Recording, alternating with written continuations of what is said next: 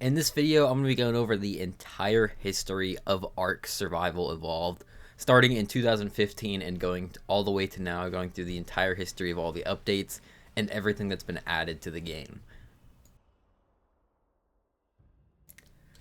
On May 11th, 2015 was the very first trailer for Ark came out, which was the announcement trailer, and this one kind of blew up when it came out. It right now says like 7 million views, and it had like a few million when it first came out.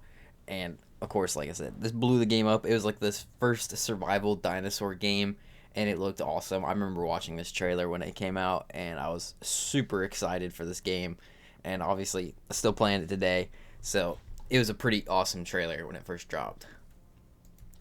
They announced that it would be coming to Xbox, Steam, and PlayStation, but it would come out first on Steam because they said that the release date would be on June 2nd, which of course on June 2nd, 2015 is when the game officially released in early access, and it was only on Steam. You couldn't access it on Xbox or PlayStation 4 yet. But when this game came out, is in its pretty basic forms. Most of the dinosaurs that are in the game today were missing. A lot of them looked different because, you know, they hadn't been like remastered or anything, as well as some of them just didn't have the same abilities, all that. And then lots of the items that are in the game today are not there either. Like, there's just a lot that was different in this early version. There was also only had the island when this game came out, as well as most of the biomes that are on the island weren't there. You didn't have like the tech cave and the volcano. You didn't have the Redwoods biome, the snow biome, or anything like that. It was just bare bones dinosaurs. But even with that releasing in 2015, it was still extremely fun for people. One of the first videos was by Slipgator covering this game. As you could see, it had a few million views coming off of it. So there were still lots of people checking out the game when it first came out. Throughout June and July, they didn't really add anything other than just doing like some bug fixes. There were no new dinos or anything like that. They just let the game be for its very first release.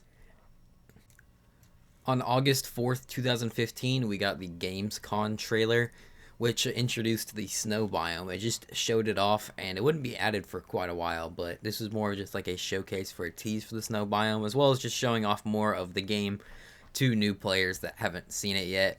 And this trailer kind of showed some more of the PvP side of the game. But, you know, PvP was a lot different back then. We didn't just camp in caves and stuff. It was a lot more open and all that. So the PvP is a lot different. But that's not really the point of this video. But, you know, we also just got more shots of in-game stuff. Not really much new stuff other than, like I said, the snow biome. But at the end of the trailer, they would show off a tease of the Broodmother in the Broodmother arena. On August 15th was a big new addition for Ark, which was the introduction of Survival of the Fittest, which is basically the Ark Battle Royale. Which I find this interesting because this is before like most popular Battle Royales came out. I think this is definitely before like Fortnite, obviously, but I don't even think PUBG was out yet. So, you know, we got access to this big Battle Royale mode. It's a lot different than the Survival of the Fittest that's in the game now, the newer version. But, you know, it was kind of a more basic one. You had to go out, tame all your dinos, you know, then basically last to survive wins. If you don't know what a battle royale is, it's basically like where there's like a circle and it gets smaller and smaller and it like forces all of the players in, and there's a big amount of players. The last one standing is the one who wins. But it was a different spin on battle royale because, of course, you're taming dinosaurs and all that stuff. And also, none of the big battle royales had really come out yet, so there was no really like precedent for what they did in these battle royales either. So this one was a lot different. But still, I think it's pretty unique in its own way. They would also hold like tournaments all the time back then for cash prizes, which I thought was really cool that they did that.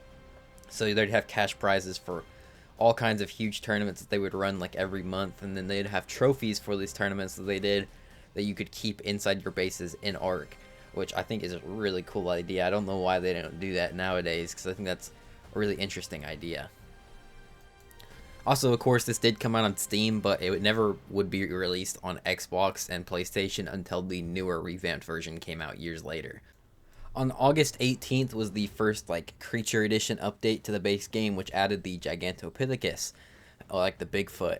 This was before he was revamped, and this was also before fur was added to the game, so he's doesn't really have fur coming off of him. He looks hairy, but doesn't have any fur, so, you know. But anyway, this was the introduction of the Gigantopithecus, and this update also added scuba gear to the game, but they didn't have scuba leggings, just the tank and all that. On August 25th was the introduction of the Doedicurus, which was, a creature that could actually harvest stone and roll around. This update also added the spray paint gun, which would, allow you to spray paint your buildings and color them. And then it added the plant species X plant, so that way you could defend your bases with it, plant it, have it as a nice defense. On August 28th, just 3 days later, they would add the Mesopithecus, another monkey, just then up the first month. And this one was a small shoulder pet that could throw poop at you.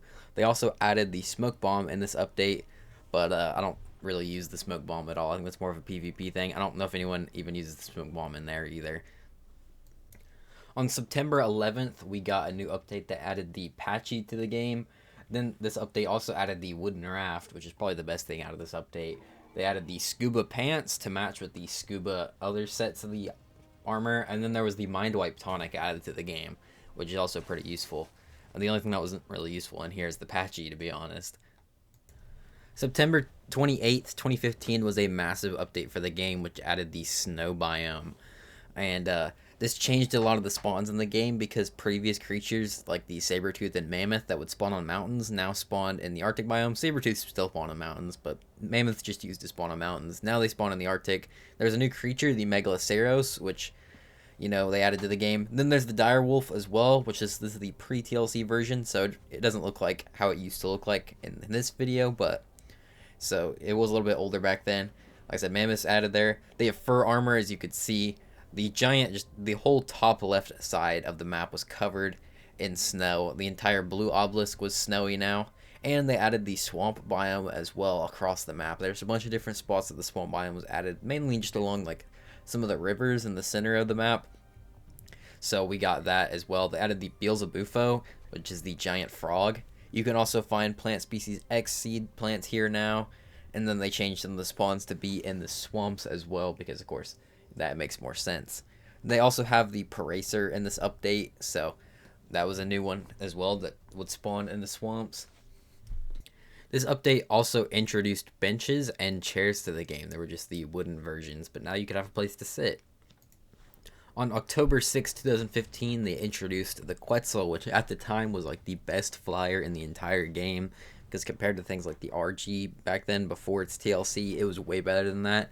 This version only had the platform saddle though, so you couldn't just have a normal saddle on it, you had to have a platform. This update also introduced trank darts, which is kind of crazy to think that they didn't even have trank darts before this point. The next update was like a week later on October 14th, where they added the Mosasaurus, which of course was a highly anticipated creature.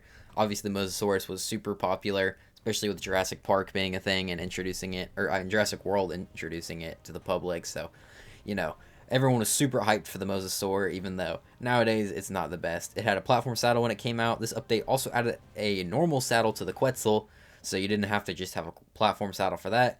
But the big thing in this update was they added breeding.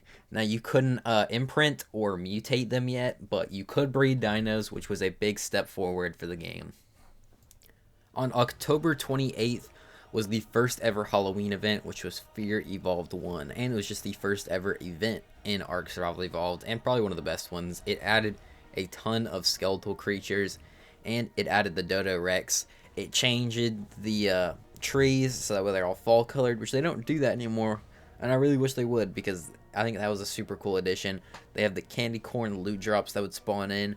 They introduced Onyx and Arenio in this update that could spawn in, or they introduced them being able to spawn out in the wild, as well as, all the skeletal creatures. You had gravestones that would spawn out in the wild that you could get bones from to make the skins, but mainly the Dodo Rex was the biggest feature. This was actually a fan-made concept that they added to the game, and they added it as a boss in Ark that would spawn in the wild as a world boss, as a temporary thing, and then they had zombie dodos as well that would spawn as like minions for the Dodo Rex. And then all the skeletal creatures were very powerful, but you could get skins for them when you killed them. So this was a big event update, and of course they've been doing Fear Evolved ever since then, and it's been probably like one of the best events that comes out every single year. November 5th was a big update for new creatures. Well, it only added one creature, but it was the Giga, which of course has been one of the most useful creatures in the game for fighting stuff, killing stuff, raiding, and PvP and all that, up until like the car char got added. So this one has been a really big one, and of course it hasn't really changed since then. But there might be a TLC coming, or there probably will be within the next year or so. So that's cool. And also this update, they added these swords and shields. So there's like wooden sword or wooden shields. They have the sword, they have the metal shield. So that was a nice update as well. On November 7th, 2015 was their very first Extra Life 24-hour stream where they raised $23,500. And of course, this would be a tradition every single November of each year to do an Extra Life stream, which in future years they would do more for these events for more in the game. But this one, they just raised some money, which is pretty awesome. On November 12th, we had the introduction of the Kairuku, which of course would be a way of getting organic polymer, which I'm pretty sure this is the update that added organic polymer as well. So you could finally get that. You don't have to make polymer. You can just beat penguins with clubs, which they literally, are trying to get you to do in this trailer. As well as they added the angler to underwater. This would be a way to get silica pearls as well. So a good update for resource harvesting.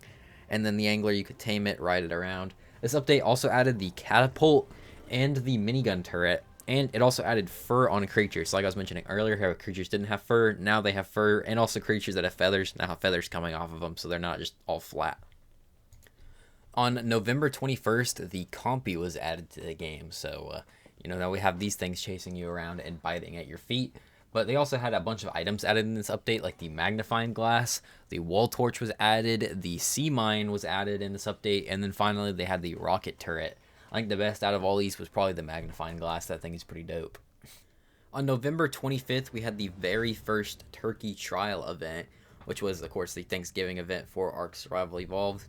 And this one has been returning, but this one had the very first introduction of the turkeys, which are kind of just reskinned dodos that are like very powerful. And then you actually had a tameable dodo rex in here. You basically make it in a cooking pot, and then you have it for like, I think it's 30 minutes or an hour, and you can keep the dodo rex, which I don't know why they stopped doing that, because that's really cool, honestly.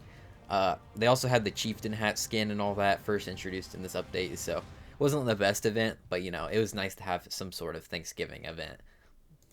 On December 1st, 2015, they added the Oviraptor, which would make your creatures want to hatch more eggs. As you can see here, they added the ghillie suits in this update, so you could actually hide from creatures a little bit better, which was nice to have the ghillie suit finally. But they also added some more items which were pretty useful. They added the industrial cooker, the bunk bed, and the table, so both of those were all really nice to have. On December 16th, 2015, Ark Survival Evolved finally came out on Xbox. This is the first time it ever came to a different platform other than Steam. It was still in early access, though. That wasn't the full release of the game, and it still had the island on it. But, we had it finally on Xbox and on consoles. So, you could play it on controller, play it on Xbox. Still wasn't on PS4 yet, which really sucked, especially for me, because I wanted to play Ark so bad, but I didn't have a Xbox or a PC. I just had a PlayStation, so I was kind of cooked there. But at least Xbox players could finally access Ark Survival Evolved at this point. This also introduced the Bionic Rex skin, which was, of course, what we know now as the Tech Rex, but it wasn't actually like a creature. It was just a skin you could get. On December 22nd, 2015, we got the very first Christmas event, which was Winter Wonderland, and this added a ton of Christmas decorations, as you could see, that you could put around all over the map. This one also introduced Raptor Claus, which obviously is supposed to be Santa Claus, but my favorite thing about this event is they covered the entire map in snow. They also added like Christmas presents that would fall down instead of orbital supply drops, and the Dodo Rex was back, but it was a Christmas version with a Santa hat, and you could tame it just like in the Turkey Trial for a limited time.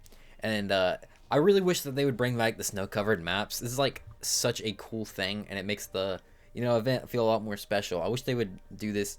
I mean, if it was just on the island, I would be happy. Obviously, all maps would be cool, but even just the island, that would make me happy. Just have a snow-covered map again for Christmas events, but they haven't done that in so long. But this right here, I thought this was awesome, having the entire map covered in snow. Obviously, Raptor Claus is pretty awesome too. He drops presents around the map that you could get. I said supply drops. No, the presents are just from Raptor Claus when he drops presents, and then you could get some pretty good items as well out of it, as well as mistletoe, which you use to make all of the event stuff. And then, of course, they had their own Winter Wonderland theme song. The final update on December 31st was the Procoptodon, which was added to the island, and it was a very rare spawn. This was pre-TLC, so it looked different than how it might look today. And then you could have people in its pouch. It could jump. That's basically all it did. But it was still pretty cool. And they also, in this update, had the New Year's Eve event where, like, a thing would drop down for the new year.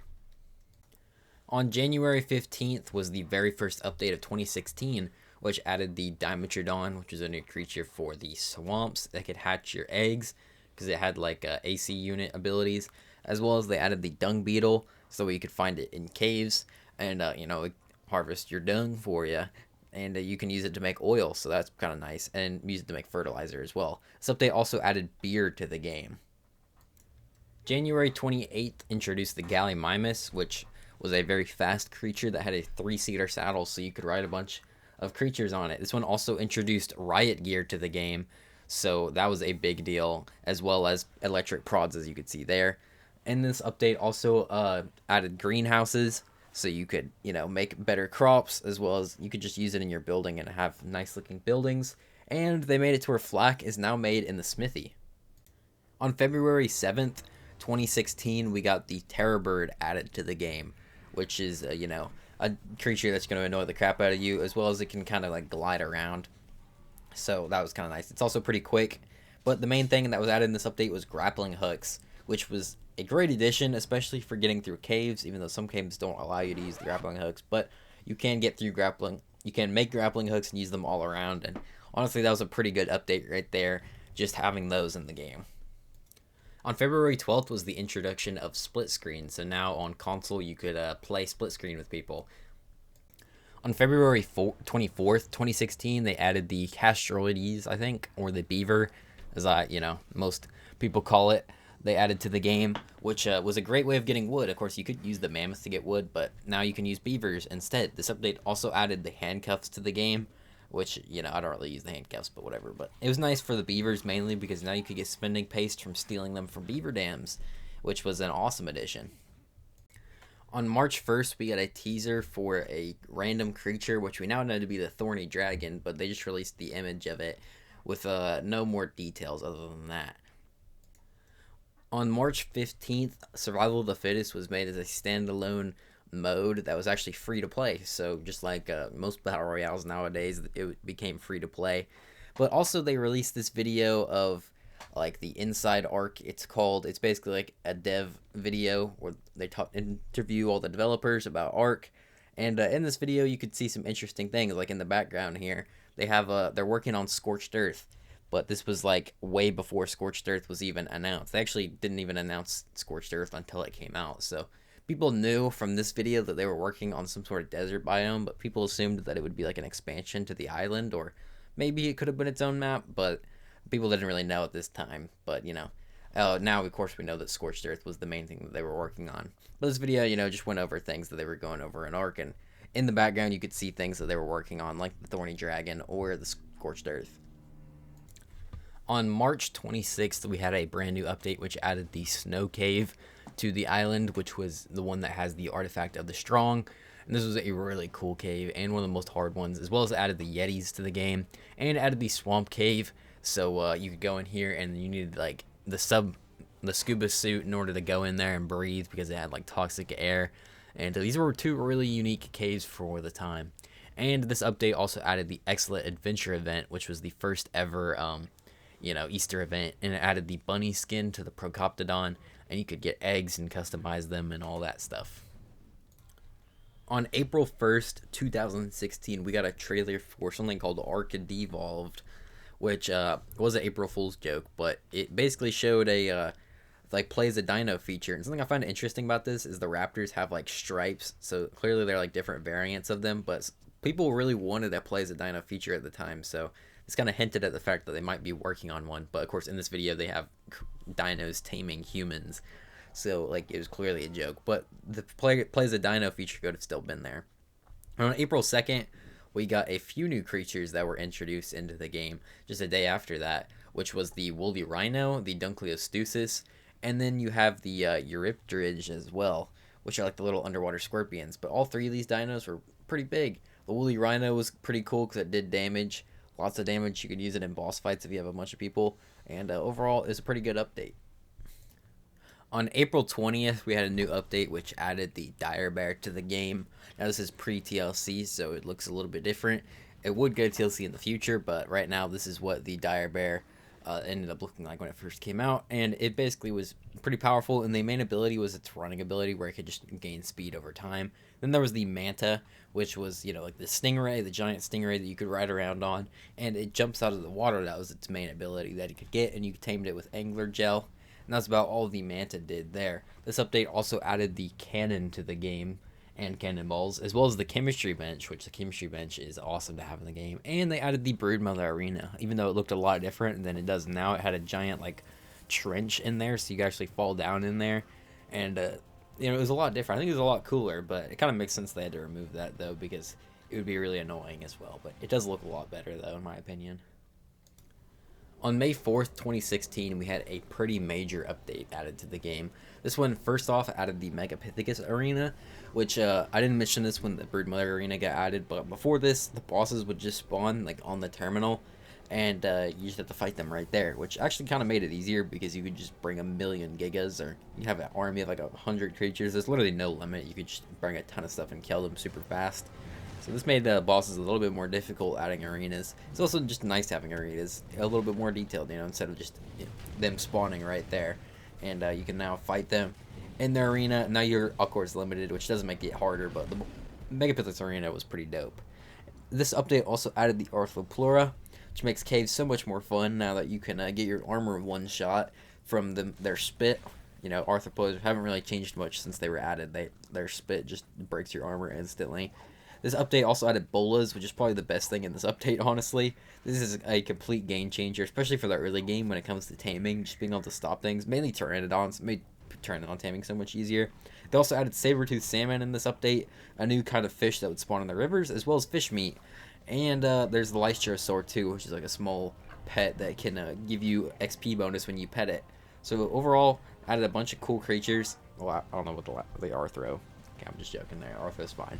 But, a pretty big update, bunch of stuff. My favorite thing's probably the bolas. On May 17th, we had a massive update which added the center, which is the first ever map added to Ark, other than the island, of course. But this is the first new map. We finally had something else to play other than just the island. And this was a mod map brought to official. So, of course, it was originally a mod, and the modder who made it got hired by Wildcard, which is pretty awesome. But, this map didn't add any new creatures or new bosses or anything. It was literally just a new map, and that's it. Of course, the terrain was really awesome, especially compared to the island. This was awesome for people just to explore, have a completely new map to go around in with all kinds of unique terrain. They also had a volcanic biome for the very first time. The first map to have one of those is pretty basic for a volcanic biome, but, it's the first one, so can't really complain too much. It was very awesome just to have a volcanic biome in a map back then. Like I said, no new creatures or anything. The underworld biome was pretty awesome. But overall, people seem to really like this map when it came out. And there's still people who say it's their favorite map. Me personally, it's not my favorite. I did really like it though, back when, there were only 3 maps in the game. I did quite like the center, but I think as new maps came out, I started to like it a little bit less and less. And the center wasn't even completely finished yet. There would be more stuff added in future dates, but we'll get to that later. On June 2nd, 2016, the Dragon Arena was added. This was also added for the first year anniversary. So this was the 1-year anniversary update. So for this update, they added a bunch of different stuff, but the main thing in the update was, of course, the Dragon Arena. The dragon was already in the game. You could spawn it at the obelisk, but you would just fight it there, and it was a lot easier. Now it's a lot more challenging. You couldn't just bring as many creatures as you want. You're limited to 20. And it's going to be a pretty difficult fight, especially with it setting you on fire constantly. This was definitely, at the time, the hardest boss in the game. This update also introduced the Diplodocus, which isn't that useful. Its main ability is it can have a 10-seater saddle, so it's kind of like a bus, but, you can't deal damage or anything. Nobody really uses this thing, which kind of sucks because, it's a cool dinosaur, but it just doesn't really get used that much, even though, like I said, it's a cool idea. And then, as a 1-year birthday present to all the Ark players, we get the Leech. Man, I was really hoping they would add this creature. But yeah, we get the leech, assuming, swamp fever too, all that fun stuff. What a great thing to add on the 1 year anniversary, am I right?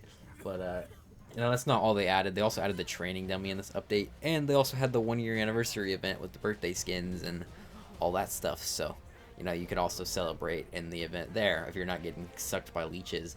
And then you could also spawn the Dodo Rex again, which they haven't really done for an anniversary event in a really long time, but you could spawn it and tame it for a limited time. On June 13th, 2016, we got a big announcement, which was Primal Survival. And this was announced at E3, back when that was still a thing. And it basically would play as a dino, like they had teased with their April 1st Ark Devolved thing, except for this one, you could actually get baby dinos. All the creatures had like their own unique things, like the Titan Monina here. You could go into like your anthill and explore in there, as well as, you could do underwater creatures like megalodons and stuff. I don't know why the view was out of their mouth, but whatever. Beavers, you had like control the beaver dams. You had the spider there, which had its own unique view. Like, this all seemed pretty dope, all the stuff that they showed in this trailer here. You could even have your own eggs all in here. This is way before breeding with the Arenia came out. They got the raptors here, which looked pretty similar to the original trailer they put out with the raptor gameplay. And then, of course, there's like flying creatures too, like the RG, which actually has like its own nest that you can go to, which looked awesome. So you'd like care to the youngins in the nest. But you might be thinking to yourself, this is all cool, but why have I never played this? And it's because it never came out. They had this whole trailer, of course, at E3, one of the biggest gaming events back then, and they never dropped it. They just kind of had this trailer, and then it never came out, which really sucks, because Play as a Dino would have been so fun. I don't know if it would have taken off or anything, but it would have been fun to mess with it, and play it, because I think it's a really cool idea, and, people have been asking for them to add this, basically, since the game came out, and the people still ask for this to come to the game. Well, Ark Primal Survival, they announced it, and it never came out. On June 23rd, 2016, we got another massive update for this month. And this was a big one. It added the Redwoods biome to the game, which would be like the last big biome that they added to the island. And would be one of the last ones they did to like finish the map off. Not the last one, but like one of the last ones, basically. Anyway, it turned the giant center island, which is before it was kind of just grasslands and a little bit of trees, into Redwoods forests. And they also added explorer notes and ruins in this update. So you can go around and find ruins all around the area and go get those. Well, I think it was actually just ruins, not explorer notes. I might be wrong there, so sorry about the misinformation. But yeah, they got the ruins in there. Pretty sure they also added more to the Arctic biome, like when it comes to the trees and stuff. And then they also added like this giant iceberg area too, which was pretty awesome for the snow biome. But then the big thing was the Titanosaur, a brand new creature. It's more like a siege weapon that you could go in. You can only keep it for 24 hours, but it's like the strongest creature in the game at the time. This update also added the redwood tree platforms, as well as tree sap taps. And they also added rope ladders in this update. And then they also added the chain bolas with the ballistic turrets. They added gas bags, or gas masks, not gas bags. And then they added sweet veggie cakes as well. So this was a huge update, adding a bunch of new items. Obviously the Titanosaur with all that stuff, so this was a big one. On June 27th, we got the teaser for the Morellatops, as we now know it. Of course, back then, nobody really knew what this was for, even though it was kind of speculated that it would be for what could be a future desert biome. But they never really done creature like teasers like this before, and of course, with no new like DLC maps ever being added to the game, people really didn't know what it was for. On July 6th, 2016, we got a teaser for the vulture. Is pretty obviously a vulture, so people knew that they were going to be adding some sort of vulture, but didn't really know where. Like I said, obviously we know now it's for Scorched Earth. On July 11th, we got a teaser for what would be the Lymantria, which of course people thought would be some sort of moth in the game, which of course it is, a giant moth. On July 18th, we got another Scorched Earth creature teaser, which was the mantis. And like I've said, of course, people didn't know what these teasers were for. They were kind of just posting them with no context. On July 25th, we got a teaser for, of course, what would end up being the Jugbug for Scorched Earth. On July 28th, we got a pretty big update, which would add a bunch of different stuff. And of course, as you can see now, they're kind of packing more stuff into updates instead of doing like weekly updates at this point. So this was the first and only update of July this year. This one added the Pelagornis, and it added fishing. So now you can go fishing. You can only do it from chairs, and of course the back of the new Pelagornis, which could land on the water, which was kind of its new ability. But you know, you could get loot from fishing and all that kind of stuff. That was the main new feature, or as one of the main new features of this update that came out. This update also added the Allosaurus to the game, which is like a pack dino, which would spawn in like packs of 3. Is a big theropod, smaller than a Rex, but like bigger than a Carno. This update added the Industrial Grinder and the Spiral Staircase, as you could see right there, but the main creatures were the Allo and the Pelagornis that were added in here. In that same update was a massive expansion to the center. So of course the center had been out for a few months, but in order to update it with the new Redwoods biome that was added to the island, they added a giant Redwoods biome to the center on like the I think it's the left side of the map, or if you're looking at it from, no, it'd be like the top or the right. I don't know why I'm not able to think of this straight, but yeah, giant Redwoods biome, as well as an official mod coming to the game, which was Primitive Plus. It's like the only time they've done this. Well, when it comes to like a conversion mod, they've added other types of mods like mod maps and modded creatures, but they've never added like modded structures, or not structures, but you know, a conversion mod like this since then. And you know, I don't know why. Oh, I guess because maybe tons of people really didn't play it that much, but you know, that's the only time they really did that. And then, of course, they had the new arena in the center too, which is one of the coolest arenas in the game, and it really sucks that it's not in Ark Survival Ascended, but, you know, whatever. This boss fight was with the Megapithecus and the Broodmother at the same time, even though, weirdly, it's easier than the fight normally, because they have, like, they're, like, completely nerfed to the ground, so that way it's actually possible, but, you know, whatever. The boss arena is really cool, so that was all added in this update, as well as the Redwoods biome for the center. On August 15th, 2016, we got a picture of what would be the Death Worm as a teaser. Still, they hadn't really announced Scorched or anything. They just kept posting these teasers. And this is the only thing that happened in August. August was a pretty quiet month for Ark in 2016. September 1st, 2016 was the first ever DLC map to release, and Scorched Earth came out on this day. They hadn't really announced anything about it. Of course, people, like I said, through this video, I've been speculating about it, and they had released those teasers without really saying much, but on September 1st, they just dropped Scorched Earth, and it was a DLC for like $15, a whole new map, a whole desert map with a ton of new DLC creatures to come along with it, as well as a ton of items, all kinds of stuff. You had the Adobe structure set and all that. You had an introduction of wyverns, and this map was pretty awesome, and compared to what we had before, it was a completely different survival experience. When it comes to the new creatures, there was a bunch of them. They added the wyverns, the jerboa, the morellatops, the rock elemental, the vulture, the lymantria, the thorny dragon, the jugbug, the deathworm, the mantis, and of course the boss, the manticore. There was a ton of DLC items in here, so you could get those, and of course obviously the entire new desert map, which is all just an entire desert map. This update also added NVIDIA Ansel for like on PC, so you could get some really cool screenshots with that too. Thought I'd also mention that in here, but like I said, this was a massive update. It makes sense why I didn't do any updates in August, because they were all focused on working on this big DLC. Of course, this was the first story map in the game as well, so it kind of began. It didn't really begin the Ark story, because when Scorched Earth dropped, it didn't really have like explorer notes in it or anything, and didn't really have much story to it. It was more just about like the desert survival map, but it was really cool for what it was. It was completely different compared to everything else that Ark had at the time.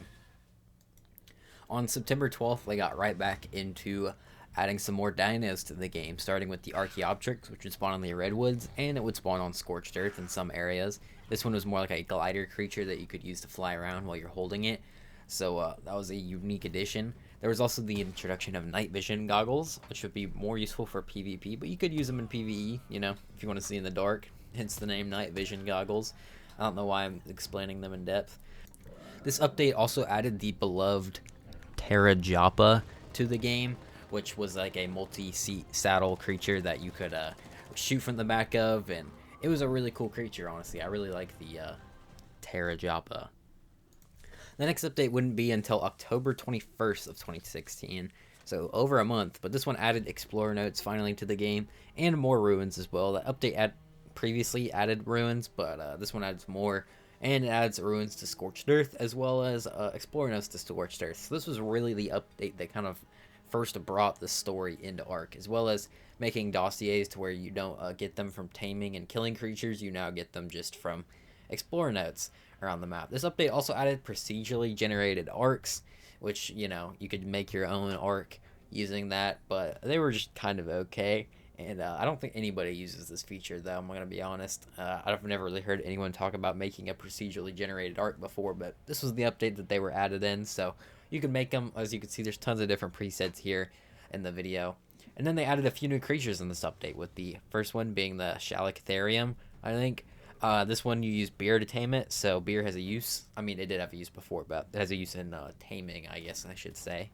And you can ride around on it. It throws giant boulders of what I always thought were feces for a little bit, because, you know, sometimes it feels like that. But anyway, moving on, we have the Dipicolus, which is another creature added in here that allows you to breathe underwater. So a good way of early game being able to breathe underwater if you don't have access to scuba. And then there's the Caprosuchus, which, you know, maybe this update wasn't so good after all. I could have done without these things. On October 28th, the Fear Evolved 2 event started, which of course was an expansion on the very first one, which added a ton of new skins, and the Dodo Wyvern, which was a new boss. And this one was probably one of the hardest ones because it has like millions of health when it spawns in. And then of course most of the stuff was like Scorched Earth related Halloween event stuff. They also added a Skeletal Giga and Quetzal, which weren't in the last one, which is pretty awesome, as well as a Skeletal Jerboa. Then they added the Zombie Wyverns as well. So this is overall was an amazing Fear Evolved, and ever since then they basically never added any more skeletal creatures or dodo creatures, which is really sad to see, honestly, because they were so cool. On November 6, 2016, they did their second ever Extra Life 24-hour stream. I wasn't able to find the amount raised for this one, but yeah, they did another one this year. On November 10th, we got the announcement of the tech tier. It was just this picture which showcased the tech armor and the announcement of tech tier. Just a few days later, on November 14th, 2016, we got the preview trailer for the tech tier, which of course showcased the armor as well as the tech rifle and some of the abilities the tech things would have, like mainly the tech visor. You could see that it had access to night vision as well as like the outlines. It showed how powerful the tech rifle is, because, you know, it is very strong. And they showed off the jetpack capabilities that these things had. Once again, more of the night vision, the super speed that you can use with the tech tier. So lots to be excited about when it comes to how powerful this stuff is. It was a little bit controversial because people thought that the tech stuff seemed kind of out of place in the game, or maybe it was too far. But, you know, I started playing after, even though I kept up with the game since it was announced. But I still think the tech stuff was kind of cool because of how much you had to grind to get it. It was a pretty late game, so it was kind of a cool reward for getting that far in the game, in my opinion. On November 24th was a big update that added a bunch of different stuff. First off, the creatures. It added the Patchy Rhino, which was a new Ceratopsian finally, because before this they only had the Trike. And still nowadays we only have the Trike and the Patchy Rhino. It really sucks, actually. I wish they would add more of them, but they don't, unfortunately. But nobody really uses it either, which kind of sucks. But then there's the Moss Chops, which wasn't rideable before. You just had to put it on water for it to gather resources. They would later make it rideable. There's the Megalosaurus, which was stronger during the nighttime, and during the day it would sleep, which kind of made it not that useful. And then there was the Achatina, which is like the snail that poops out cementing paste for you, so you can get cementing paste when you tame it. And then they revamped the caves, which was the main part of this update. They updated a lot of the caves just to make them look better, adding cool stuff inside to just make them more fun to explore, as well as making them a lot better and all of that. And I think they also added some new caves in this update too. So overall, a bunch to see in this update that they added. This update also added a huge change, which was they added mutations to the game. So you can now get mutations from breeding, which of course is a big part of Ark today when it comes to breeding. December 6th was a big day for Ark because it finally became to PlayStation. Of course, this was a very happy day for me because, you know, I could actually finally play the game, even though I don't think I started playing it till like January because I couldn't get it till then. But, you know, that was pretty awesome. I was able to play the game. Of course, a lot of people were introduced to the game now. that it was finally on PlayStation. You could get it on PlayStation 4, and it came with the Scorched Earth, the center, and the island, which were currently, at this point in the Ark history, are all the maps that are out right now. So, yeah, Ark on PlayStation, pretty huge. On December 15th, we got the announcement of a new game coming, which would be Ark Park, which was a VR Ark game. Kind of like Jurassic Park, or like a Jurassic World inspired game. That would, of course, be in VR with Ark dinos and Ark assets and all of that. And I think it would be announced to come out at 2017, but spoiler alert, it did not come out in 2017. December 23rd was the last update of Ark in 2016, and it was a big one. They added the underwater caves, so now they actually had stuff to do underwater other than just get eaten by the megalodons. You could explore some caves and have some fun in there, getting eaten by megalodons in a cool looking cave. And then, of course, there's new artifacts there as well. They added the Tuso in this update, the giant squid, which is probably one of the coolest underwater creatures. So having the addition of the Tuso, I think, was a really fun addition in this update. But you know, they also added some more annoying stuff in this update, like the jellyfish. But yeah, so we have the jellyfish that sting you and now make using anything other than the Tuso and Basilo terrible. But then they also added the Therizinosaurus, one of my favorite dinosaurs in Ark, or just in real life, but added to Ark. They added the camera in this update, so you could take pictures of things. They had Troodons, which is, you know, Troodons, they exist.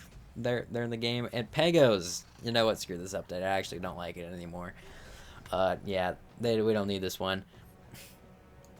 This update also introduced Winter Wonderland 2. They didn't really have a crazy trailer or anything. This was the only thing we got up here. But they did bring back the Dodo Rex and stuff. Pretty much everything from the last Winter Wonderland event was in this one. Moving on to the very first update of 2017, which was on January 30th. And this was a big one. It added Perlovius to the game, which, you know, is not really the biggest part of the update, but it's just a start. They added a ton in this update. Next to being the Baryonyx, which is an amazing creature, because it's like a theropod that can go on land, and water's pretty thin, can fit in caves, and can do stuns underwater. It's pretty strong and pretty great. They added the Basilo, which is like the best underwater creature in the game till this day, mainly just because it's immune to jellyfish and every other creature isn't, so you're kind of just screwed unless you use this. But the big thing was they finally added Tech Tier. We had the preview of it a couple months before this, but now it was officially in the game, and the Tech Tier had a bunch of abilities, like being able to run up walls, jetpacks, running super fast. You had the Tech Rex saddle, you had the Tech Rifle, all that stuff. You had the Tech Replicator, Tech Transmitter, and you also had the Lance.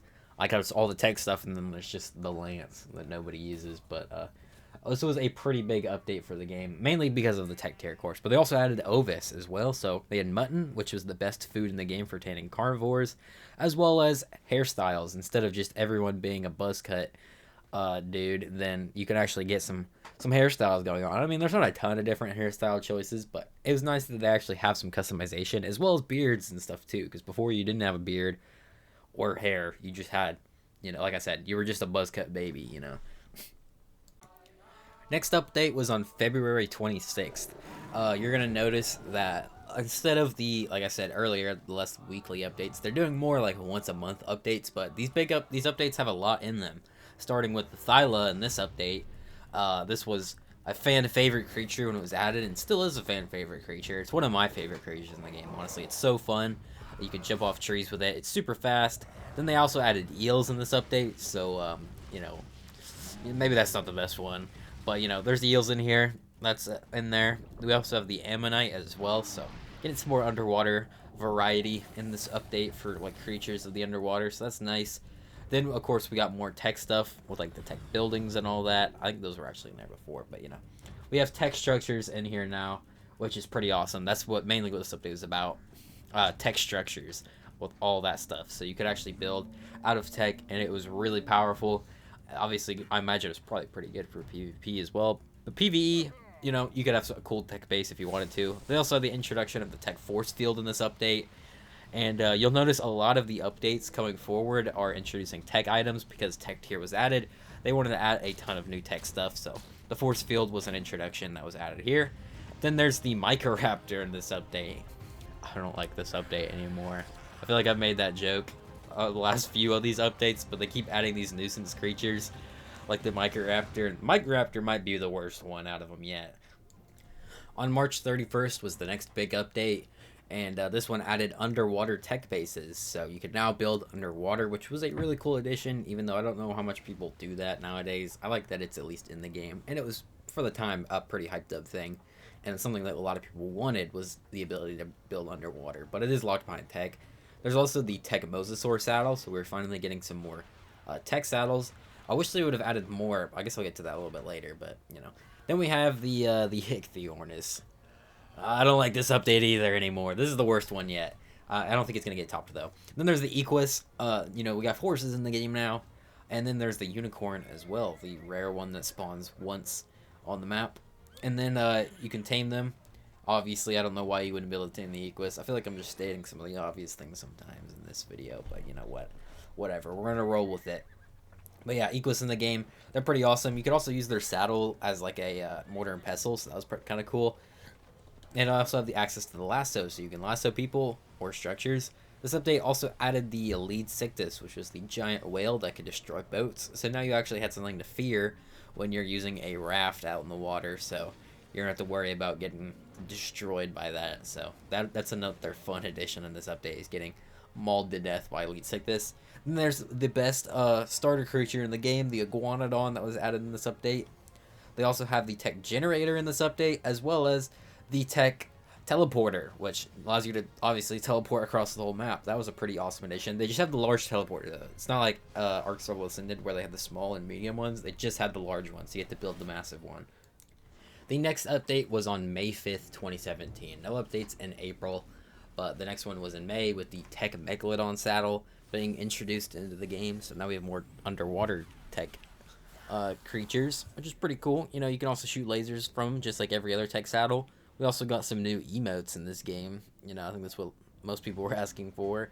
Then we have the giant bees. So they had also added honey in this update. We were able to tame the queen bee and get the hives and get honey. They also made it to where sweet veggie cakes now cost honey to make. So now they're even more annoying to make than they already were. So that's nice. You can use honey to lure creatures in, which I feel like a lot of people forget you can actually do with honey. I always forget that you can do it, and I don't really see anyone ever talking about it. It's like one of my features of it, though. Then there's the Leoplorodon, which you tame with honey, and one of the most forgotten creatures in the game because it's insanely rare, and then when you tame it, you only keep it for 30 minutes and it disappears. Then in this update, they also added the Tech Grenade, which is more like a sticky bomb, and then it sticks to something, and it does a ton of damage. As you can see, it just blows that Parasaur up immediately. This update added the Daedon as well, so a creature that can actually give passive healing, which was a completely unique ability for a creature. Then there's the Kentro, which is like the smaller stego that you can't ride and nobody tames because it doesn't really do anything. I mean, you can like impale people, I guess, but I don't know. I've never really seen anyone go out of their way to tame a Kentro before. It'd be kind of cool if you could ride them, but you know, they're not rideable. Then there's tech turrets in this update too. So more on the PvP side. This was a game changer for that, as well as the tech cloning chamber. So you could clone your dinos. It's not really as OP as it sounds, I feel like, but you know, it's a nice feature. You know, you can clone dinos that you like and you want more of. Obviously, breeding would probably be better than doing that, but cloning is an option. And they also revamped the volcano, adding a whole lava biome, which I didn't know they were doing this when this happened because I had my base in the volcano and I log on one day and my entire base is gone and it's replaced with a freaking volcano. They also added the tech cave in this update, but they did not add the overseer boss fight just yet. They just added the tech cave, and once you got to the end of the tech cave, you ascended. And it wouldn't be till later that they added the overseer arena because they needed more time to polish it, but they did release the tech cave early, and this was more of a really unique thing, honestly, and of course a way to ascend, which is like completely new for the game because they didn't really have anything like that before in Ark. Next up, on May 30th, 2017, was another big update for adding a bunch of new creatures and new features. First off was the Hyenodon, which is like a new dog creature that you could get, and it's not really that useful. It has a meat pack that preserves meat more effectively, and you tame it from petting it, but I don't know, I've never really seen anyone else use it though. This update also added the motorboat to the game, which was a like raft that was made out of metal, that was powered by gasoline. Then we had the Megatherium, which is an amazing creature. It's like a giant sloth that gets empowered when it attacks bugs and stuff, it gets a crazy damage boost. They also added the spear bolts. What are they called? The harpoon gun with the trank spear bolts. Then there's the Megalania, which is like a Komodo dragon that can climb on walls and stuff, which is really fun to do, even though, like I said, this thing doesn't really get used much, which kind of sucks. Then there's the Hesperornis, which lays golden eggs, which you have to use to make some of the more advanced kibbles, and you know, that's basically that. And then there's the Utyrannus, one of the fan favorites, and great for boss fighting because of the boost it gives with its roar, as well as it has a fear roar. And yeah, the thing about this update though is it was like the last of these updates. As you can see, usually like at least every month. It used to be weekly, then it turned to monthly. But this was the last of the updates that added all of these creatures. Like they used to do updates that would add creatures and items, and this is the last one. After this, they kind of stopped doing that, and never really did it again until very recently. But even the recent ones aren't nearly the same or as content packed as these ones were. The next update was pretty huge though. On June 11th at E3, Ragnarok got announced as the next map coming to Ark Survival Evolved. And just one day later, on June 12th, it was added just on Steam. But it came out literally the day after they announced it, which was pretty cool. It was a surprise release, and this map is still one of my favorites to this day. It's a phenomenal map. It introduced new mini-bosses in the caves, like the Ice Worm and the Lava Golem. It had completely unique biomes, as well as it had the desert biome, like that took up a huge portion of the map. This was also the biggest map at the time, and introduced griffins to the game, which is a brand new creature and more of a fantasy creature. Of course, Scorched Earth also had fantasy style creatures like this, but the griffin was one of the new ones, and it was awesome. It was also the first creature to have a dive ability. The biomes in here were great. Like the volcanic biome was way better than the one in the center. The canyons biome was one of my favorites in the entire game. I think it looks awesome. And the griffin is, of course, one of the fan favorite creatures. It's also one of my favorite creatures. It's awesome. And like I said earlier, the first to have a dive bomb. So that's pretty awesome. But like I said, it only came out on Steam and would be delayed for quite a while on consoles. On the exact same day, on June 12th, they also announced that Ark would finally be coming out of early access, and in August it would release as a full game. And yeah, it was finally going to come out of early access. Not too much to say there. But with all that, they also announced a pre-order, because of course now you could buy it on disc. Before it was only digital that you could get this game, but now you could get it, like I said, on disc for PlayStation and Xbox. So they added a pre-order bonus for the time, and I really wish I would have got this pre-order bonus in there, because it's pretty awesome. But of course, with that, they have all 4 maps coming. Like I said, the pre-order bonus has some really cool stuff, like as you can see right here. For the full launch, it came with like this giant box right there, and it also came with a giant book that had a dossier of all the dinosaurs that were in the game at the time. And then they have this Ark necklace, which looks dope. They had a map of the island made out of cloth, and man, I wish I would have pre-ordered it. The thing is, you know, I mean, I already had the game, so like, why was I gonna pre-order a game that I already had? Like, the stuff you got out of the pre-order bonus was so cool. Like, I don't know, maybe I need to go find it on eBay and just buy it, because it's pretty dope. August 29th was the big day for Ark, because it finally became official. Like I said, they had the pre-orders, the bonus and stuff, but the August 29th was the official release date for Ark Survival Evolved becoming an official game. And it released, and they came with some more stuff. Of course, as you saw at the beginning there, it was a teaser of the Overseer arena. So the Overseer boss fight was added as a final boss for the island, and it actually gave it closure, as well as, you know, making it actually have an ending, as well as a story. They also added a bunch of tech skins, or as they were called, bionic skins, that you could buy for $1 each. They also added the otter to the game, which was a new creature on the island. And then they added the Phoenix, which was a new exclusive creature for Scorched Earth, which they had never done that before, and never again until Ark Ascended came out. But this is the last time they added new creatures to the island for the next like 5 or 6 years. So that's kind of insane. But yeah, that was the official launch of Ark Survival Evolved. And it also, in that trailer, they had a QR code which would go to a countdown screen for when Aberration was supposed to come out. Of course, we didn't know that at the time. And with this update, they also added Ragnarok to Xbox and PS4. So we got that now. On August 31st, we got this kind of cool live action version of Ark. It was just a little clip that they posted on their YouTube channel, but it's like their most viewed clip on their YouTube channel. But I thought it would be kind of cool to show. It wasn't really like supposed to show anything like a movie or anything. Like, that's not what it's for. It's kind of just like a cool video they made. On September 1st, we got the very first trailer for Aberration. It didn't launch on September 1st, but they did drop this trailer, which of course was like the main trailer for Aberration at the time. And of course, this showed off everything that was in the DLC as well. So this was pretty dope. And I remember getting super hyped for Aberration when they first announced it. And it was from that QR code that they had posted on the announcement trailer. Once it ended, it showed this trailer on September 1st, which is actually a year after exactly when Scorched Earth came out and that trailer came out. So exactly a year later, they announced this. And they said it would be coming out in October. But it did not. It actually ended up coming out in December. But, you know, we'll get to that part later. But this, for now, we just had this trailer of Aberration. And it's pretty exciting. On October 6th, we got a teaser for the Shinehorn. And we would start getting some more teasers for Aberration. But this one wasn't shown in the trailer, so it was kind of speculated. People were speculating on what the Shinehorn would be. I remember some people thought it was going to have, like, 6 legs, even though obviously it was just a goat, but you know, that's what some people thought.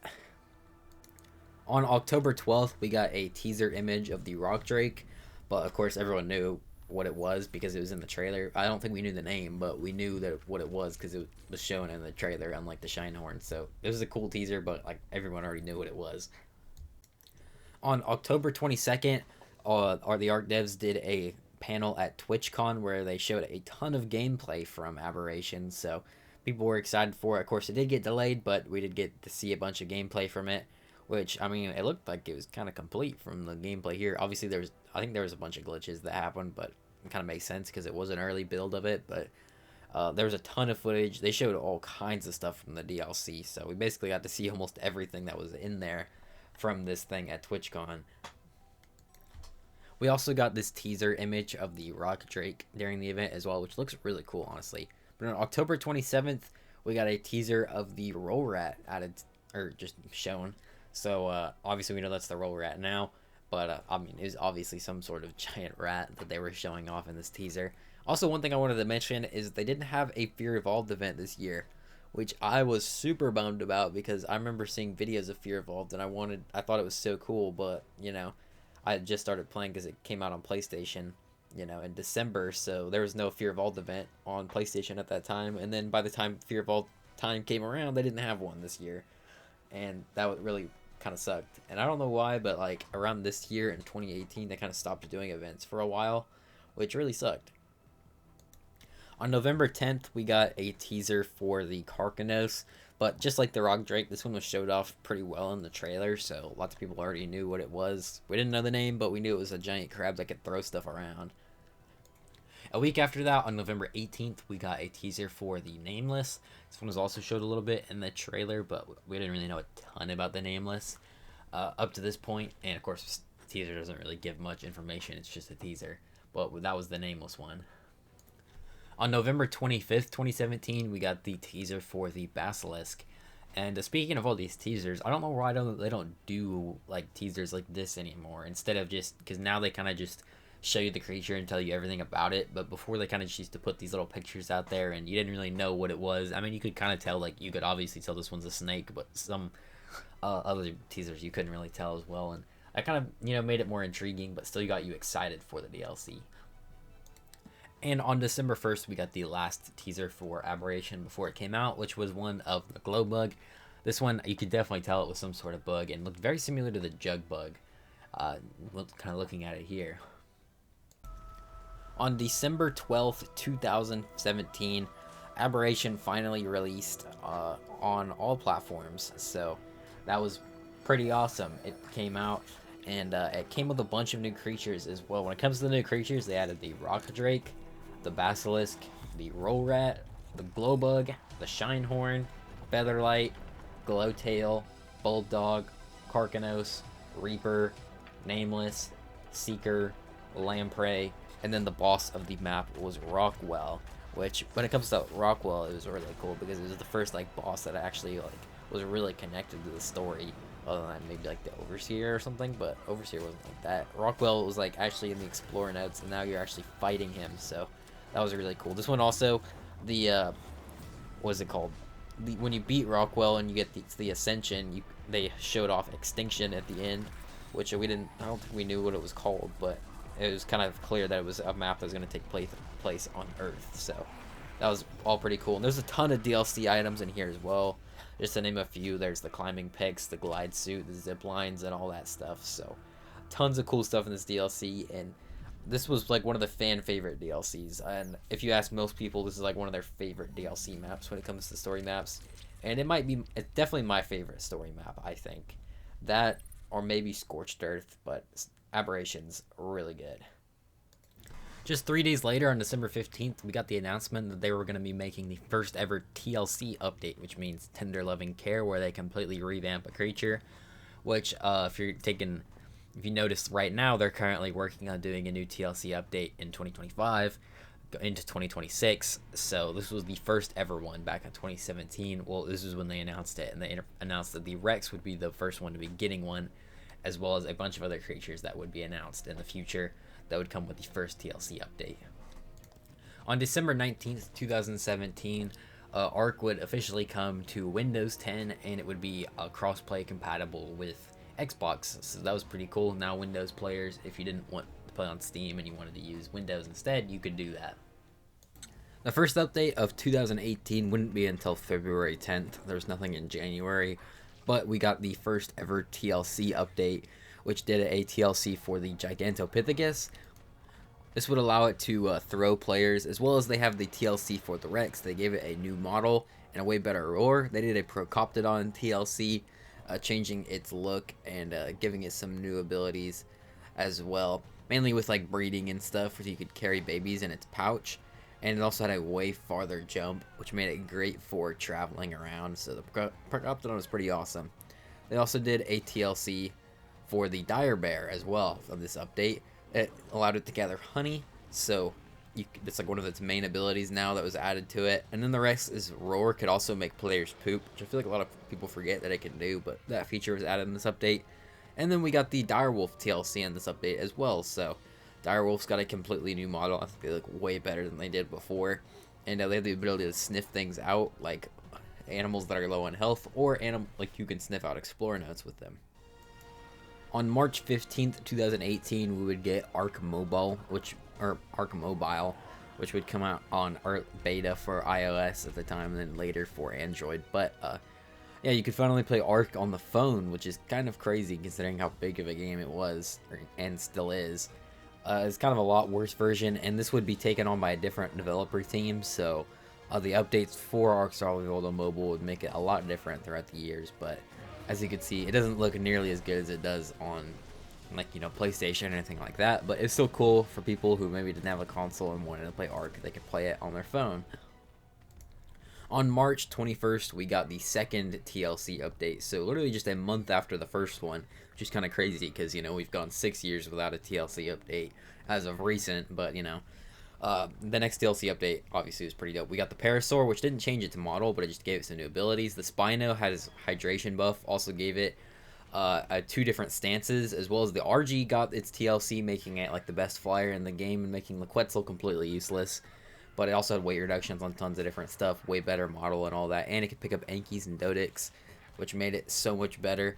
Then the Trike got a TLC, got a new model. It has this rivalry buff, so that way when it's around carnivores, the big carnivores, it gets a buff. And it has the charge ability, where you can go and deal a bunch of damage by doing a charge up and running through stuff. So you could destroy giant bases with this thing. It's pretty fun to, wreck a giant thatch hut with Trike, because you could, just instantly ram through it.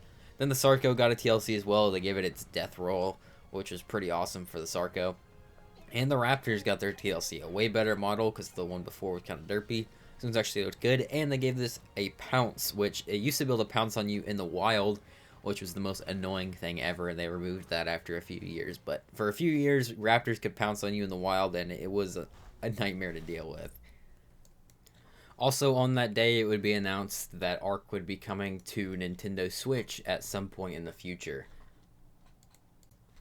On March 22nd, 2018, we got Ark Park, which was that game that was announced at the end of 2016 and said to be coming out in 2017, but as you can see, comes out in 2018. And like I said before when we were talking about this is basically just a clone of Jurassic Park, and it was made by Snail Games, not Wildcard. Of course, the ones that own Wildcard is Snail Games. I've been trying to make a bunch of spin-off games ever since they acquired it, but this is one of them, the first one, which is Ark Park, which is a VR game, which I've never really played it, but seems like it kind of could be fun, but maybe just like something you play once and then never play again, maybe just like a one-time thing. But like I said, it's a VR thing, and with just Ark assets and Ark creatures in it. On March 25th, just 3 days after the last one, we got another spin-off game. And this one, of course, was also made by Snail Games, but this one was PixArk, which is basically Minecraft and Ark mixed together. They had dinosaurs from Ark, and they were all just, the same assets, but made pixely. And then, the building kind of block style from Minecraft. So, I would say best of both worlds, but I don't think this was a very popular game. I mean, lots of people who played Ark tried it out when it first came out, but I don't think anyone really stuck with it or really played it that much at all, because, like I said, it's just less of what's already in Ark, except for, you can build with blocks from Minecraft. I don't really know. Like I said, it was just something like people played for a little bit because it was like Ark, but then they stopped playing it because there's not really too much to it.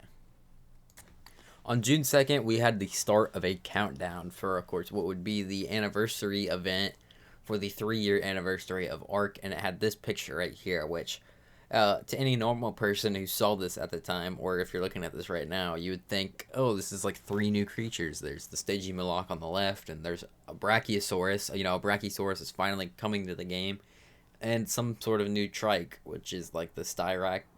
I don't remember what that one was called specifically. But, we had this teaser, and we'll get in later what this actually was. On June 14th, Ark would officially come to mobile. Of course, it did come in like beta for iOS in March, but now it's officially out for Android and iOS.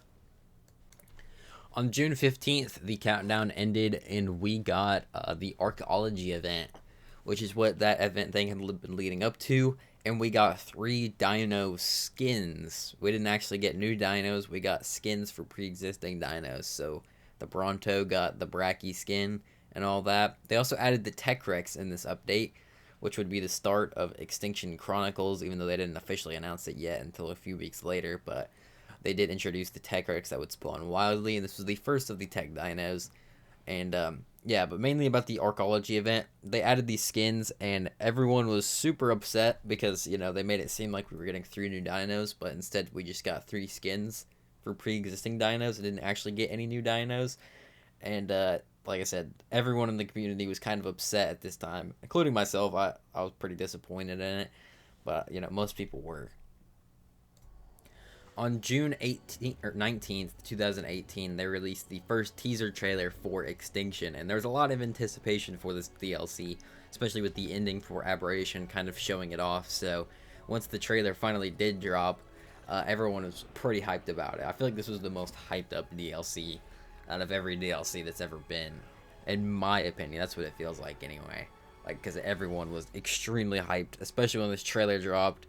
It looked insane from what we saw in this one. This was just the teaser, and they released it 4 days after the Archaeology event, which people kind of just thought they did that because of how upsetting everyone was. They did this to kind of like calm everyone down.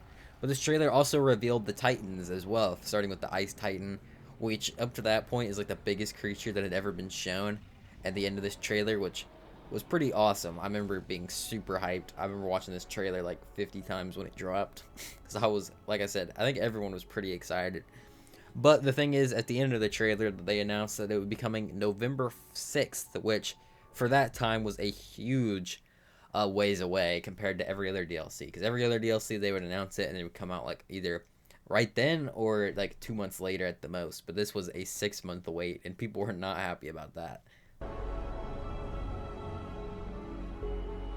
Oh my god, dude, that looked insane! Look at that new Ark! November 6th! No! November 6th! No! Why? That is so unfair! November 6th! Are you kidding me? So yeah, people weren't very happy about the release date there, but they did start Extinction Chronicles this day, which they kind of confirmed that the Tech Rex was the first of them, and every month they would release a new tech creature, as well as a new Explorer note that would be on a map where you could get an extra level with a new item. So the first one that came with this, I believe, was the tech, or the corrupted helmet that you could get if you found that Explorer note. On July 2nd, 2018, we got a teaser for the Ice Titan, but of course we already saw it in the trailer, but this gave you kind of a closer look of what the body of it would look like, because we kind of just saw from the torso up, so you can kind of see what the legs and stuff looked like of it. And like I said, this is just a small teaser for the Ice Titan yet, but we didn't know about any of the other Titans. We did know there would be more Titans, but not of which ones there were and what they would be. On July 17th was the next update for Ark, which was Extinction Chronicles 2. That added the Tech Stego to the game that would now spawn. I also forgot to mention about the Tech Rex, and for the Tech Stego, these were kind of like new variants that would spawn with a 5% chance of their normal counterparts on all maps, and they would spawn at a higher level, so they had a chance of spawning at the max level of 180 instead of 150. And they're still like that on the island and stuff on Ark Still Evolved to this day. But anyway, yeah, the Stego's added, and then when it comes to the corrupted skin you got from the Explorer note, you got the corrupted boots. So that way, you know, you can actually put them on your boots. I don't know why I needed to say that last part.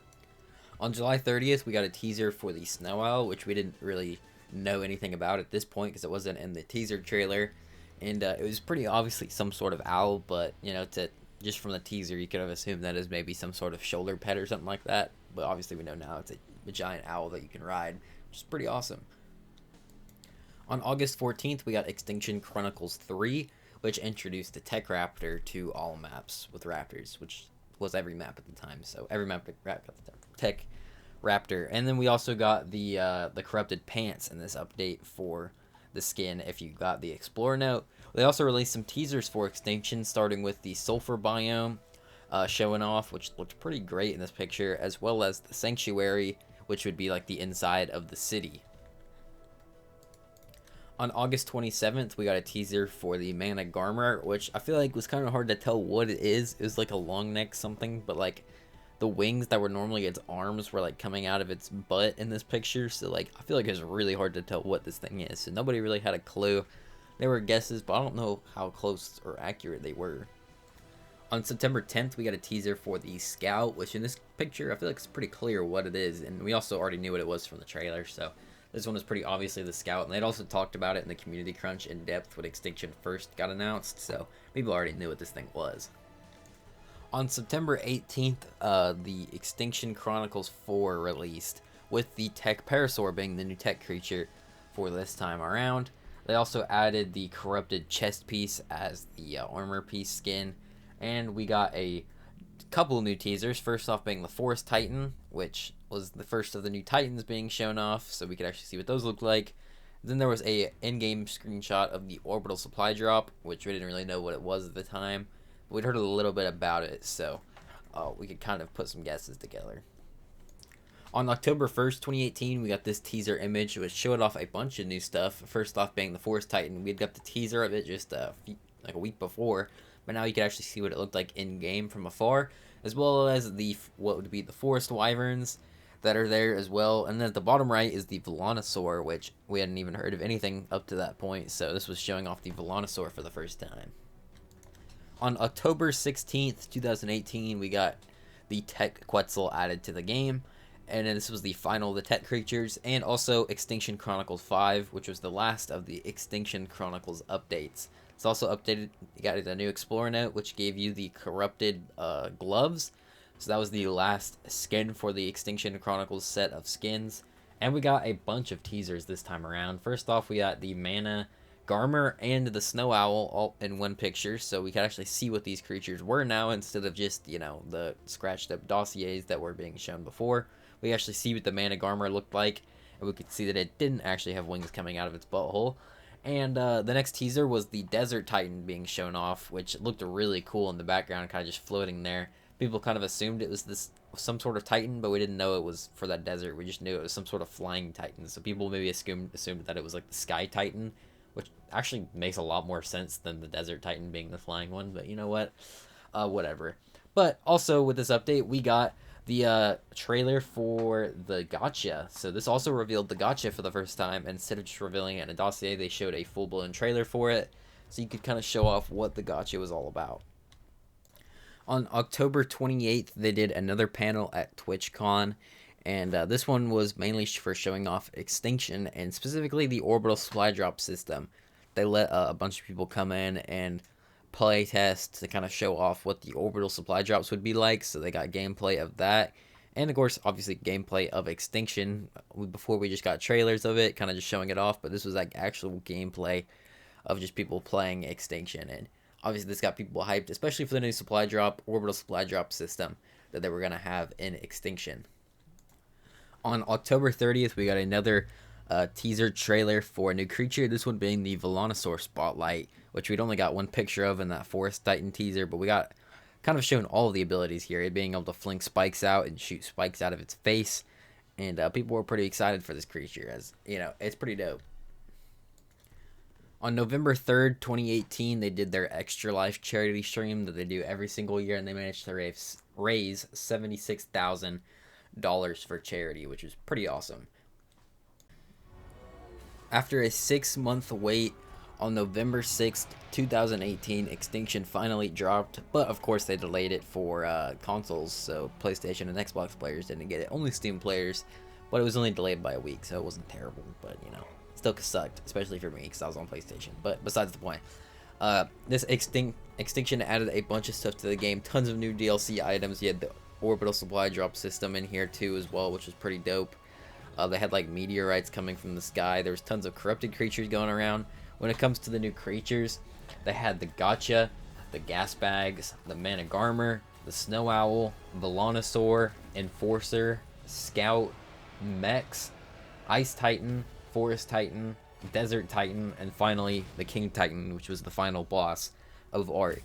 Because I should mention, this was originally planned to be the final story map in Ark and close out the story, and I feel like it closed out the story pretty well for Ark Survival Evolved at the time. And obviously things would change with new DLCs coming out in the future, but this was originally supposed to be the end of the Ark storyline, and there's supposed to be no more story maps after this one.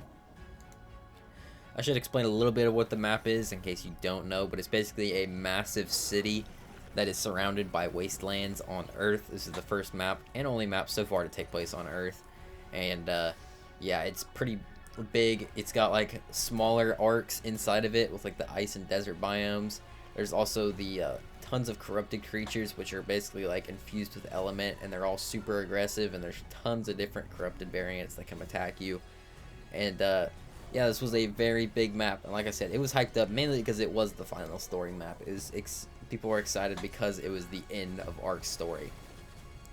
And on November 13th, Extinction came to PlayStation and Xbox, and it was finally out for all the 3 main platforms. On November 30th, Ark Survival Evolved would come to Switch finally. It was announced earlier in the year, but now it was finally out, but it was just the island, and you know, that's what you had because couldn't really run some of the other maps, at least until this point in time. On December 17th, Winter Wonderland would finally return because it wasn't in the previous year of 2017. Notice how Fear Evolved didn't return this year though, so it's currently been 2 years without that event, but at least Winter Wonderland was back and introduced Gotcha Claws, which was like a gotcha that had Santa hat on and could give you presents. On December 19th, we got a trailer for yet another spin-off game this year. That makes 3 in 1 year from Snail Games. Well, this one was basically Ark, but pirates instead. And I'm not gonna lie, I feel like this one could have just been a DLC for Ark, and it could have been an awesome DLC for Ark. I mean, I haven't actually played it, but like, I look at the gameplay and it literally just looks like Ark, but pirates. Like, they've taken majority of the assets and the code from Ark, so it looks a lot like it, but you know, just not as good. And then of course they have pirates and stuff, which actually does seem pretty cool. I kind of wish I would at least try this out. I feel like I would have had a little bit of fun with it, but you know, a lot of the creatures were just reskinned from Ark, which it doesn't really Yeah. And then they had some of their own creatures, which were kind of cool, and some of them have even been ported into Ark Ascended, like the Medusa, for example, was from this game and was added as a boss on Astraeos. So at least something came out of this game. But as you can see here, lots of like pirate-themed gameplay. Like I said, I feel like this is like a DLC for Ark would have just been phenomenal. I feel like it could have been really cool, even if it was like not a main story map, but like as like a custom map, you know, be like Atlas, and that's its own little adventure. Even the boss fight, it was like a Kraken, but it was literally just the Rockwell boss fight, but in the sea, which, I mean, is a cool idea. Like I said, all this would have been cool. It's just like a custom map that you could have maybe bought as like a DLC just to have some extra stuff in. Like, it's so similar to Ark, I don't see why it couldn't have just been an expansion for Ark.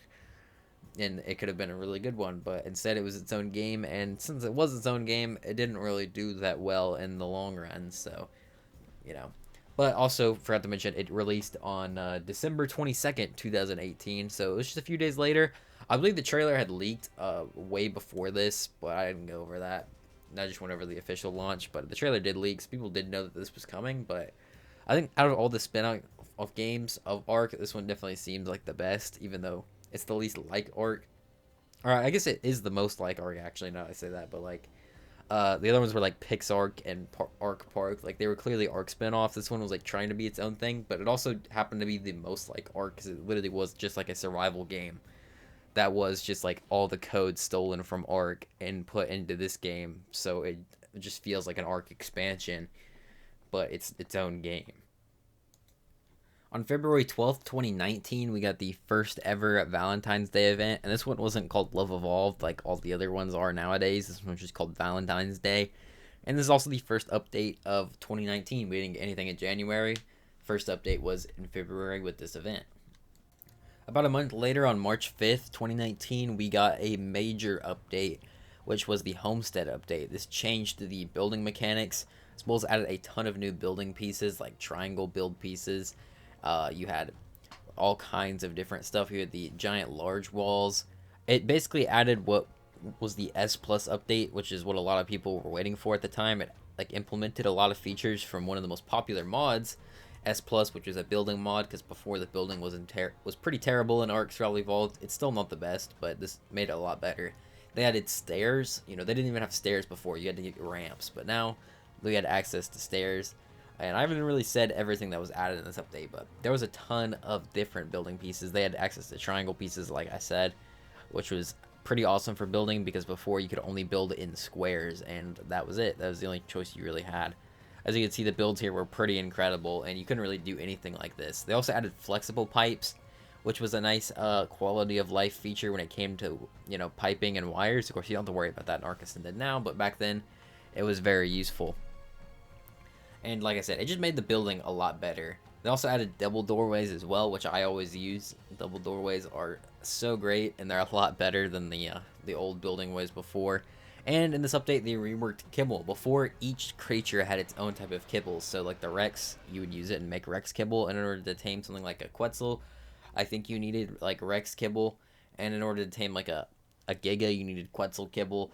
And all that, you know, was kind of a pain, and they made it to where there was just 6 or 7 different types of kibble now, and you could make them, and they were just tiered, which I think is a lot simpler and a lot better. I know some people prefer the old one because it made dinos useful, but I don't think a dino's use should just be kibble, in my opinion.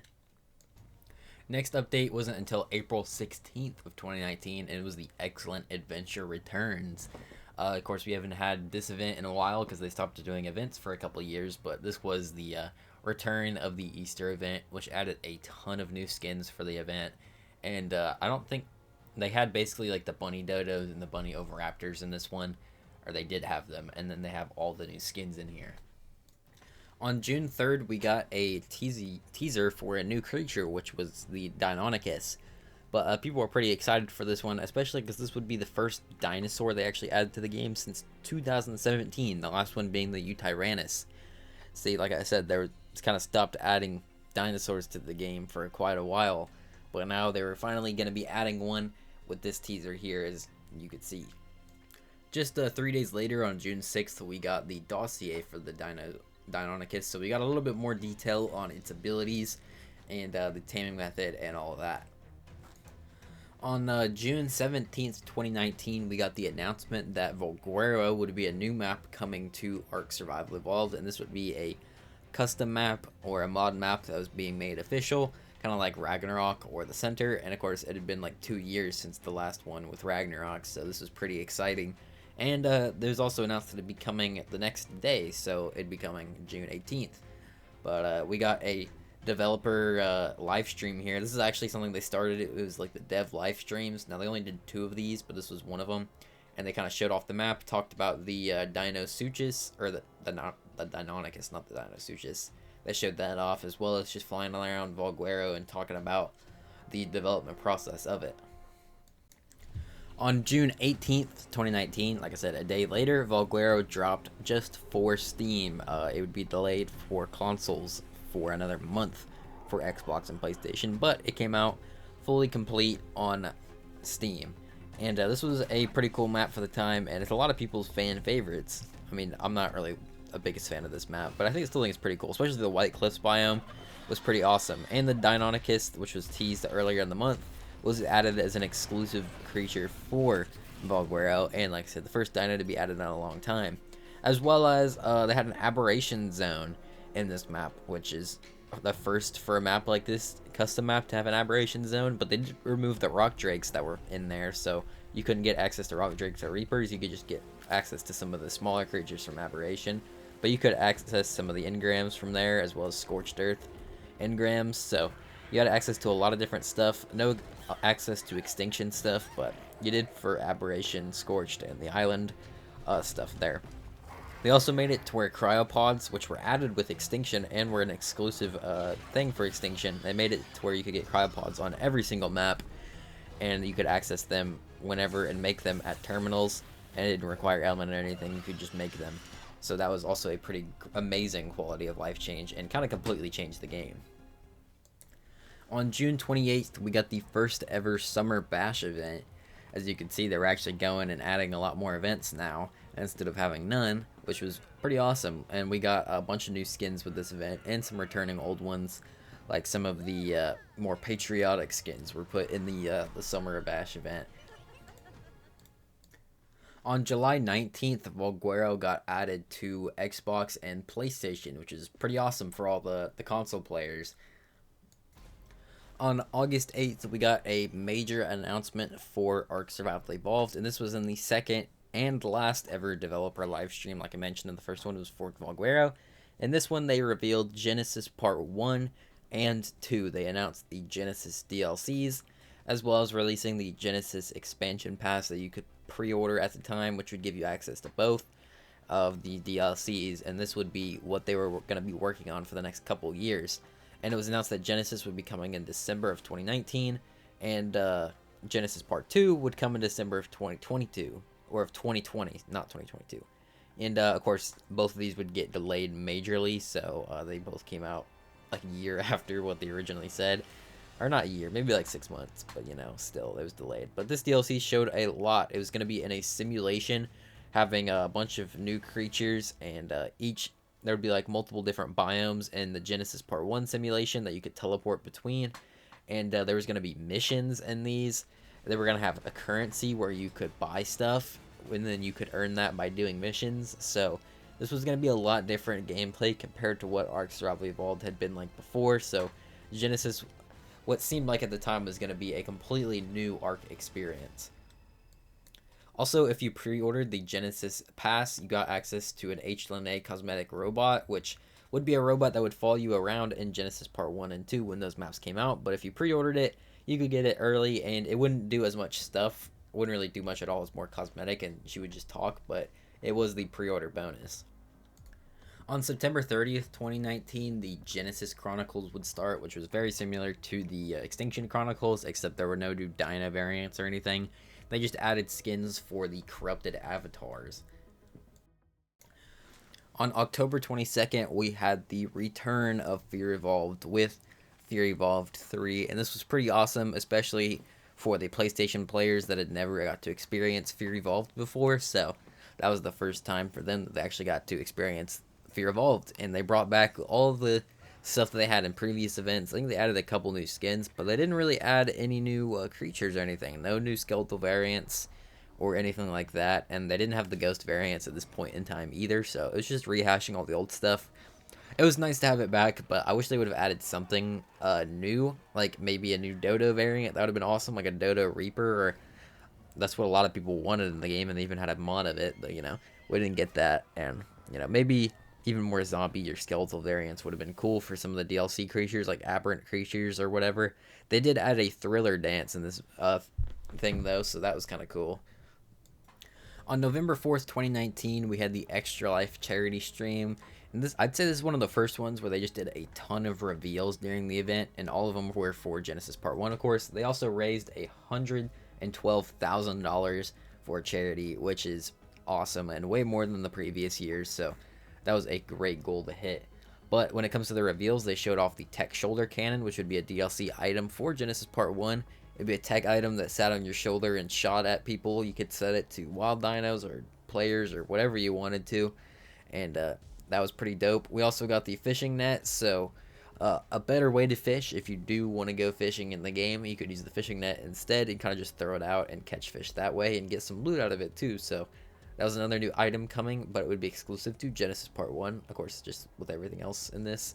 They also got the Magmasaur like trailer. We already knew about the Magmasaur, but we got to actually see a full video of it in the volcanic biome as well, so we also got to see more of the volcanic biome in Gen 1, but also we got to see the Magmasaur in action, and it's pretty awesome. I do like the Magmasaur quite a lot.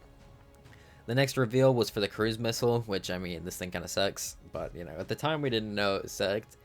I mean, it might be good for PvP, I honestly don't know, but in PvE it's pretty much useless, and super expensive, and you have to defeat the Master Controller to get it, but, you know, side rant over. That's the cruise missile. Then we got the lunar biome shown off, as well as the space whales or the Astrocetus. You can see those in the background with the lunar biome, which was a very unique biome for the time, and still kind of is very unique. You don't really see much biomes like this in Ark at all. And the final trailer reveal we got was for the Bloodstalker, which we didn't really know much about until now. We got a full video of the Bloodstalker in action, and this thing is awesome. Probably my favorite creature from Genesis Part 1, and it was pretty awesome. I think people were pretty excited to see it once it was swinging around like a Spider-Man in this trailer right here. On November 19th, 2019, we got the Turkey Trial event returning. This is Turkey Trial 3. We haven't had one since 2016, so it had been quite a while since the last one, and we got it back. I'm pretty sure this one also had the Dodo Rex that you could spawn in and bring back, which is pretty cool. First Turkey Trial for PlayStation as well, which is also awesome to have. We also had all these new skins like the turkey hats and stuff, so it was a pretty fun mini event. On December 17th, we had Winter Wonderland 4, so we had this one back. It was in the previous year as well, so it was nice to have Winter Wonderland event back. This is one of the best events in the game. This one would probably Fear Evolved, I think. But this one introduced a big new feature to the game. It also, well, first it introduced a bunch of new Christmas-themed skins and all that stuff, which is usually what you expect from these types of events. But it also introduced chibis for the first time, so now you could get these small little pets that follow you around, and then if you got them leveled up by getting alpha XP, you could get 5 extra levels on your character. But this introduced a ton of new chibis. There were also some that were Genesis Part 1 themed, even though the map wasn't out yet, but you could get them early. But mainly they added chibis, and this would be a staple for every event that now had chibis, and it would add new ones in each event. But of course, they were useful because you could get 5 extra levels on your character. But they were also just kind of fun to have. But they did take up your offhand slot. The next update was on February 11th, and this was the first Love Evolved event. Of course, last time it was Valentine's Day, but this was the official Love Evolved. It also got its own theme song too, which is like an Ark jazz theme. It kind of sounds like, I don't know, it's kind of awesome. I like it. It's like really wacky, but like in a good way, you know. And then, of course, we got a ton of skins for this event. This is the first time they kind of went all out for a Valentine's Day event, and gave you a bunch of skins and stuff to work for during the event. This one is also the first update of 2020, so we've moved into the 2020s now, and yeah, not too much to say there. I'm Lene, a fractal personality designed to be your guide. Just listen to me and you won't get yourself killed. Probably. I'm new at this too. On February 25th, 2020, Genesis Part 1 finally came out. It had been quite a while, and of course it did get delayed because it was originally supposed to come out in December, but it got delayed to February 25th. But it did come out on all consoles on February 25th, so that is pretty awesome. All players got it on the exact same day. And of course, this was the DLC that had missions, and you know, I had a currency that you could spend to get items. You could teleport between maps. You had HNLA, which you could use to access the shop. So this event, or this map, was a lot different compared to all of the other maps that had come out before. It was something completely different, and a lot of people didn't really like it. I mean, it was kind of a controversial DLC. Some people liked it. Me personally, I just thought it was alright. I don't think it was anything like crazy special. Of course, I do really like the creatures from there, but I just thought it's just kind of alright. Like, it didn't really like anything special, I feel like. But some people really didn't like it because of the mission stuff, and I can definitely understand that. It kind of holds the map back if you don't really like the mission system or anything like that. And it would definitely need to be improved upon, and it would get improved upon with Genesis Part 2, but for Genesis Part 1, it was different. The biomes themselves were really cool. Like the bog biome, for example, was awesome. The volcanic biome was also really cool. The lunar biome was cool. I really like the volcanic and the bog, though. They were awesome. They also had a new ocean biome. They tried to really revamp the ocean and bring the ocean to life, and I feel like they did an okay job, but it still didn't really make people want to go into the ocean. But, you know, you can't really do much about that. The ocean arc's pretty boring, and this didn't really help too much. Even though adding it a bunch of stuff, making it look better, didn't really change that fact. When it comes to the new creatures that were introduced in Genesis Part 1, they added the Ferox, the Magmasaur, the Space Whale, the Bloodstalker, the Megachelon, the Parakeet Fish School, the Insect Swarm. They have Modare, and then the final boss was the Corrupted Master Controller. Me personally, I was kind of disappointed with the amount of creatures there were. They only had one new creature per biome, and then there was like the smaller ones like the fish in the bog, and then the insects in the bog. But like all the other DLC creatures, I feel like added a lot more creatures, which kind of made the map feel like its own. But this one didn't really have that many creatures that were new. They did have the X variant creatures, which were pretty awesome though. And that would set a precedent for more biome-specific variant creatures in the future.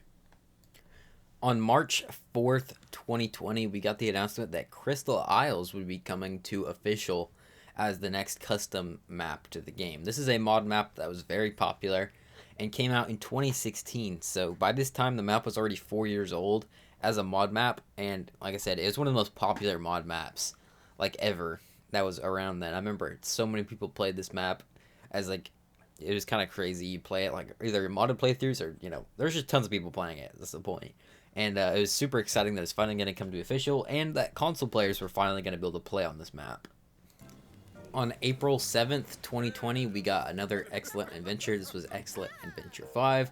Of course, this one added new chibis, a bunch of new skins for the Excellent Adventure, as well as we got a Ark theme for Excellent Adventure, similar to how Love Evolved got its own theme. The Excellent Adventure also got its own theme song with this one too, but you know, we also got more skins like the C4 skin, for example, that you could place like the egg baskets and stuff like that. On May 9th, we got this teaser image, which was of course for the Tropionathus, but we didn't know what it was at the time. Of course, we could obviously assume it was some sort of flying, I'm not going to say dinosaur because technically those flyers aren't dinosaurs, but you know what I mean. Some sort of flying creature that was a prehistoric. And obviously it ended up being the Tropio, but this was the only picture we had right now, and there were lots of guesses, and I don't remember hearing much about people saying the Tropio. I feel like people weren't really talking about it being, maybe like one person said it was a Tropio, but there were lots of guesses on what it would be, and I think most of them are wrong.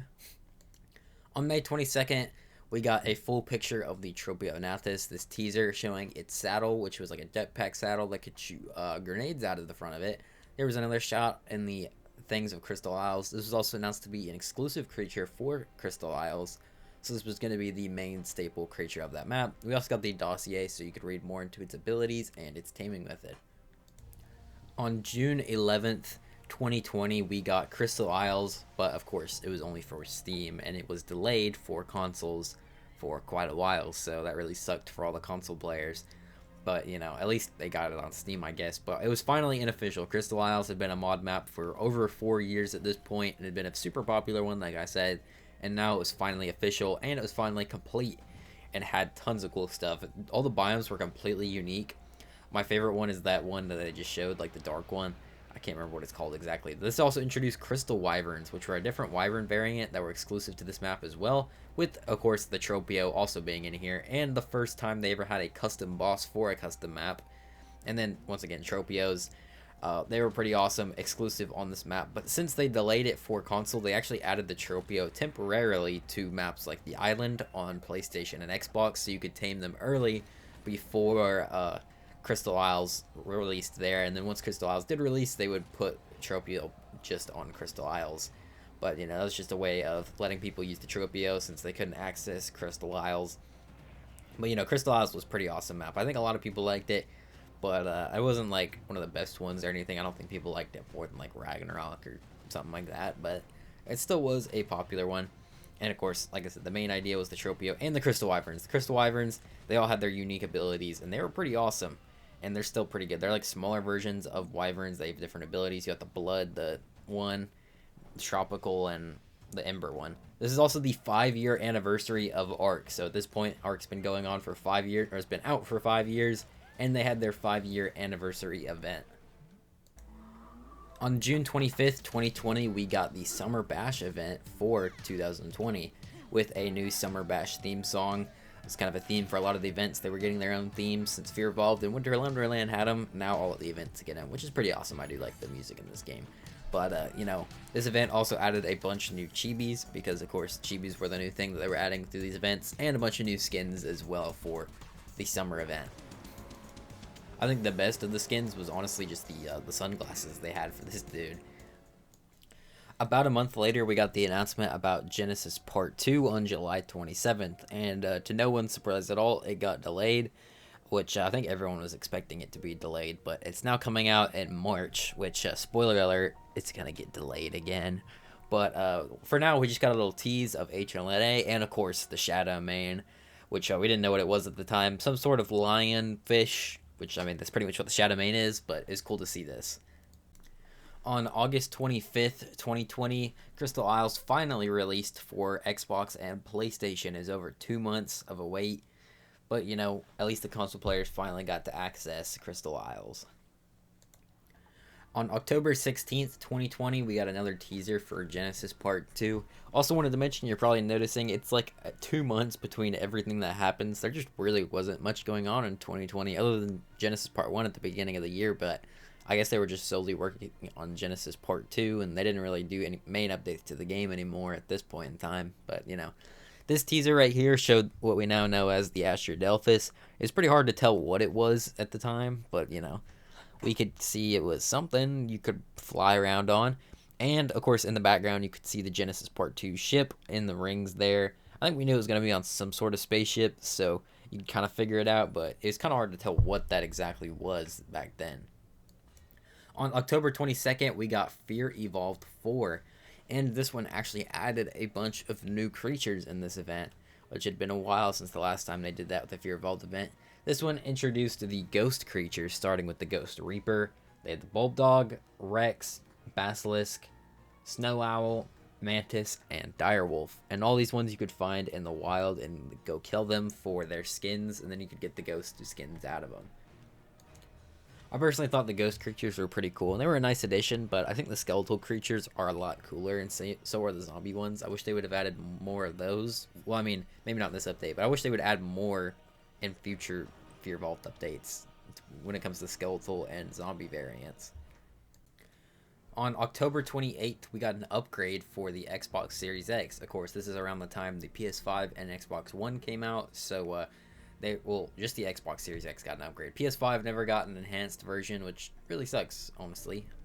But you know what? At least Xbox got one, and obviously it was quite an improvement. Before you could only do 720p, and now you could go all the way up to 4K, so that was pretty awesome to see on Xbox Series X. And as you can see, the game looks a lot better on the Series X compared to the Xbox One, so that was a nice improvement for that update, specifically just for Xbox. And I believe this was like a free upgrade you could get. On November 7th, 2020 was the Extra Life stream for this year, and this was the biggest one yet, as we managed to raise $182,000 for charity But this was also a big day for Ark because they released a ton of information as well as a new update to the game, but mainly information about Genesis 2, as this was the time that the Genesis Part 2 teaser trailer dropped. So it starts off with the ending of Genesis Part 1, where you escape the ship and then Rockwell takes you out. And then, of course, it goes into showing the actual DLC itself. And then it's voiced over by Rockwell, which was now voiced by David Tennant. So now he had his own voice in here before. Instead, in like the boss fight, he just kind of moaned. But, you know, now he actually has a voice. And, yeah, they showed off some of the map, mainly this, like, tech area, the bridge area between some of the biomes. And you could see the ship and stuff. And they showed the Eden biome, like that green area. And they also showed off the Tech Strider in this trailer, which was pretty cool. This teaser trailer reminds me a lot of, like, the Extinction teaser trailer when they first announced that. It's kind of the same situation here. You know, we got a small little trailer to show off some of the things, but it doesn't give away too much. Right here was the Rockwell's Garden biome, which reminds me a lot of Aberration, but it's actually quite different once you actually look at it in Genesis Part 2. And then, of course, we got a glimpse at the Shadow Mane, its cloaking ability, and just look at the Shadow Mane itself, and it looks really cool in this trailer. And, of course, the Shadow Mane ended up being one of the main staple creatures in Ark, in terms of the newer creatures, anyway. So, this was a cool teaser trailer, kind of show off some of the stuff that's coming to Genesis Part 2. But, of course, it wouldn't be coming out till March. And now it's more like it's going to come out at the end of May. But when it comes to this trailer, of course, you saw the Summoner. And we got to look at what the Genesis ship actually looks like. And, of course, it looks a lot like the Halo rings from Halo, obviously. That's what kind of seems like the inspiration for the rings there. And then we got to look at the logo, too, with the Rockwell tentacle coming through. This one was definitely pretty hyped up, and I think I was definitely more hyped for Genesis 2 than I was for Genesis Part 1. Even though Genesis Part 2 was still going to have missions and stuff, but they weren't going to be a part of the map like they were before, and that, but you could still, like, buy resources and all that stuff. This event also showed off a bunch of DLC items and creatures for Genesis, like the ammo box concept that would fill up turrets and other things like that around your base. So that was a pretty awesome showcase for that, something that people had been asking for. We had the Astrodelphus, which of course we'd had a teaser of it back in October. We couldn't really tell what it was, but this is basically the space dolphin, like the space whale, but instead of a whale, a dolphin. And then we had the loadout mannequin showed off, which was going to allow you to like set up loadouts. Like you could set up preset hotbars and armor sets, and then you could go up to it and swap it. So that was a cool quality of life thing. I feel like a lot of the Genesis Part 2 like DLC items were like quality of life things. And then we had the tech crop plot, a better version of the crop plot that you could grow things in and get bonuses off of, and not really too much to say about it there. And the big thing about Genesis was the Federation tech suit. In this DLC, you would spawn with a tech suit, and you could just run around and use all the abilities infinitely without having it powered by element, which was pretty overpowered and made a lot of people concerned about the DLC because, you know, starting with tech, you know, kind of messed with the whole survival thing because you're not having to go work for anything. So that's what a lot of people thought and were worried about once they announced this feature of Genesis. They also had the canoe, which you don't really need a canoe if you have a tech suit when you spawn in. It's good for other maps, but not Gen 2. But, you know, either way, they were adding the canoe with Genesis Part 2. Next of the reveals was the minigun, which is pretty self-explanatory what a minigun is, and it was finally cool to actually get one. The cool thing about it, though, is you could throw it on the ground like a turret and control it there and have more usability. It'd be a lot easier to use if you did that, and if you used it mobile, it would be harder to use, but, you know, you could obviously move, so you kind of have some cool options there. Then they had the tech phase pistol, which is pretty awesome because unlike other weapons, it doesn't just kill things. It has the main laser beam. Then it would have a stun mode and a healing mode, so you had a bunch of different options with the tech phase pistol there. That actually made it really, really good, or sound really good in here. And of course, it did end up being a really good weapon. And then we have the tech bow. People were asking for a tech bow for a long time, and now they're finally getting one. And this was, of course, it ended up being super overpowered when it comes out in the future. Spoiler alert, but you know. It is a pretty cool idea, and you could switch arrow types between explosive, flame, and trank bows, as well as just the regular element arrows. Then they showcased more of the tech strider, which we did see in the trailer, but this revealed that it would have different modules that you could put on its head and on its stomach. You can't actually take these on and off. It's actually like they just spawned with them, and then you get the one with the module that you want. But it was still a unique idea, so each strider actually had a ton of different abilities, depending on what modules you had, and then you could have different modules, together and kind of mix and match. Then there, of course, was the Shadow Mane, which you had seen in the trailer, even though this concept art made it look a lot different than it actually looked in game. Maybe it was just the colors, but it did look different in this concept art, but they showed it off anyway, of course, even though we already got to see plenty of the Shadow Mane. And lastly, from these concepts, we got the Noglin, which was a new shoulder pet for Genesis Part 2 that would allow you to mind control your enemies, so that was pretty insane. On the same day that all that news came out for Extra Life, they released TLC 3, which finally TLC'd the mammoth because it looked terrible, and actually made it look awesome. So now we had a really cool mammoth, and they gave it some new abilities too. I mean, before it was a really good wood harvester, but now it had weight reductions as well as a drum saddle. It could give a boost with its roar. It could pick people up and chuck them across the map, and you could also like drink water with the trunk and splurt it all over you, so that way you could drink it from your saddle. And they did the Stego TLC, which this one also needed it. I mean, it was useful in PvP still, but this made it even better for PvP and better for PvE because now it has different plate modes, each one giving you different buffs, as well as each plate mode giving you different resource or harvesting abilities. And they added the Taming HUD in this update, which allowed you to see everything you're taming in one menu and track it, which was awesome. This update also added breeding for all insect creatures, so now you could finally get mutations on all those insects. Finally, Arenio mutations, am I right? On November 18th, 2020, we got the Turkey Trial 4 event. So, the returning event with all the turkeys. And not really too much to say about that.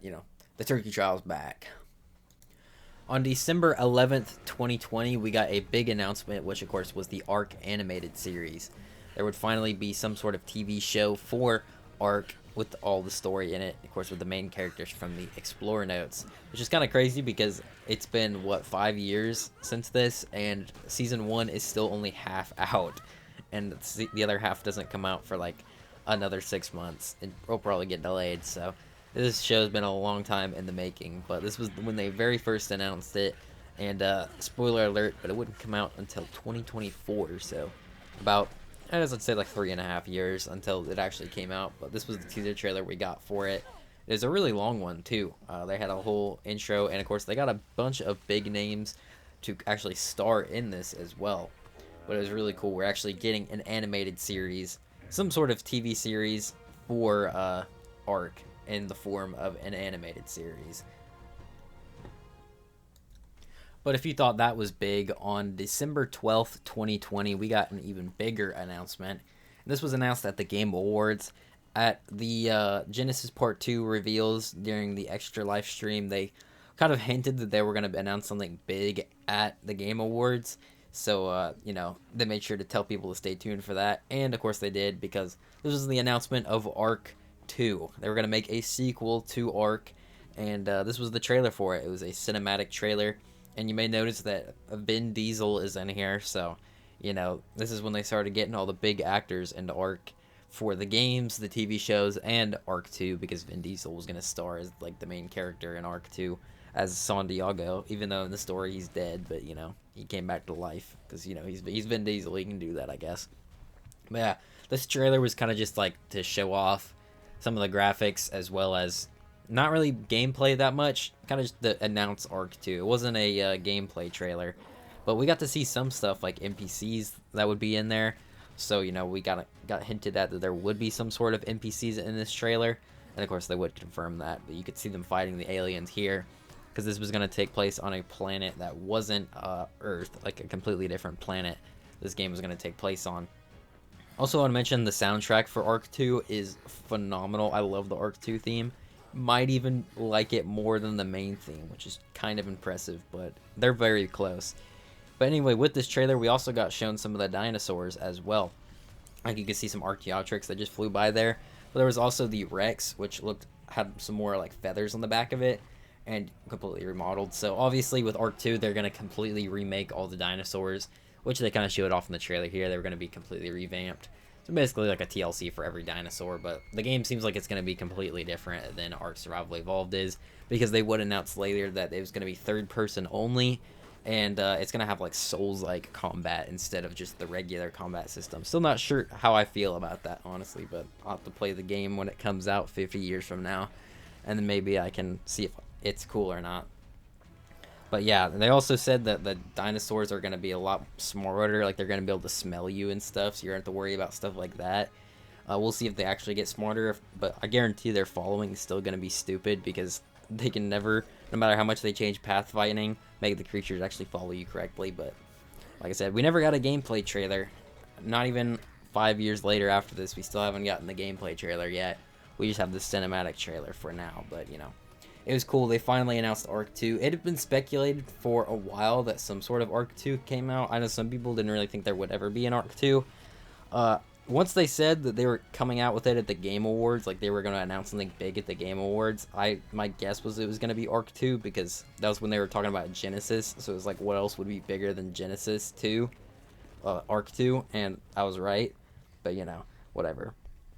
But yeah, that's enough about Ark 2. It's still hasn't came out to this day, but this was the original announcement of it, and this was their original plan, was to go for it, and it was the original release date was December 2022.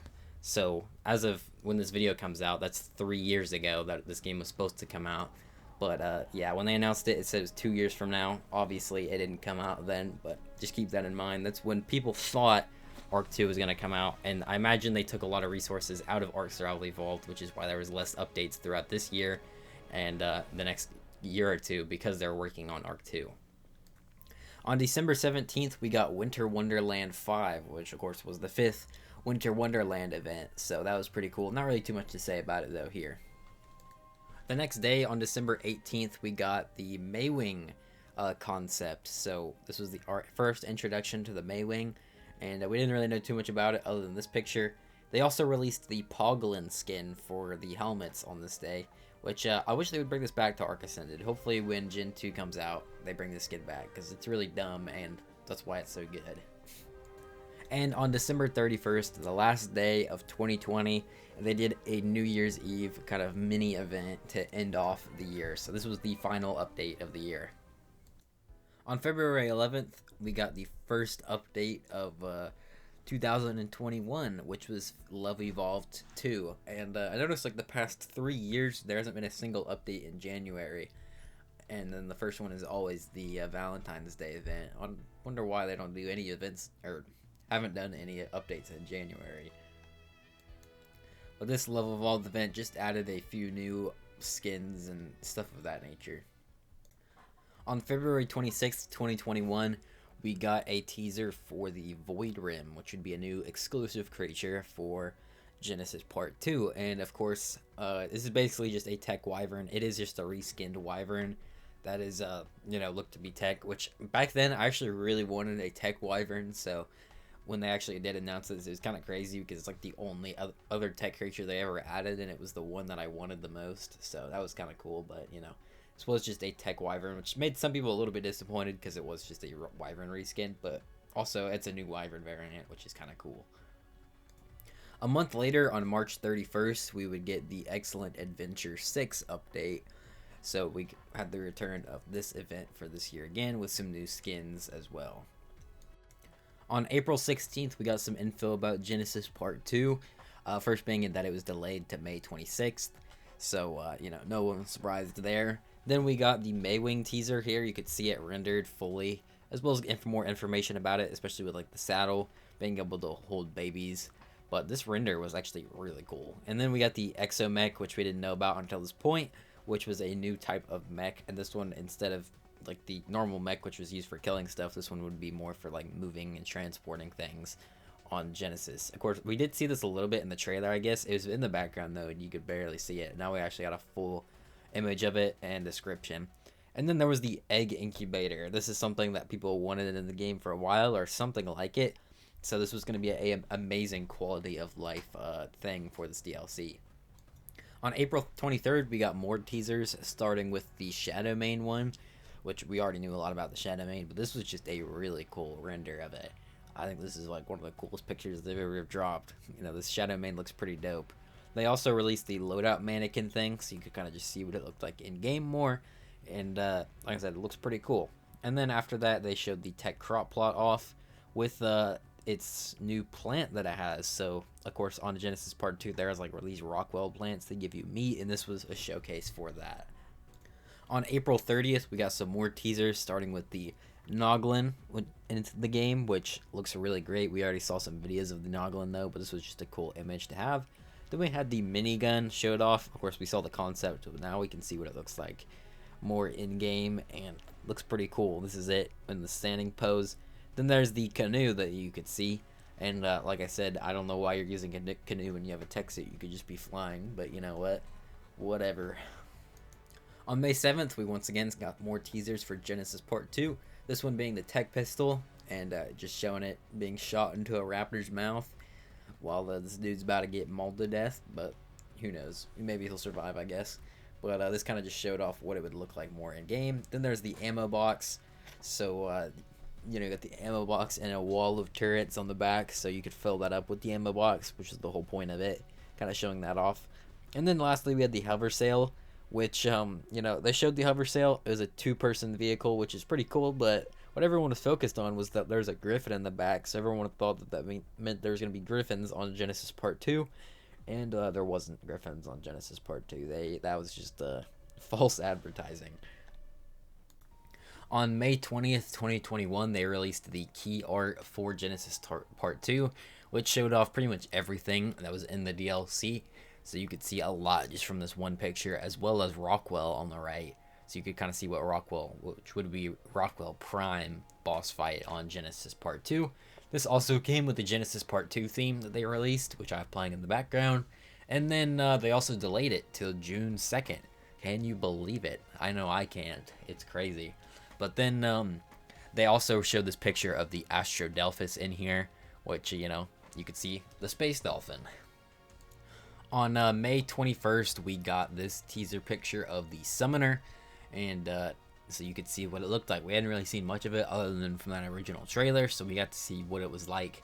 And this thing's pretty creepy, pretty awesome. May 27th, we also got a bunch of information, but this was from a live stream on Twitch. They had some sort of Twitch event. I don't remember exactly what it was, but it was a live stream, and Ark had a section on there, and they released a bunch of stuff, starting with the R variant creatures that would be on here. And you could see almost all of them in this picture that would have their R variants compared to their normal variants, and that was pretty cool. Especially the R Giga is probably my favorite one out of all these. Then we had a new item that's coming to Genesis Part 2 revealed, which was the net projectile, basically like a bola on steroids. The bola was game changing. This one is even more game changing. Just allows you to stop anything the size of a mammoth and stop it from moving entirely, making taming so much easier. And a little bit overpowered, honestly. This thing's kind of broken. And then there was the tech surveillance camera shown off in here as well. So you could see that. And then there was the Void Rim. Of course, we already saw the Void Rim, but this one kind of showed what the breath attack would look like, which was like the little ball of energy with the thing coming out of the front of it. You still couldn't really tell what it did from this picture, but we could kind of see what the breath attack was going to be like. And then there was the Jar of Pitch shown off here, which we hadn't seen before either. This one feels to me more like a Scorched Earth DLC item, because it's literally just like an oil jar on fire. Like that seemed like a Scorched Earth thing. And this is ammo for the catapult. Then finally they showed off the Tech Exosuit a little bit more in depth. On May 28th, 2021, we had the Ultimate Survivor Edition of Ark release, which was a version of Ark that had all of the DLCs when you bought it. So instead of having to buy the Season Pass and the Genesis Season Pass individually, you could just buy the Ultimate Edition and get everything in Ark, which would save you a lot of money and give you a ton of DLCs to play through. Oh man, that's really got you good. No worries, just hang in there for a second. This isn't a simulation. We're really on a ginormous spaceship. Now what are you two little gnats up to? This is to be mine. The first of many. On June 3rd, 2021, Genesis Part 2 finally released, and notice how it wasn't on June 2nd. It got delayed again. But even though it eventually came out, and it dropped all platforms, so it dropped on PlayStation, Steam, and Xbox all at the same time. Well, actually, it dropped on PlayStation a few hours before, so they actually got it early this time, which has never happened before. But anyway, that's besides the point. This new DLC was on a massive spaceship, as we'd seen from the teasers, that looked like 2 giant halo rings. This is the biggest map that's ever been added, up to this point anyway. And it was built by 2 giant biomes. One ring was the Eden biome, the other one was the garden, the Rockwell's garden. And then in the center, they had the gigantic space biome. And then, of course, you survive on the ship. Rockwell's completely taken over it, so you have him in there as well, and he's the final boss of this map. This DLC added a bunch of, or it actually didn't add a bunch, sorry. It added a few DLC creatures, but they were all very useful, actually, other than maybe like the Noglin, but we'll go over them quickly. When it comes to the new creatures, they added the Maywing, the Shadowmane, the Void Rim, the Space Dolphin, the Noglin, and the Textrider.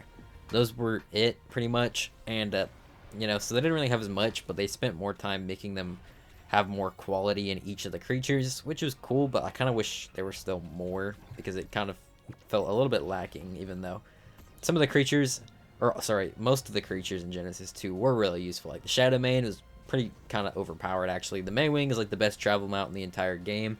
The Space Dolphin is also like one of the best travel mounts in the entire game. The Textrider is like the best resource harvester in the game. So you have a bunch of creatures like that are just crazy powerful. This DLC also brought back missions, but instead of them being like on the map, you would actually teleport somewhere else, and there would be a whole level designed for the mission. I think the missions were a lot better than they were in Genesis Part 1. They were all super unique. In Genesis Part 1, they were kind of all the same, like fetch quest or, you know, fight this boss, which is just a normal Ark creature but bigger. They had some boss fights in here, which were actual unique boss fights, and then all the missions were actually pretty unique and pretty fun to play through, so that was pretty great. And then the final boss, of course, was Rockwell Prime at the end, which has completed the Ark story, because it was expanded after Ark Extinction, but now this was supposed to be the last story map for Ark Survival Evolved, and of course it was the last story map for Ark Survival Evolved. Not for in the future with Ascended, but for Ark Survival Evolved it was, and it ended out the story, and of course led into Ark 2. Also with this, Ark 2 was delayed until 2023, but as we know, it didn't come out then either. At the end of that month, on June 25th, we got the announcement that Lost Island would be coming, which was a new custom map that would be coming at the end of the year. This was literally like not even a month after Genesis Part 2 came out, so it's kind of a shocking surprise to see that a new map was coming basically like right after a DLC dropped. But that wasn't the only thing they announced with this. Of course, this was a mod map that not a lot of people had heard of, but it was actually a really good one, as we soon figure out. They announced the Amargasaurus, which would be coming with Lost Island, which was pretty awesome. A lot of people wanted the Amargasaurus in the game, myself included, but also, you know, we needed more sauropods, because at this time, there was only 3 sauropods in the whole game, so this would make a 4th one, finally. And when I say 3, one of them was the Titanosaur, so you could, like, rarely ever tame it. So you basically had 2 just normal sauropods. So at least we got the Amargasaurus with this update. But once again, that wasn't all. This is where they first announced the first ever creature vote. So you could vote for a creature you wanted. You basically submitted your idea, and then after that, it would go into like a top 10 where everyone would vote to see which one wins. On June 30th, we got yet another Summer Bash event. This would be the 3rd one, I believe. And this one introduced one of the best skins in the entire game, which is the Rex Inflatable skin. Yeah, that's definitely got to be one of the best ones, and it was introduced in this update. On July 23rd is when the creature submissions closed and the votings began. It was between the top 10 of the highest rated of the creatures in that vote, but mainly once the top 10 began, it was a big fight between the 2 most voted ones, which were very close. It was the Dinopithecus going up against the Carcharodontosaurus. And on July 30th, 2021, the Dinopithecus won the vote, and surprisingly, they already had a concept of it already up, so I guess they kind of assumed that the Dinopithecus would win, because they had that literally like the day that the voting ended. But anyway, they had that, and they had the dossier so we could see it. Also, something to mention is the Dinopithecus suggestion was posted from Up From the Depths, which is the one who makes the Paleo Orc mod. So that's kind of cool. That was his suggestion, and it won. I don't think it won because of him. Some people say that. They're like, oh, he used his influence to get it. I really don't think, like, it affected it that much to the point of that. But, you know what, whatever. As what the people were talking about. But also with this, we got a teaser of the Amargasaurus in-game, and it looked pretty cool. Like I said, I was pretty hyped to get a new sauropod, and this is one of the coolest ones. So it was cool to see the Amargasaurus finally coming to the game. On September 3rd, we got an announcement for another new creature that would be exclusive to Lost Island, which was the Cinemacrops. And I didn't mention this during the voting, but I'm going to talk about it now. During the voting, the Cinemacrops was actually at number 1 for quite a while before it got knocked down by the Karchar and the Dinopithecus. And the reason it was there because there was a Spanish YouTuber who had, this was his suggestion. I think a lot of people voted for it, like his fans or whatever, but clearly it wasn't enough to vote it out. So that was another thing about like Up From the Depths winning the vote. It's like even the biggest Spanish YouTuber pushing his thing didn't get it to win the vote. So I don't think Up From the Depths not pushing his thing, like he literally just made it and then it won. I think because it was a good idea and people wanted a new monkey thing. But anyway, that's how this went down. But like I said, that was kind of like a controversy. People were mad at him. People were mad at other people for pushing their ideas. Not even really pushing, just kind of making their own concepts, like big YouTubers making their own concepts, which I thought was fine. Like I didn't see any really big problems with it, unless they were like pushing it and making everyone vote for it, which both of the YouTubers weren't. But anyway, with that over, Cinemacrops still got added. I imagine they added it just because it did have so many votes during the thing. I don't imagine this was like one of their planned creatures, because who's even heard of a Cinemacrops before? But this wasn't a bad thing, because the Cinemacrops has ended up being one of the best shoulder pets in the game. Spoiler alert, because with the dossier here, of course, it allows you to basically glide around, kind of like the Archaeopteryx, but like 50 times better, because you can actually do other things while you're gliding around, and you could like float up, hover up, and scare dinos away with this thing. So it seemed like it was going to be really good, and you know, it ended up being one of the best shoulder pets in the game when it came out. We also got an in-game render of the Dinopithecus, and this thing looked awesome from what we could see. There's a new monkey creature, which we hadn't had since pretty much the game came out, the first couple months when they were adding the Gigantopithecus and Mythopithecus. Finally, we're getting the Dinopithecus, which is more like a giant baboon, so this was a really cool one, and people were excited for this one, obviously, because they voted for it to be in the game. On October 8th, we got a in-game picture of the Cinemacrops, or I guess more like a render of the Cinemacrops, so we could see what it looked like in-game, and you could see it chasing some bugs, hinting at the fact that it could, you know, get stronger, or that it attacked things from that gave chitin. I'm messing up my words a little bit here. Also, when they showed this, they announced that there would be a second creature community vote. They thought that the first one went over pretty well, so they were going to be doing a second one, but of course, I believe they already said that we were only getting 3 creatures for Lost Island, so people didn't really know what that was for, but some speculated that it would just come to the base game, and others thought it might be for a new map coming, but, you know, we'll see in a couple minutes, I guess. On October 26th, 2021, we got Fear Evolved 5. So, of course, the Halloween events were now coming back every single year, which was pretty awesome now. And this one introduced some new, mainly skins. There was no new creatures or anything like that. The same ghost and skeletal creatures they had before. But the new skins in here were some of the full body costume ones. So, of course, we had the inflatable Rex earlier in the year. And earlier in the year, they also had, like, the Rockwell kind of full body skin. But now this one introduced what was the full body, like, skins for the skeletons and the dummies and all of that. So this was a pretty cool update for that.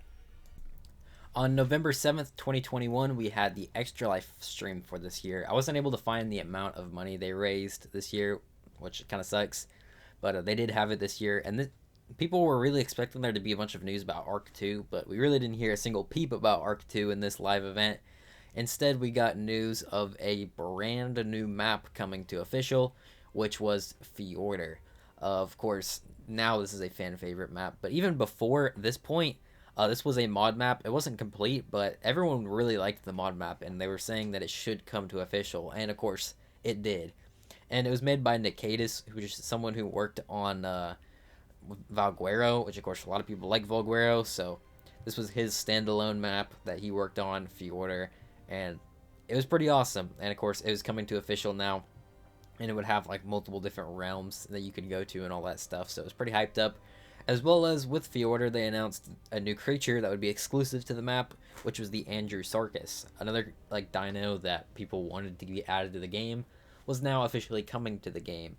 And also that creature vote was going to be for Fjordur. That second creature vote that I talked about earlier is going to be the Fjordur creature vote, which started as this was announced. The votes were opened up. Well, they weren't opened up. It was the creature submissions that were opened up.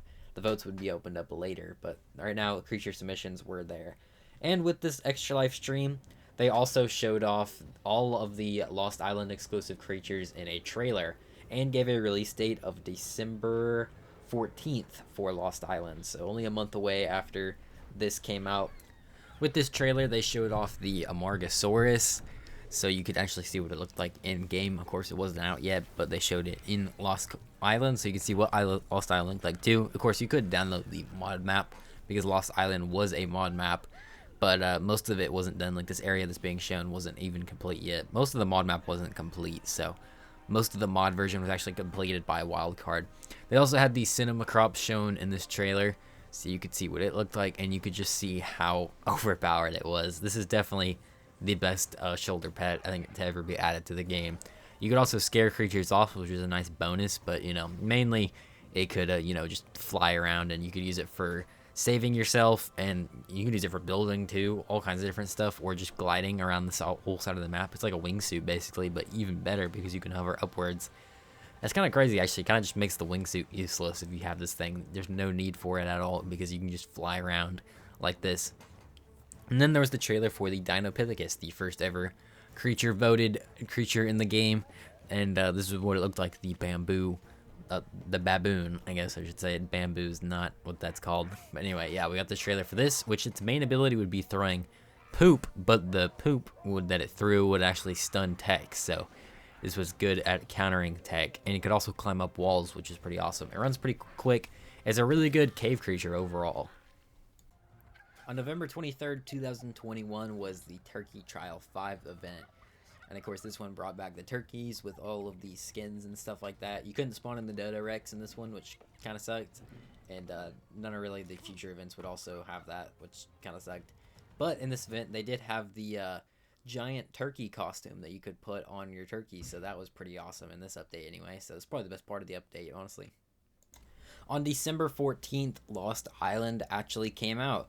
It actually came out on the day that they said it would, and it didn't get delayed. So that was pretty awesome. And, you know, that wouldn't really stay for the next maps to come out. But, you know, it was cool. At least we got one map that came out on time. So that was pretty awesome. But the map itself, it was, everyone really liked it, honestly. And some people even thought it was one of the best maps ever added. I think it's definitely one of the best ones. I like it way more than Valguero or the Center or Crystal Isles. The only one that's close is really Ragnarok, but Lost Island was really good. All the biomes were pretty unique. Even like the jungle biome looked completely different than most things. This was also like one of the biggest maps ever. It was huge. I don't know if it was like the same size as Genesis 2, but it was pretty massive. And that was pretty awesome as well. And this was the first custom map to add 3 new creatures instead of just, you know, having 1 new creature for the map. And when it comes to the creatures, I mean, we already saw them, but we'll go over them quickly. It was the Dinopithecus, the Cinemacrops, and the Amargasaurus, as well as the custom boss for this map, which was the Dinopithecus King. Of course, it was just a bigger Dinopithecus, but it was cool that there was actually some sort of custom boss, rather than all the previous maps, which were just collages of other bosses together in one arena. But overall, I think this map was pretty widely praised. I don't think anyone really had any issues with the map. I think it was a pretty good map overall. And there was a desert biome too. I didn't even mention that, a whole side there.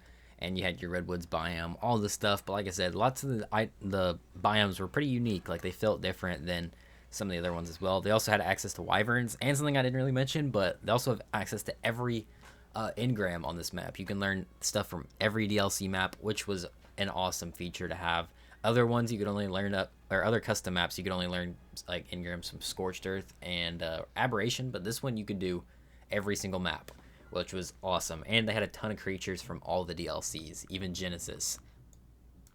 Also, on December 14th, we had the start of the Christmas event for Ark Survival Evolved, and this was Winter Wonderland 6. On December 23rd, 2021, we got a teaser for the Fjordur, which would be a new creature coming to Fjordur and would be exclusive for that map. And its ability would be able to be that it could retrieve your items when you die, which is a really great ability, honestly, and bring them back straight to you. So that was pretty awesome. And that was the last thing that happened in 2021. So there was a decent amount that happened throughout the year of 2021, especially with like Genesis Part 2 and Lost Island and new creatures with all that stuff. Also on December 23rd, the top 10 creature vote opened up, so you're able to vote for your top 10. And the Carcharodontosaurus was one that seemed to be winning the vote for a while. It came back from the last one, but there was another creature that would end up beating it out. On January 7th, 2022, the Desmodus would win the creature vote. We didn't get a concept or dossier for it or anything, so we just had the fan concept to go off of that ended up winning. On February 4th, we got the concept art for the Desmodus, and it looked pretty awesome. And this, of course, this would be an exclusive creature for Fjordur and would be the second ever creature vote winner. We also got the dossier so we could learn a little bit more of its abilities and its taming method. On February 9th, 2022, we got the third Love Evolved event. So this was just the returning event. Not really too much new in this one. Just the return of all the typical Love Evolved event stuff. On March 25th, we got a teaser for Mjolnir, which would be coming with Fjordur. It would be exclusive to the map, and it would be a skin for the tech sword, but would give it some new abilities when you put it on there. So it'd basically make it like a whole new item. On April 11th, 2022, we got Excellent Adventure 7, I think this one was. So there's been a lot of these events so far, and this one introduced the new giant bunny skins, which were pretty awesome.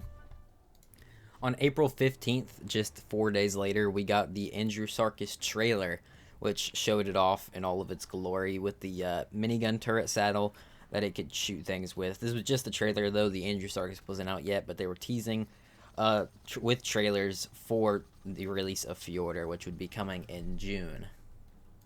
On April 18th, it was announced that Ultimate Edition would be coming to Switch, which meant that all the DLCs would be coming to Switch, which before it was just the island on Nintendo Switch, and it didn't really make sense because, well, most of the maps probably couldn't run on the Switch, but they were going to find a way to make them work, I guess, or they found a way to make them work on the Switch, so they were bringing them to Switch. On April 22nd, 2022, we got our first in-game, showcase of the Desmodus, or a render of it, so you can see actually what it would kind of look like in-game. And they showed it hanging from the ceiling, which would be one of its abilities, as well as some of the giant caves in Fjordur. But the Desmodus looked pretty awesome, and obviously everyone was hyped because this was the voted creature. On April 29th, we got the trailer for the Desmodus, so we could actually see what it looked like in-game, not just from a screenshot. And they showed some pretty cool abilities here. Most of the abilities you would get during nighttime, but you could see it in the caves, as well as it flying around. And this one was pretty awesome. The Desmodus, I think, was probably my favorite creature from this map. And like I said, I just really liked it. And the abilities were pretty awesome as well. On May 6th, 2022, we got a teaser for the Fjordhawk endgame. And I guess a little picture of it stealing eggs, which I don't really think it does that in the game. But you know what? This was a cool picture of what it would look like. On May 20th, we got the Fjordhawk trailer, which actually showed it off and some of its abilities. The main one, of course, being that as soon as you die, it'll take your stuff back to you, making it one of the best shoulder pets in the game. It'd probably be between this and the Cenomacrops, at least for the time, until the Pyromane would come out. But, you know, that's a while away from this point. But, you know, the Fjordhawk was pretty awesome. On May 27th, 2022, they announced the release date of June 12th. And we also got this key art showing off all of the creatures that would be new to this map, including Fenrir, which of course was in the mod version, but it was actually coming to official as well, so that makes 4 new creatures for Fjordur. On June 10th, 2022, we got the last teaser that they would release before Fjordur came out, and it is a picture of the Fenrir, and this picture, it looks really cool. And we also got to see the runes, which would be a new system in Fjordur that we'd never seen before. On June 12th, 2022 would be a big day for Ark because this is the release of Fjordur, the final map that was added to Ark, the 12th and final map.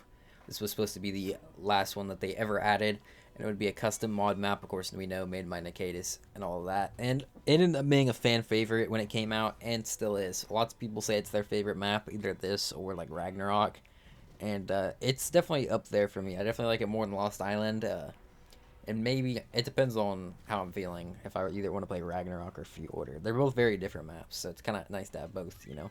But Fjordur is a really cool one, and it's very different from everything else. There's basically like no other biomes that are in any other map that are like the ones in Fjordur. This one also introduced realms, so you could teleport between the gates there and just anywhere you were, and you could teleport between them. They also had access to like X variants and stuff on this map, which was awesome, and you had access to every engram, just like Lost Island. You could get all the engrams from every map, as well as a ton of DLC creatures like Shadow Manes, Rock Drakes, and Magmasaurs, and all that good stuff. So if you really just wanted a map that had everything on it, this would probably be the best to go to, because there's an access to so much stuff. And like I said, everyone really likes this map. I haven't really found someone who dislikes the map, because it's just really fun to play on. And when it comes to the new creatures that were added, we had the Desmodus, the Andrewsarchus, the Fjordhawk, and Fenrir. And this map also came with a bunch of small mini-bosses as well, so that you could fight. So when it comes to the mini-bosses they added, they had Bela, they had Hadi and Skull, and Steinbjorn. And then you could fight all three of the island bosses, and after you did that, you'd fight a new boss called Fenrir Sulfur, which was a giant Fenrir, and it was pretty hard, but once you killed it, you got access to the Fenrir, and that's how you tamed Fenrir. You had to actually kill the final boss. That's how you also got Mjolnir, and then you could use that once you killed Fenrir Sulfur. But yeah, they had tons of boss content. There wasn't really a custom map that had this much boss content to go through, which was also a factor on why so many people liked it. Not only that, but we also, on June 12th, got a new trailer for Ark 2, and this showed off some of the graphics. It looked amazing, as well as we got to look at what the dodos would look like.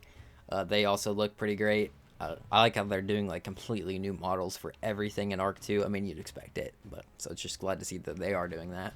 I'm assuming these are the Raptors, the new versions of the Raptors. They look way better than the ones that are currently in Ark, or maybe there's some other type of Raptor, I don't really know. And then of course we got shown off the Rex again with a saddle on it, and the saddle looks really cool as well. It's just not your generic saddle. It's got a ton of stuff going on with it.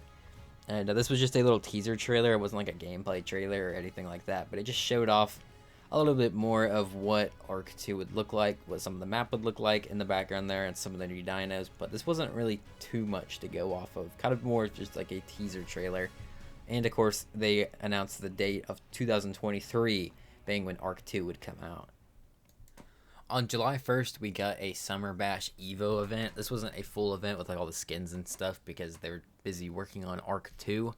I guess this is what they said, so they didn't have enough time to do a normal event, so they just did this Evo event instead, increased the rates for official servers and all that stuff, and of course gave out, I don't think they did the stuff like the skins and stuff that they normally did. They just did the Evo event.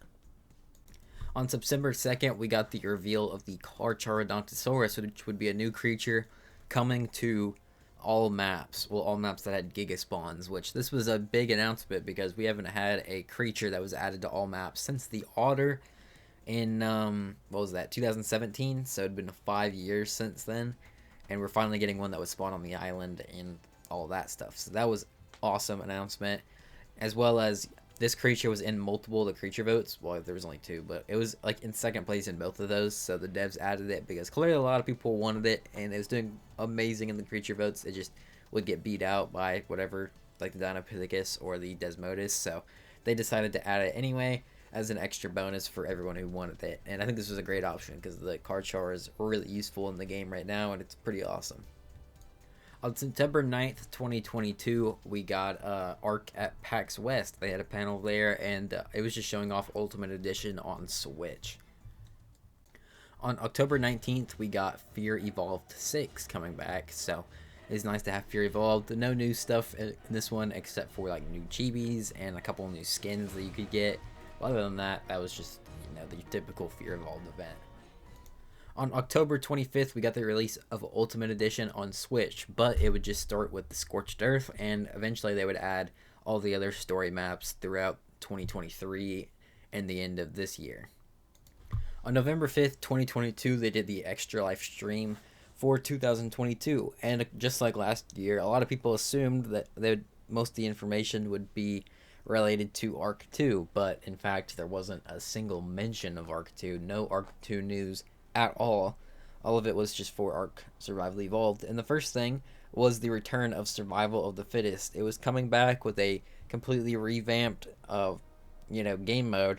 It's going to be a lot more modern and a lot better than the previous Survival of the Fittest, which they hadn't touched in years and it kind of been abandoned. Nobody played it, and of course it wasn't on PlayStation or Xbox either, because the original was only on Steam. But this version would come to all platforms, and it would be crossplay, which was a big step for Ark, because of course they didn't have crossplay in anything else before. They said it would be crossplay compatible in this thing, and yeah, of course the base game still wasn't crossplay, but at least the Survival of the Fittest mode was, so that was pretty cool. We also got the announcement of a new mode called Dino Discovery. This would be a Switch exclusive, so you could only play it, of course, if you were on the Nintendo Switch version of Ark. But this new mode was called Dino Discovery, and it basically allowed you to go around discovering dinos. It would show you information about dinosaurs, and it was more of like a kid-friendly version of Ark, if I had to put it in some way. You could go around exploring, discovering stuff about dinosaurs, their diets, and how to tame them, and all kinds of stuff like that. In the Extra Life stream, they also released the Carcharodontosaurus. They released it as they were doing the stream, so we got the trailer for it, and it came out the exact same day. And like I said, this would replace all Giga spawns, so now instead of Giga spawning, you had a chance of a Carchar spawning instead. Of course, Gigas still spawn there, but you had a chance of the Carchar spawning there. And it was the exact same size as a Giga, which a lot of people were, when the votes, were expecting it to be like in between the size of a Giga and a Rex, but this ended up just being a Giga competitor and more like slim and agile version of the Giga. And they also managed to raise $130,000 for charity for the Extra Life. On November 22nd, 2022, we got Turkey Trial 6, which would be the final Turkey Trial event. And there'd be no more Turkey Trial events after this ever again on Ark Survival Evolved specifically. And I also forgot to mention about that about the Fear Vault event. The Fear Vault, I think, was it 6 or 7, the last one we just talked about. That one is also the last Fear Vault event. So we're kind of ending on the events here for Ark Survival Evolved. On December 14th, we got the return of Winter Wonderland with Winter Wonderland 7. And also, just like the last 2 events, this was the last ever Winter Wonderland event for Ark Survival Evolved. And yeah, this was the last one. On December 16th, 2022, we got a new update which added a bunch of new story content, mainly intros and outros for each of the story maps, with Helena talking, as well as the dossier, the explorer notes and dossiers for Helena and Rockwell also got their voice lines voiced. So like Rockwell has David Tennant voicing all of his notes, so you could have them read out loud. And also they added a cutscene to the end of Scorched Earth because it never had one. It was the only story map that didn't have a cutscene, so it kind of felt out of place there. But now it has a cutscene after this update. And they did this early because they were releasing it on Nintendo Switch. And alongside the Nintendo Switch release, they also added all this story content and made it available for every single platform. On December 23rd, 2022, we got the new version of Survival of the Fittest. We only had to wait a month after it was announced, which is pretty cool. But what wasn't pretty cool is it was only on Steam and was delayed for Xbox and PlayStation, so only Steam players could play it. And, they could already play the old Survival of the Fittest. But it was cool that they got this new version, at least. And, of course, the trailer starts off with a flashback to the old Survival of the Fittest, kind of showing off what it used to look like. And then we got what would be the new version of it coming, which was like they called the re-evolved version. On December 26th, 2020, we got Aberration on Nintendo Switch. So Switch players could finally play one of the best story maps in the game at way worse graphics. But, at least we could play it on there, I guess. And this was also the last thing to happen in 2022. So the last of the updates. It was a little bit of a smaller year. There wasn't as much stuff to talk about, but still some big things happened, like Fjordur dropping and the new Survival of the Fittest, Carcharodontosaurus. So it seemed like a pretty good year for Ark, but also it was coming to be the last year for Ark Survival Evolved because, of course, they were moving into Ark 2. At least that's what they were saying, and then until 2023, things changed, but, you know, we're about to get into that. On January 20th, 2023, we got 2 teasers for Ark 2. The first one being the Brachiosaurus, which was awesome, of course, because a lot of people wanted the Brachiosaurus in Ark Survival Evolved, and it never came to Ark Survival Evolved, so at least it was coming to Ark Survival Evolved 2, and the concept looked pretty good. Also, just getting more sauropods in Ark is a plus because we barely have any, so hopefully Ark 2 doesn't have that issue, and it can actually get a bunch. Also, this like giant Redwoods biome looks pretty awesome in the background. And then there was the Stego concept, which I really like the look of this Stego. I think it definitely looks better than the one we have in Ark, even though the one we have currently is the TLC version. I still think this one might be a little bit cooler. I like the style of the creatures in Ark 2. On January 7th, 2027, we got another creature vote for Ark Survival Evolved. And this would be the last one for Ark Survival Evolved specifically, and it would add a new creature just to the base game for the island.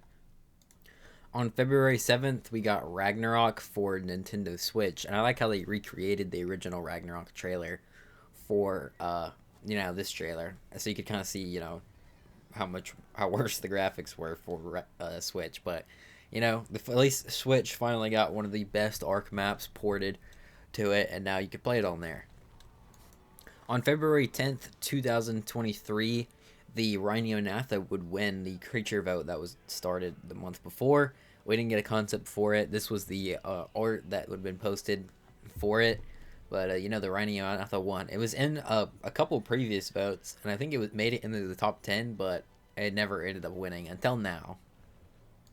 Also, on February 10th, we had Love Evolved return, but this was, of course, the last Love Evolved event, and it was also just an Evo event. It wasn't a full-on one with all the skins and stuff. It just increased the rates for official.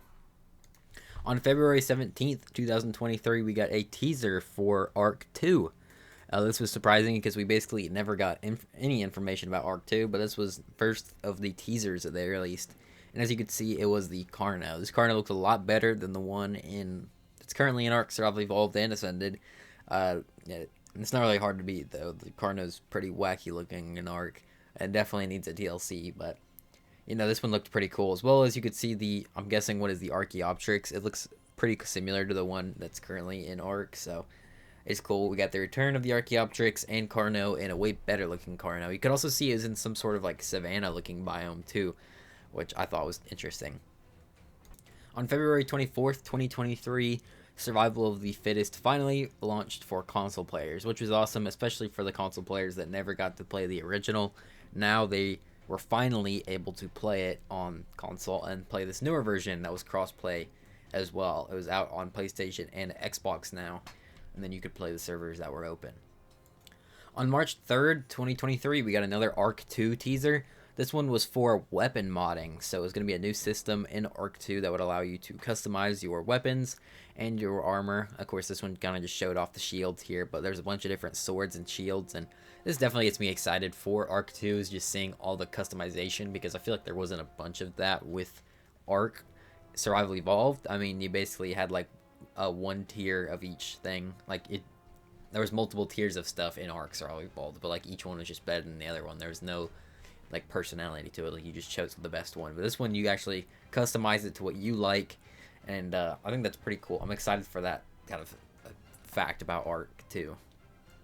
On March 17th, 2023, we got another Ark 2 teaser. This one was for the Arenio, and it looks a million times better than the one that's currently in Ark Survival Evolved. And we do know that it's getting a TLC for Ark Survival Ascended. Spoiler alert for later in the video, but it is, and I'm curious if they're going to take inspiration from this thing or they're going to do their own thing. I feel like they're probably more going to do their own thing because they definitely want Ark 2 to stand out. But who knows, maybe they could make it the same as it's going to be in Ark 2. I guess we'll have to see what they end up doing with that TLC. On March 31st, out of the blue, we kind of got a massive announcement, which was the announcement of a new game called Ark Survival Ascended. And this would just be a complete remaster of Ark Survival Evolved. Same game, but with way better graphics and made in Unreal Engine 5, so obviously it's going to have a lot better graphics. And this would allow them to make way bigger maps for the game as well and just do more stuff. And then they would obviously plan to release this and update it with all of the maps brought into Ark Survival Ascended. So obviously this came out of nowhere and it was surprising, but a lot of people were excited for it, you know. We get Ark Survival Evolved, but a newer version of it in Unreal Engine 5 with way better graphics. They also said it would be bundled with Ark 2, so if you bought Ark Survival Ascended, then once Ark 2 came out, you would have Ark 2. This would end up changing, because they changed the deal a little bit. And by a little bit, I mean a lot, but you know what? This was the original announcement for it, and what they said with this, it would be bundled with Ark 2. Also with this, they released a teaser for the Sabertooth for Ark 2. Once again, this Sabertooth looks a million times better than the one in Ark Survival Evolved, so that definitely gets me excited there. On April 7th, 2023, they gave us a roadmap for Ark Survival Ascended with all of the DLCs that would be remastered in it. And now if you look at this, this thing is just wildly inaccurate to what actually happened. It's actually kind of funny, but it's also kind of sad. The only thing that's accurate on here is that Ark Survival Ascended actually did come out in October, and the animated series did come out in early 2024. But other than that, this thing is completely messed up. I mean, if this roadmap were accurate, we would have all of these maps right now when this video comes out. And we do not have half of them. Well, actually, we do have half of them. That's a lie on my part. Or it's a mistake on my part.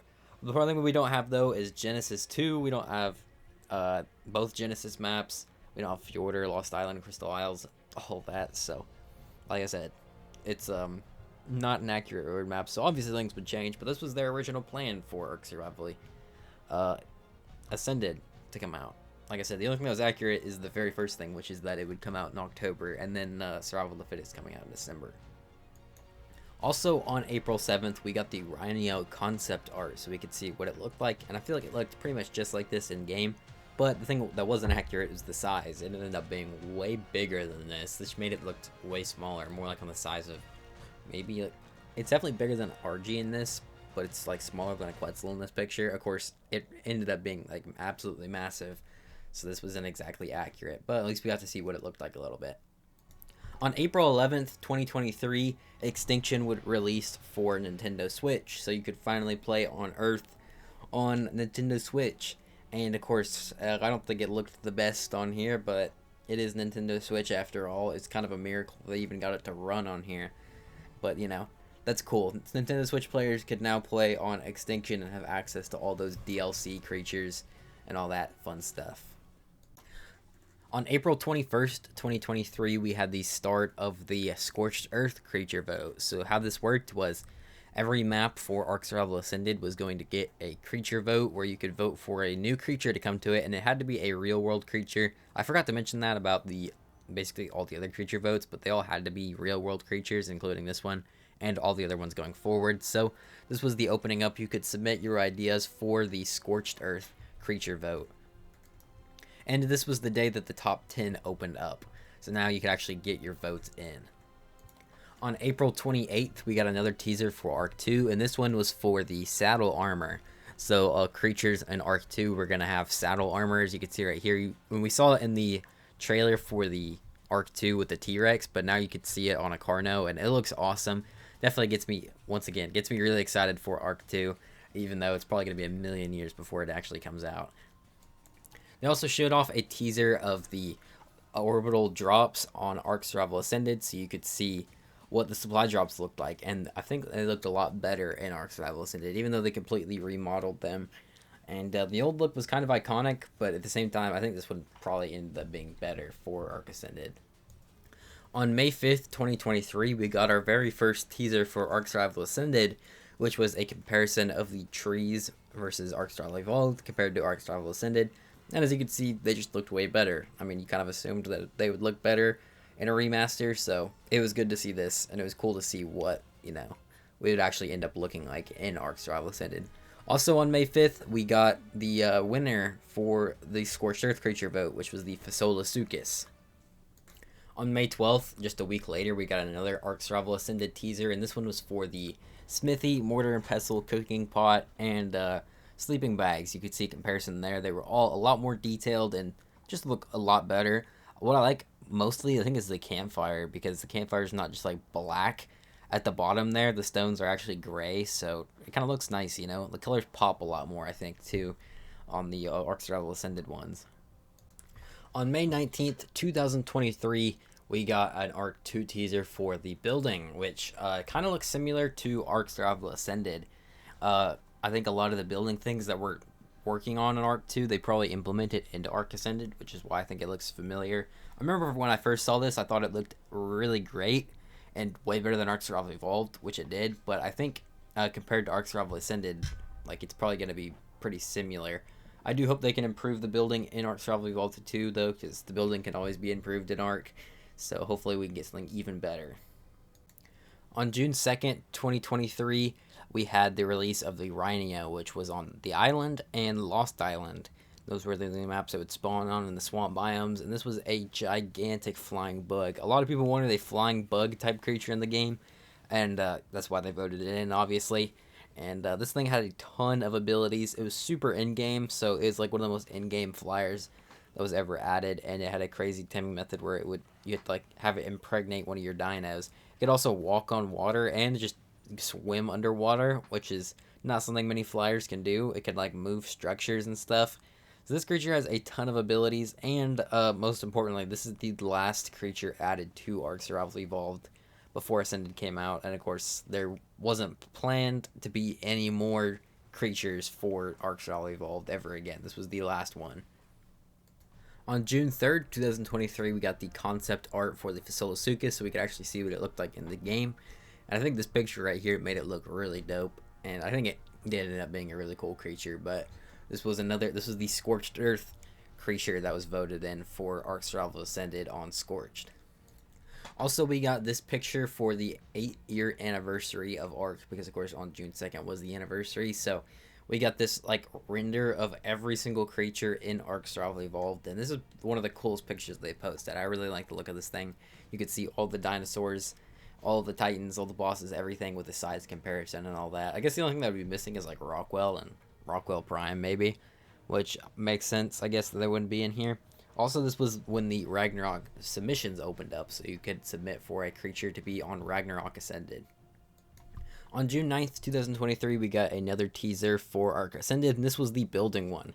And this showed a massive improvement. First of all, it made the walls a lot taller, and more like squares instead of rectangles, which was a lot better because Ark Survival Evolved, if you just had one like tile thing, or one high thing, it was super claustrophobic, but this one gave you a lot more room. You're actually able to place large storage boxes in a one high ceiling, which was great. So the buildings were taller, you got more space out of it.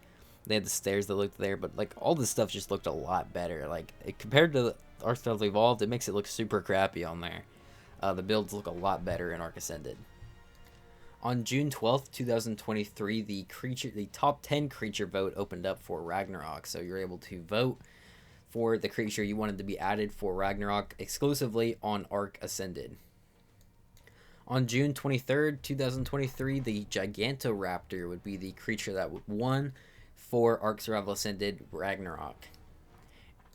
Also on the same day, we got the teaser for fishing in Ark 2. So you could see you had your rod there. There was tons of different lures you can get, as well as there's tons of different fish to fish for. So a lot better than the current fishing system in Ark, which is pretty boring. I don't know if it's going to make anyone actually want to go fishing, but I like that they're actually spending time detailing out all of the aspects of the game, it seems like. So it seems like there's going to be a lot to do. On June 30th, 2023, we got Genesis Part 1 ported onto the Nintendo Switch. So now you could play Genesis Part 1 on Switch and do all the missions and all that fun stuff. You know, like I said, still a very controversial DLC, so, you know, some people might have been excited, others maybe not so much, but at least they got access to all the new creatures and stuff like that for Genesis 1. On July 7th, 2023, we got the concept art for the Gigantoraptor. This thing was absolutely huge. It looked more like a giant bird, which is pretty awesome and very unique compared to other creatures we got in here.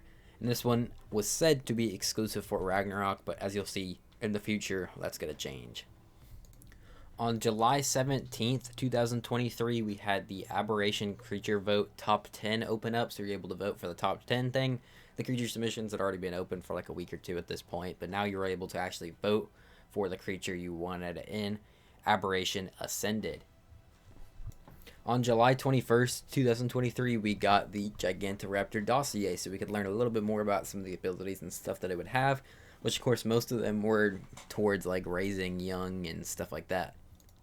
July 28th, the winner for the Aberration vote was announced, and it was the Yeeling, which had a ton of votes, and this one is a little bit controversial because there was mainly two competitors. I don't remember what the other one was exactly. I think it was that giant weird looking thing. I don't remember exactly what it was called, my bad, but I know like the votes were very close, and everyone who didn't get the Yeeling one was pretty upset. They didn't want the Yeeling to be added.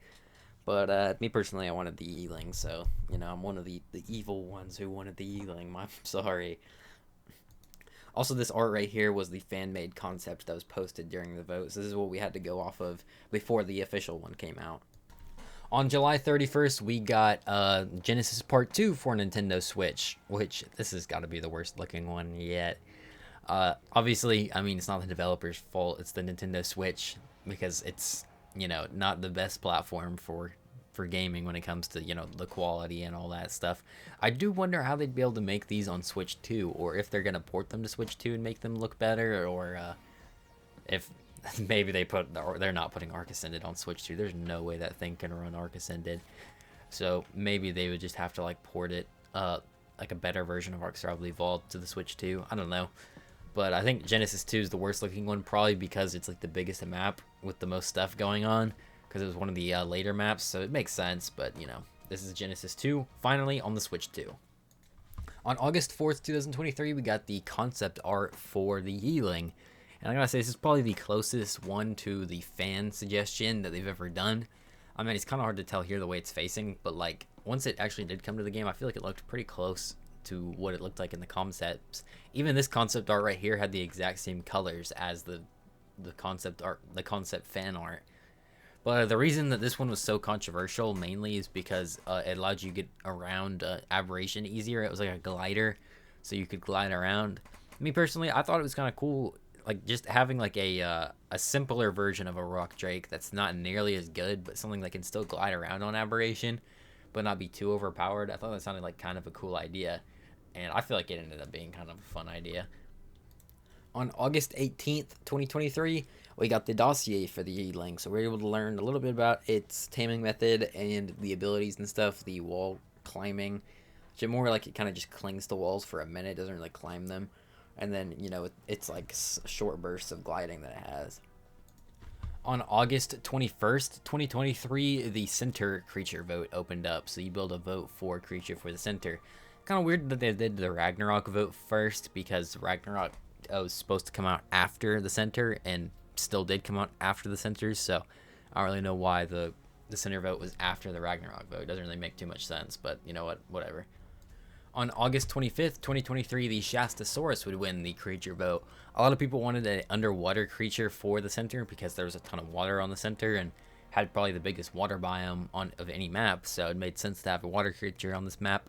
And the big feature of the Shastasaurus is that it would have a submarine saddle on its back that could be big enough to hold dinos in it or build like a base in it, which, you know, we'll see eventually what happened with that, but that was the original concept.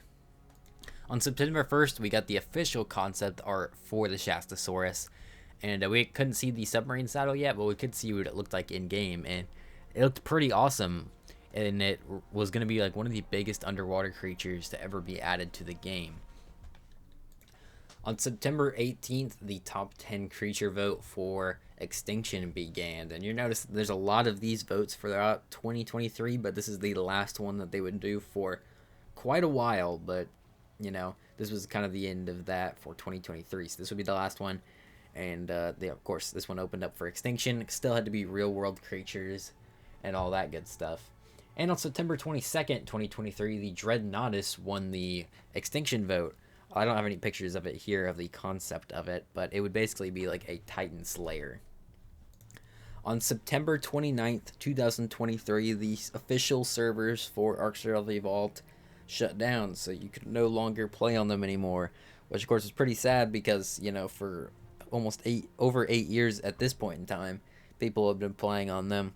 Some people have been playing on them just for 8 years straight. Other people have been on them on and off, but some people had massive worlds on there that they had tons of time spent on official servers, and all of it was kind of gone because they did offer save files so that way you could put your save in and host your own server with the same official save file. So you didn't lose all your stuff if you could manage to get those files, but if you didn't, then you're not going to have access to that stuff. And obviously, the main thing is you're just not going to be able to play on official servers with people anymore because, you know, since Ark Survival Ascended was going to be coming out in a month, the official servers would be moved over to there, and that would also mean that the servers would be reset, so you didn't get to keep any of your progress going from Ark Survival Evolved to Ascended. And also they dropped this new Ark theme that's been playing in the background. It's pretty good. It's kind of a like a mix of the Journey's End from Genesis Part 2 and the Ark theme. It's mainly just Journey's End, which is why it sounds so good, because that's like one of the best tracks in the game. And also, with this announcement, they showed off the Shastasaurus dossier, showed off some of the saddle, which originally in this thing, they showed it as being on top of it, but, you know, things would change. And then, you know, we got to know a little bit more about it, how the submarine saddle worked, and all that stuff. On October 16th, 2023, we got an in-game screenshot of the Raptor, which was our first ever in-game screenshot, and people were very impressed by this picture. Of course, it looked a million times better than anything in Ark Survival Evolved, so that was pretty awesome to see. But this was also kind of a sad time because it was the end of Ark Survival Evolved, because of course everything was moving to Ark Ascended, official servers had shut down, and most people were starting to end their Ark playthroughs, getting ready for Ark Survival Ascended, and it was kind of the end of Ark Survival Evolved is what it felt like, especially with lots of big YouTubers ending all their series and stuff like that. October 20th, 2023, we got a concept for the Dreadnoughtus, which of course was a massive sauropod that would be able to fight the Titans. And this is probably one of my favorite of the creature-voted creatures, mainly because, you know, we need more sauropods in the game, and this is an awesome sauropod. So seeing this one for Extinction got me excited. On October 25th, 2023, Ark Ascended finally came out. This was probably the biggest day for Ark since the game came out in 2015, because, of course, this was the new game, Ark Remastered. And it was just the island when it came out, but the graphics were a million times better than they were in Ark Survival Evolved. It made the island on Ark Survival Evolved kind of look like a joke. The graphics, like I said, were amazing. They revamped all kinds of stuff. They added tons of new ruins, added new locations to the island. They completely revamped the building system and made it so much better, because building really sucked in Ark Survival Evolved, and it's still not the best in Ark Ascended, but it's way better than Ark Survival Evolved, that's for sure. And it's actually, like, kind of fun to build in here. I mean, it was fun to build in the last game, but you know what I mean. There was just so much on this in this update. Well, not even really update. This new game as well. As well as there's a ton of quality of life changes. The thing that really did suck, though, is there was only the island, and we had to wait for more DLCs to be added. But it made sense. You know, they wanted time to make them better than they would be if they just added them now. They needed a lot more time to actually remaster them and add new stuff to them. But for now, we had this. We didn't have any new creatures or anything with this. It was just a remaster of the island. So you had all the island creatures. They also didn't have cryopods at launch because they wanted it to feel a little bit more like old Ark, which I did enjoy that. And they kept it like that for a couple months before they added cryopods. But it was kind of fun to have it like that. It felt a lot like old Ark again, because of course we just had the island. We didn't have any of the DLC creatures or items and cryopods and all that, so it really did feel like a newer version of the original Ark Survival Evolved, just with all the island creatures and stuff, and it was pretty fun for a time.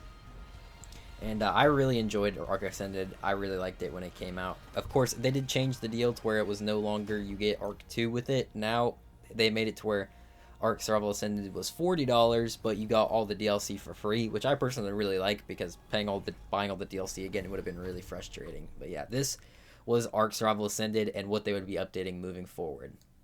On November 17th, we got the Dreadnoughtus dossier, and we were able to learn a little bit more about its abilities with its Titan Slayer buff, as well as it being able to shoot cannonballs out. We also got a size comparison of it next to the King Titan, so you could really see how big this thing was. But also, you know, this was the first thing we heard about since Ark Survival Ascended launch. And I also forgot to mention Ark Survival Ascended, it only came out for Steam and got delayed for PlayStation and Xbox. You know, it wouldn't be Ark if they didn't delay it. On November 21st, 2023, Ark Survival Ascended would release on Xbox Series X. So, of course, Ark Survival Ascended was only on the next generation of consoles, which makes sense. The PlayStation 4 and Xbox One would not be able to handle this game. But, yes, it was finally on Series X. And on November 30th, it finally came to PS5. So, luckily, there was only a month wait. It could have been way worse. Like, because it's been way worse before, where you get the huge waits. But, you know, a month is okay. But I think this was, like, one of the last times that it ever got, like, there was an update where it didn't come out on console and PlayStation, like console and Steam at the same time. Also forgot to mention when I was talking about Ark Survival Ascended, it's crossplay now. So, of course, now they have to update them all at the same time. But you can now play with your buddies on Steam if you're on PlayStation or Xbox, and you can play cross-platform. That's another huge dub for this game. On December 3rd, 2023, they had the Extra Life event. Normally they have it in November, but this year they had to do it in December. It got delayed a little bit. But this one they raised $118,000 for charity. We also got some reveals, mainly about Scorched Earth Ascended, starting with the Frontier Adventure Pack. This was what would end up being Bob's Tall Tales. We didn't know it at the time. We just knew it was some Frontier Adventure Pack, I think is what they were calling it. They showed off some of the Frontier skins, and that was that. They also revealed some stuff like dynamite skins and stuff like that would be in there, all the Western style stuff. Then we got a teaser of the Fasolasuchus, like a render of it in game so you could see what it looked like, and it looked quite amazing. I do really like the Fasolasuchus. We got to see that. And we also got to see a Krampus skin, which would be coming in the first Winter Wonderland for Ark Survival Ascended, which was a full body skin that you could get. On December 8th, we got Turkey Trial, which is the first ever event for Ark Survival Ascended. Obviously, it was a bit late. It was way after Thanksgiving, but, you know, at least they got the event out. I think they were running a bit late, obviously, but they still wanted to get the event out for people. On December 20th, we got Survival of the Fittest added to Ark Survival Ascended. It was the same version that was in Ark Survival Evolved, the new version. They just ported it over with the better graphics and all that stuff. On December 21st, 2023, we got the Winter Wonderland event, the first Winter Wonderland for Ark Ascended, and this was a big one because we got a bunch of new skins. Also, events were now in mod form because they had cross-platform mods on Ark Survival Ascended. I guess that just made it easier. But we also got the Krampus skin, and yeah, this was a pretty nice time, especially, you know, for the Winter Wonderland event. And we got some new things too, like the Abominable Snowman. We got the Grouch, which, you know, that one's kind of alright. And then we have the Reindeer. Moving into 2024, starting with January 12th, it was announced that the center was actually going to be coming a little bit earlier than expected on February, and the Gigantoraptor would be moved to be the exclusive creature for the center, and the Shastasaurus was delayed because they were having a lot of trouble making the submarine saddle, and they weren't going to be able to make it in time, so they delayed the Shastasaurus to be on a future map instead of the center. Now, people were a little bit confused about this, especially since everyone voted for the Shastasaurus thinking it would be on the center because, you know, that map is full of water. That's kind of the whole reason the water creature won in the first place. So some people were upset about this, but most people, I feel like a lot of people kind of understood the reason why. And, you know, we were also getting the center a little bit earlier, so I don't think people minded a ton. On February 9th, 2024, we got a concept for the brand new Oasisaur, which would be an exclusive creature for Scorched Earth, which is going to be pretty awesome, but it was going to be behind the Frontier Adventure Pack, so you had to buy that pack in order to get it. Some people, of course, were upset with this because they had to pay for the new creature, but, I mean, they've always been doing this with, like, DLC maps, so it didn't really bother me too much, especially since we already had all the main DLCs for free. This was going to be like a, you know, basically the new DLC creatures instead, so whatever. They announced this, and of course, the big problem with it, though, mainly was that it would bring your creatures back to life. People thought that was going to be super overpowered, and it sounded pretty overpowered, but of course, I'm just going to spoil the future here. It wasn't really that broken, and I don't think it's that big of an issue now. When it comes to the creature itself, I thought this was awesome. I love gigantic creatures like this, and this one's like the size of a titanosaur with a giant oasis on its back. I thought it was such a cool concept for Scorched Earth, and I really liked it. I thought it was like one of the coolest creatures for Bob's Tall Tales, but right now being called Frontier Adventure Pack. On February 13th, 2024, we got the first update of 2024, which was Love Ascended, the new version of Love Evolved, now Ascended, with a way better logo. And also in this update introduced premium mods, which would be mods that the mod developers could choose to make it to where they're paid, so that way mod developers can make some kickback from their mods, which I think is pretty cool, making it to where modders can actually make a living making mods. So I think that's kind of cool, even though it does suck kind of having to pay for some mods, but like I said, that's up to the modders, not really the devs. On February 23rd, 2024, we got the Oasisaur dossier, which showed us a little bit more about it. I think this is where they revealed that it would bring creatures back from the dead. It might not have been the other one, so I might have just been yapping about something that hadn't even happened yet. But anyway, yes, I'm pretty sure this is where they revealed that it would be able to bring creatures back to life and stuff like that. But, you know, I think it ended up being a cool ability, and I don't think it's overpowered at all. I mean, you can only do it like once every 24 hours, and you have to go through like a whole mini game thing. And if there's like a super OP creature you have that you want to bring back to life, you probably just got it from breeding line, so you can just breed it and get it that way. So, yeah. Also, the main thing in here, not even was the Oasisaur, it was the fact that they delayed the center indefinitely. They backtracked on that within a month. So the center was not coming out, and we didn't really know when it was going to come out. It was indefinite. They didn't give another date and didn't say when it was going to come out next.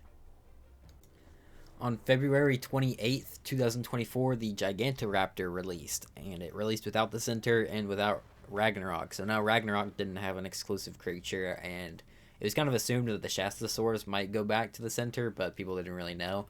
But they did just give us the Gigantoraptor early, because I guess they felt bad for delaying the center, which I guess it's cool that we got the Gigantoraptor early. It's a really cool creature, and it helps with breeding and finding wild baby dinos. So overall, the Gigantoraptor was actually really well received. People really liked the Gigantoraptor. I really like it too. It's like a really unique bird type creature. There's nothing like it really in Ark, other than maybe like the Terror Bird's the closest thing I can think, but the Terror Bird's nothing like the Gigantoraptor. So this thing was pretty awesome, and it was spawned on the island and a bunch of other maps as well. Like eventually, once Aberration stuff came out, it would spawn on there. It would basically become like the island default creature that would spawn on other maps as well. On March 15th, 2024, we got a teaser for Bob's Tall Tales. Not really a teaser. We got the key art for what the DLC would be, and it was announced that it was Bob's Tall Tales, and it would come with the Scorched Earth, Aberration, and Extinction packs, which were like add-ons for all those maps, basically. And they would give you a bunch of stuff. We could see some of the stuff that would be in these DLCs here, like the trains. You could see the Zeppelin at the top right. There was the Oasisaur at the bottom left. You could see there. You could see what would be the Dune Buggies, as well as the Wasteland and Steampunk skins. And then in the center, of course, you could see the Western style skins as well. On March 31st, 2024, we got the Ark animated series finally came out. They had announced it like 3.5 years prior, so we finally got it. But we only got half of season 1. I believe that was like 6 episodes, maybe. It might have been a little bit more, but anyway, we got the animated series finally on Paramount Plus. And I think people liked it, but it was like nothing really special. I don't know if there was like people raving about it or anything, but I thought it was just pretty good. But like I said, it wasn't anything crazy. It was just kind of cool to see some, all the stuff in Ark and a TV show in the animated form, and seeing all the characters as well in there. So I guess that was kind of cool. Also, when the animated series dropped, we got the Dear Jane Explorer Notes, which were new Explorer Notes that would be dropped every week for like a month or two, and then each one would give you a new animated skin, of course, just like the animated series. There was a few full body costumes to make you look like the characters from the show, as well as the dinosaurs to make it look like the animated versions of the dinosaurs. So you get like the Raptor, Parasaur, Raptor, Stego, Bronto, all that kind of stuff. And they were kind of cool skins to have, and all you had to do was just go find the Explorer Notes and you could get them for free. On March 22nd, 2024, we got a teaser for the Oasisaur, as well as the trains from Bob's Tall Tales. You could also see the Facilosuchus in there. But the main thing in here was mainly the trains. You could get a good look at them, and of course the Oasisaur in game. I feel like in this picture it makes it look like the Oasisaur has like stick legs. It doesn't really look like that in game. I mean, obviously it's the same model, but like this picture, just the way it's framed, makes it look like he has stick legs, and I kind of find that funny. On March 29th, 2024 was the start of, not exactly Excellent Adventure, it was the Excellent Rates, which was basically like an Evo event where the rates were turned up. They weren't able to do a full Easter event for this year. So, yeah, mainly because they were working on Scorched Earth, and Scorched Earth's release date was April 1st, so it was coming pretty soon. But also, with this, they released a teaser of the Facilosuchus, which was just an in-game picture of it. Not even a render or anything, and it looked really good. Got people hyped, especially to see what Scorched Earth was going to look like. And as well as this, we got the key art for Scorched Earth, which I thought looked really cool. And we got the Facilosuchus in there, the Death Worm, all that fun stuff in here. On April 1st, 2024, we got Scorched Earth Ascended, which was the first new map for Ark Ascended, making it the second map. Of course, there was the center, but it got indefinitely delayed, so that did not come out. Scorched Earth, however, did finally come out on April 1st. Of course, they said it would come out on April 1st, but it did get delayed a little bit, and of course, it came out that night. They come out with some pretty cool stuff, like the sandstorms look a lot better. The map itself looks fantastic. I still think this is probably one of the best looking Ark Ascended maps when it comes to like the remasters. They just did a really fantastic job of making it look amazing. Like these crystals here are pretty cool. They did add a lot more foliage to Scorched Earth though, and a lot more water, which was a little controversial, but not like terrible or anything. And then of course, you know, they just made everything look a lot better. They had tons of new ruins around the map, so that made it fun to explore as well. And you also had the Bob's Explorer notes to get as well. And with this, we got the Bob's Tall Tales DLC, which was a $30 DLC that had it was basically the pack with the Scorched Earth, Aberration, and Extinction like add-ons. And right now we only had one of the add-ons when Scorched Earth was added, which came out the day that Scorched Earth came out, and this was the Frontier one, which added the Frontier structure skins. It added a ton of Western themed skins and items, as well as a bunch of decorations like the piano, the tables, and the chairs and all that. We also got trains in here too, so you're able to build your own trains and then have the tracks go around the whole map. You could build in the back of the trains too, which was pretty awesome. This DLC just added a ton of stuff, which honestly, it made it probably one of the best DLCs. Not at this rate, but once Aberration and Extinction did end up coming out, and then you got the full DLC with all those items, because each of these DLCs added, I'd say maybe like 30 or 40 new items, as well as the new creature, the Oasisaur, that was here as well. So you had access to that new creature that you could use. And the Oasisaur was huge, and like I said, I don't think it ended up being that overpowered as people thought it would be. Also, the Bob's Telltale DLC introduced the windmills and stuff like that. Like I said, I'm not going to go over everything in the DLC because there's just so much to go over, but they added a lot of mainly Western style things to the DLC. Just 4 days later, on April 5th, they announced the Center's release date. This time it would be kind of close to the actual release date, which was June 3rd. Obviously a long ways away from the original date. They said February, but it was going to launch with the Shastasaurus, which of course is what everyone voted for it to be on that map. So we were pretty excited that the Shastasaurus was now going to be back on the Center, and we'd get to check out the submarine saddle with it.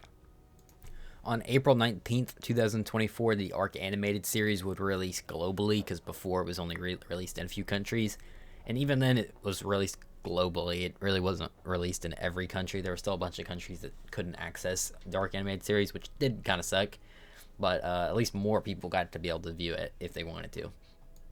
On May 3rd, 2024, we had a big announcement, and that was that the Ark Editions mod would be coming to the game officially. This was basically a mod that was insanely popular, especially from Ark Survival Evolved and Ascended, going into Ascended.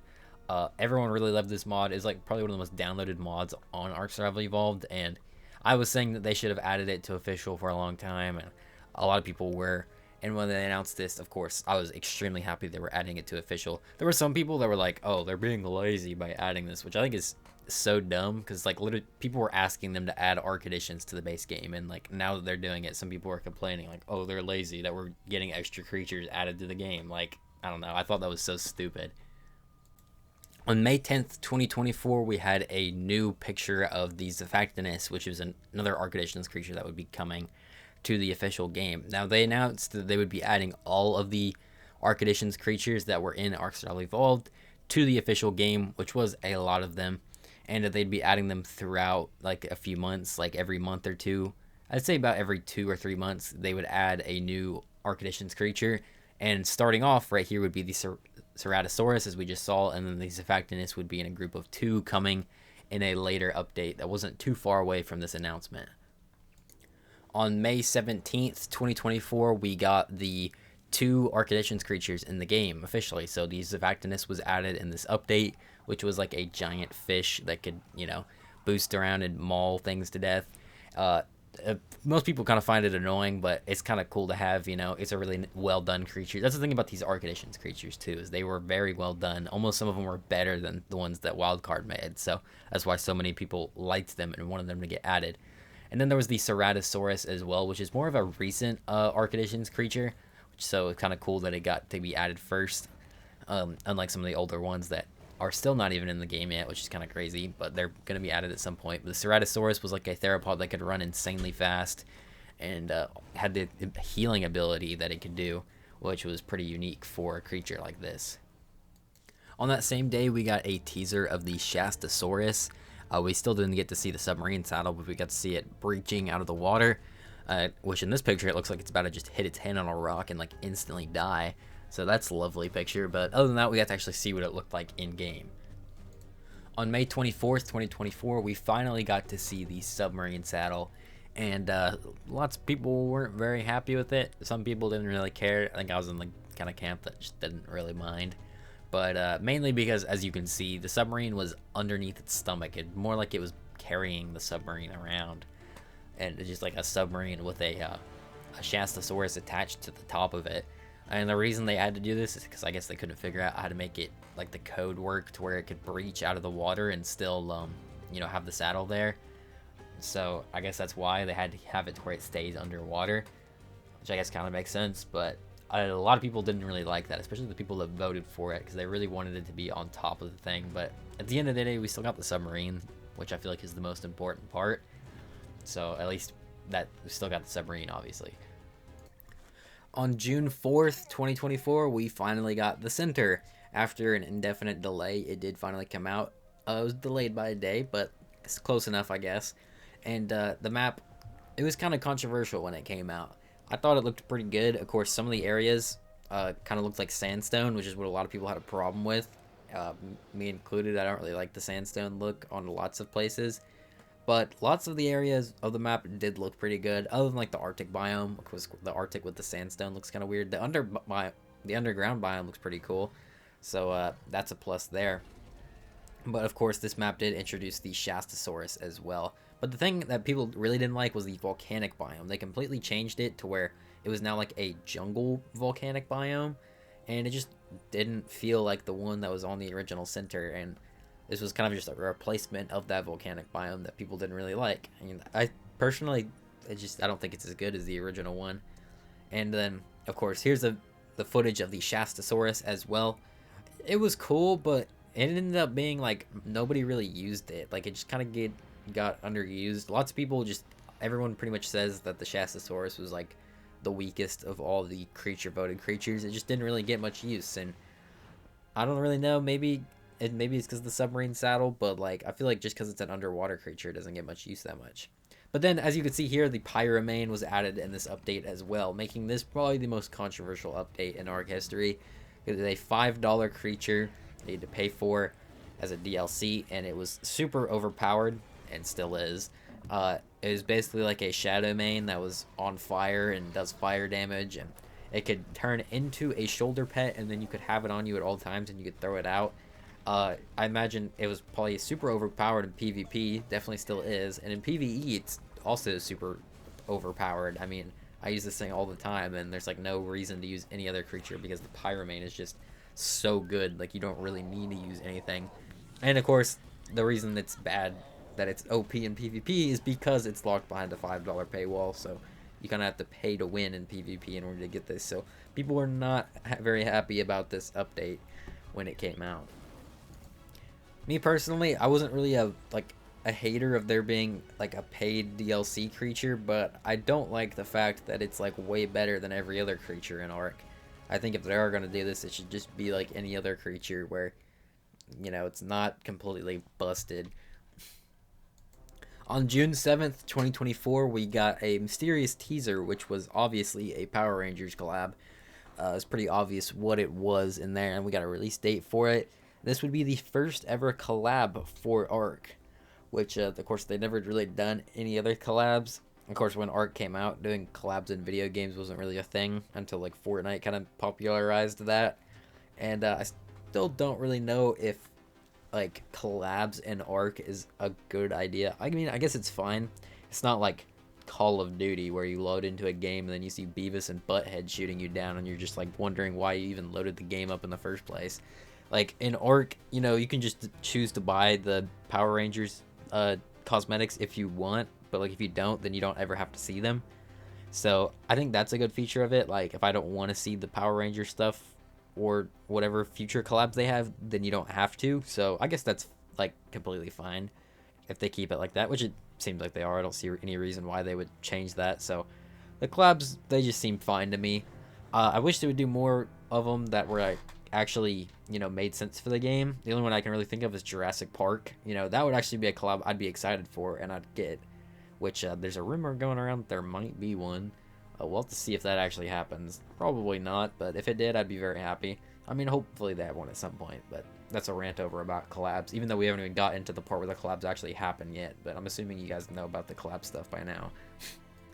On June 14th, 2024, we got the announcement of Club Ark, which would be like a social hub for Ark that you could join from like the official servers and go in and win items and play mini games and stuff. To be honest, I wasn't excited for this. I don't really know anybody that was. I mean, nobody's really asking for a social hub thing in Ark. I think what people really want is just, well, more items. Of course, you have that really loud minority of people that just beg for a new bug fix every update. But like normal people just want, some new dinos, some new DLCs to have and have fun with. And the Club Ark really didn't make too much sense, and I don't know if it really did that well. But of course, this was just the announcement. It hadn't even came out yet. Once again, I'm yapping about something that hasn't even happened. On June 17th, just 3 days after the announcement, we got Club Ark. And like, I was just talking about the whole Club Ark. I feel like I don't really need to repeat myself there. But, they had a bunch of mini games and stuff in here, and this is where they would hold a bunch of events. Of course, you could get items, chibis, and loot, and then bring them back to the official servers. See, that's a way you could get loot instead of playing the game. You could just go to Club Ark instead. But, yeah, this was the release of Club Ark. And on that same day, the Power Rangers collab came out that was announced earlier in the month. This one was just a paid, like, pack. Originally, it was a mod, but I believe it was actually, no, I think it still is a mod. I don't know what I'm talking about. But anyway, it's like a paid mod, like $20, and you got a ton of skins for Power Rangers. And of course, it would be updated, and they would add more. I don't really mind stuff like this because it's just cosmetics, and like if they just want to make some paid cosmetics and people want to buy them, and then that's the way they can raise money for the game. So it makes sense to me. It's not anything broken or overpowered, and I'm not forced to look at it. If it were like Call of Duty where I'm like forced to look at everyone's Power Ranger skins, then I might get a little annoyed by it, but it's not like that, so I don't really care at all. Like I said, I mean, I liked the Power Rangers as a kid, but like it's not really like the biggest collab for me, I think. But like I said, it's cool at least for like a skin pack, I guess.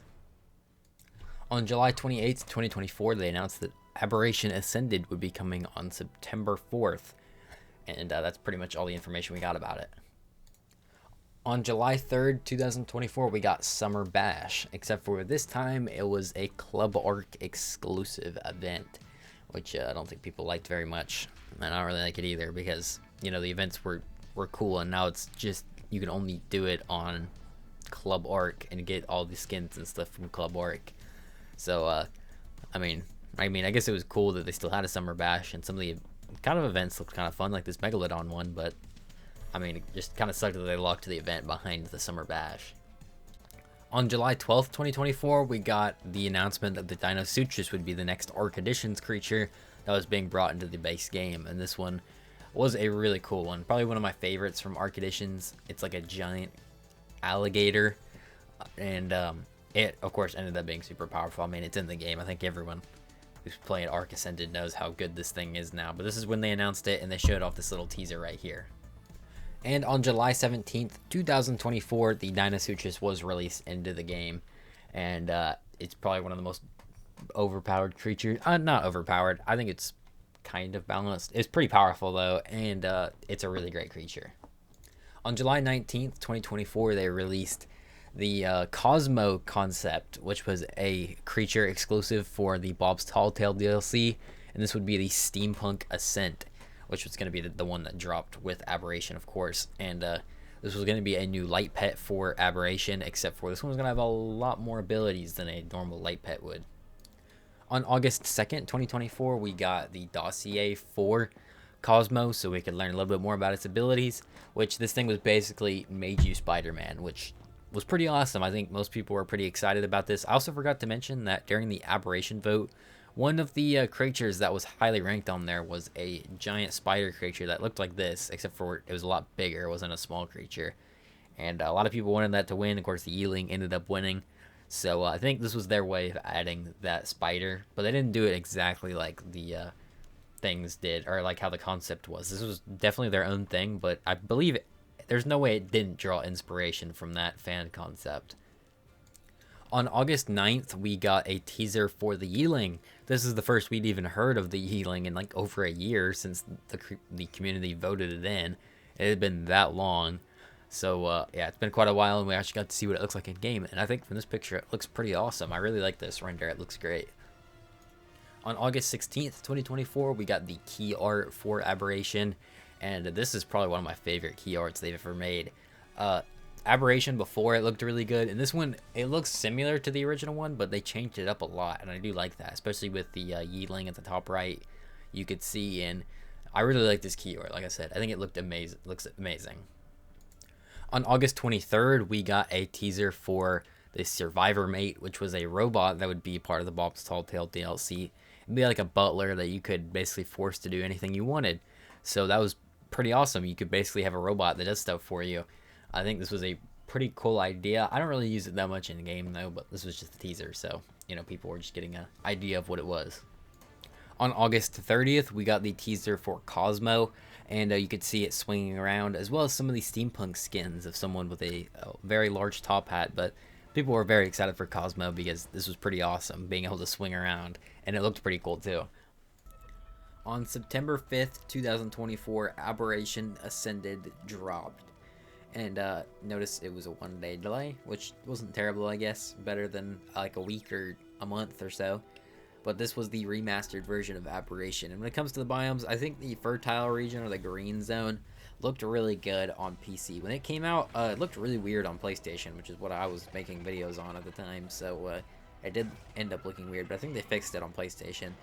But the purple biome kind of looked really weird. Like it was like, has like purple, I don't know, there's like a lot of purple, like too much purple everywhere, where there should be lots of black, it's purple. They also introduced the Yearling in this update, so we finally got that, and it was exclusive to Aberration.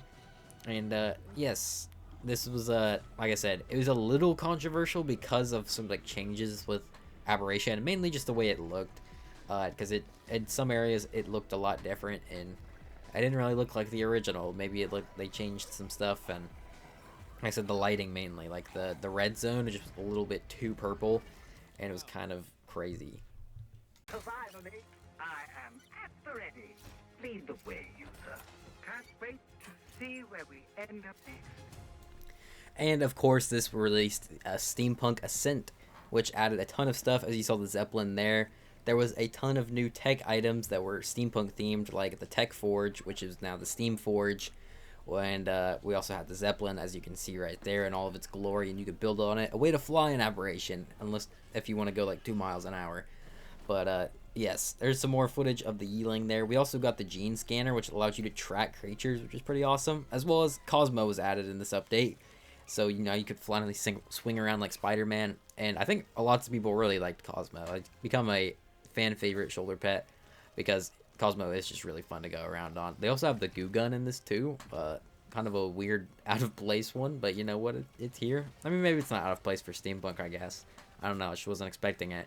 They have a ton of new structures and stuff for the steampunk DLC, and you got it all if you already bought Bob's Tall Tales for Scorched Earth. You got this, all the Scorched Earth stuff, and all the Aberration stuff as well.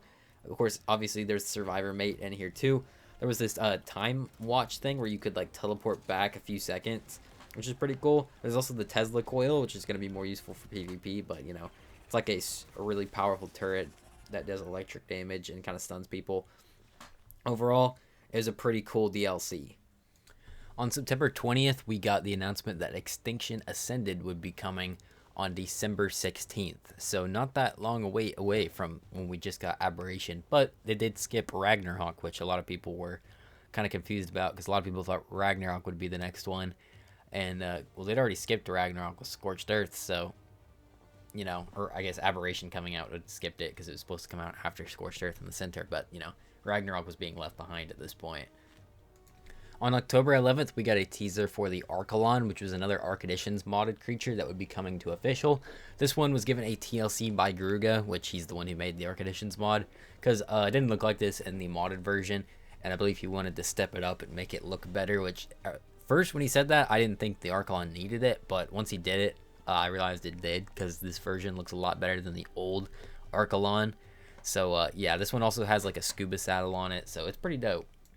On October 16th, the Archelon dropped, and it's a really good one. And its main abilities, of course, is it would kill jellyfish to get biotoxin, and it did bonus damage to them as well as it's immune to them, which is great because most underwater creatures aren't immune to them, so they basically become useless. So this one is useful, as well as it makes algae, which is like one of the best foods for herbivores, and it has a scuba saddle where anyone riding it in those 4 seats will be able to breathe underwater, so they don't need a scuba tank, and they can just breathe from the turtle, which is pretty awesome. Also, the Archelon, you know, is a pretty dope prehistoric animal, as well as we need more turtles in the game, so this is awesome. On October 30th, we got Fear Ascended, first time for Ark Survival Ascended to have Fear evolved, and we got a new creature with this, the Dreadmare, and this wasn't a limited time creature, this was a permanent creature. It was a Fantastics tame, which means it was a $5 DLC creature, just like the Pyromane. It was like a flying evil Pegasus, and this thing's actually pretty big too. I'd always wanted some sort of Pegasus in the game ever since they started adding like mythical creatures, and this was it, except for it was like an evil version of one. And I really like the model, it's really cool. All the animations are great. One of the problems I think people had with the Pyromane is it's just a reskinned Shadowmane. But this one was a completely unique model. It basically had the ability to like cryopod things on its own, but you could like keep all the items in their inventory, which was awesome. And the Dreadmare was awesome. It's probably my favorite of the Fantastic Tames. I always use this thing like all the time. It's so fun to ride around on. It's so fun to use. It just does kind of suck that it's behind a $5 paywall.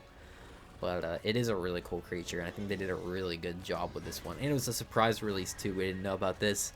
And I think it's cool that we got like a Halloween creature that actually stayed in the game permanently. On November 3rd, 2024, we had the Extra Life stream for this year. And this year they managed to raise $130,000 for charity. Also this year they had Raz Clark hosting the event. So yeah, he was the one doing the 24-hour live stream, which he's a big YouTuber. If you watch Ark a lot, you've probably heard of him. But if you haven't, he's got like 250,000 subs, and he's one of the biggest Ark YouTubers that most people know, so it was pretty cool to see him in here for this event. But during the 24-hour live stream, they revealed a bunch of stuff, and majority of it was about Extinction coming in December, which would be a month after this. But it was mainly about the Wasteland DLC, which would be part of Bob's Tall Tales.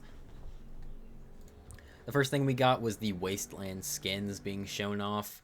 And these were pretty cool. They're definitely, I think, my favorite out of all of the skins. Like, I actually use that one on the left the most. I don't use that helmet because that helmet sucks. But I could use mix and match with a different helmet. But that full set of armor looks really cool in my opinion, I think. I really like the Wasteland, like Mad Max style stuff they went for here. These are the buildings. I think the buildings really only look good on Extinction if you're making like a Wasteland type building. If you're trying to make it on any other map, they look terrible. But I do really like the look of them. Like, I like it just if I want to make like a Wasteland style base. Next to the reveals for the Bob's Tall Tales DLC was the Tribe Tower, which you would place down, and it would give you buffs over time. And once it had been up for a month, it would give you buffs like 20% taming and stuff like that. And it was mainly to deter building in caves in PvP. So that was kind of nice to see something like that, actually. And then we had the Battle Rig Station, which is basically a garage where you could build battle rigs, which are cars, mainly like dune buggies and stuff. So you had the garage here, and then you could build all of the attachments and stuff for your vehicles. And then the vehicles themselves, there was a bunch of different types that you could like mix and match a bunch of different parts together, as well as put on attachments in the front and back. So they were very customizable, and it seemed like they were going to be a lot better than what we had before, which was the tech dune buggy in Ark Survival Evolved. We also got the Armadoggo showing off, which would be the exclusive creature for Extinction and Bob's Tall Tales, and it was going to be a new type of creature called a companion pet, which would stay with you no matter what. It would follow you around, and if you got too far away from it, it would kind of just like teleport to you, so you didn't have to really worry about it. It's kind of like a dog from Minecraft, where you just don't have to worry about it. You can just keep moving, and it'll always be by your side. That's how these companion pets were, and there's also a bunch of different attachments for the companion pet, where you could do all kinds of different stuff with this. This companion pet was going to be really, really good. And finally, we got an announcement that the bison would be coming as an official creature to Ragnarok, the exclusive creature for that map. The bison was also in pretty much every single creature vote, except for probably like Aberration, but almost every other creature vote the bison was in. People really wanted some form of bison in the game, so we didn't have any form of bison, and having some cool prehistoric massive bison would be pretty awesome. I thought so too, having them in giant herds. And I think Ragnarok was the perfect map for it, so I'm glad they chose Ragnarok for it. It was also great because the Gigantoraptor was originally going to be on Ragnarok, and at this point we didn't know what was going to happen with that, if they were just going to not add an exclusive creature for Rag. But obviously they decided to add the bison as that, which, like I said, I think was a perfect choice. It fits Ragnarok and the Plains biome perfectly. On November 8th, 2024, we got a teaser for the second wave of skins for the Power Rangers collab. So if you already had the Power Rangers skins, you would get this automatically. This is just a big update to that. And obviously it's going to be focused on the Extinction creatures. On November 15th, we got a teaser for the Dreadnoughtus. This was like an in-game render of it, so we could finally see what it looks like. And once again, just like the Yeeling, it had been like a year since we even heard anything about the Dreadnoughtus. So it was cool to actually see something about it and know that it was coming. And it looked really cool. Like I said, we've needed sauropods in the game. We still do, honestly. Even though the Dreadnoughtus and stuff is in here, there's still a need for more sauropods. But we're getting one with the Dreadnoughtus. On November 22nd, 2024, we got the key art for Extinction Ascended. And to be honest, I was pretty disappointed with this key art. It's literally just looks like, well, it is the old one, except for there's just a photoshopped in Managarmr, Snow Owl, and Dreadnoughtus. And the Dreadnoughtus is literally just the concept art of it put in there. I don't know, I just thought this was pretty lame. Like, it didn't really seem like they put much effort into the key art, which kind of sucked. You know, because the Aberration one showed that they could make a really cool one and revamp an old one and make it way better. And this one kind of just looked the same. But at the end of the day, it's just the key art, so I guess it doesn't really matter that much. On November 26th, we got Turkey Trial returning as an event. And yeah, not really too much to say about that. The event returned. On November 27th, we got a teaser for the Armadoggo. We could actually see what it looked like in-game with a bunch of its different armor sets on. I guess not armor sets. I forgot what they're called. The different pieces, like the different things you can have on your companion pet. And this got us a good look at what the dogs would look like. On December 6th, 2024, we got a in-game picture of the battle rigs. And they looked pretty cool, and they were very customizable from the pictures here. You could also see a little bit of what Extinction was going to look like once it dropped. On December 13th, we got a teaser for Bob's Tall Tales 3. Well, not really a teaser, we just got the main key art so we could see what it would look like. And it didn't really give us too much new. Like, we pretty much knew everything that was in here, but it was cool to see the art and more of the battle rigs, as well as the Armadoggo and some of the skins at the top there. On December 20th, we got Extinction Ascended, 4 days after December 16th, by the way. But you know what? It's out. And full remaster of Ark Extinction. We have the new creature, the Dreadnoughtus, which would be exclusive to this map. Finally, a new sauropod. And yeah, not really too much to say. It was Extinction. I think it was really well done, honestly. I mean, it brought all the things from Extinction in here and made them look a lot better. I wouldn't say there's anything like apparently wrong with it.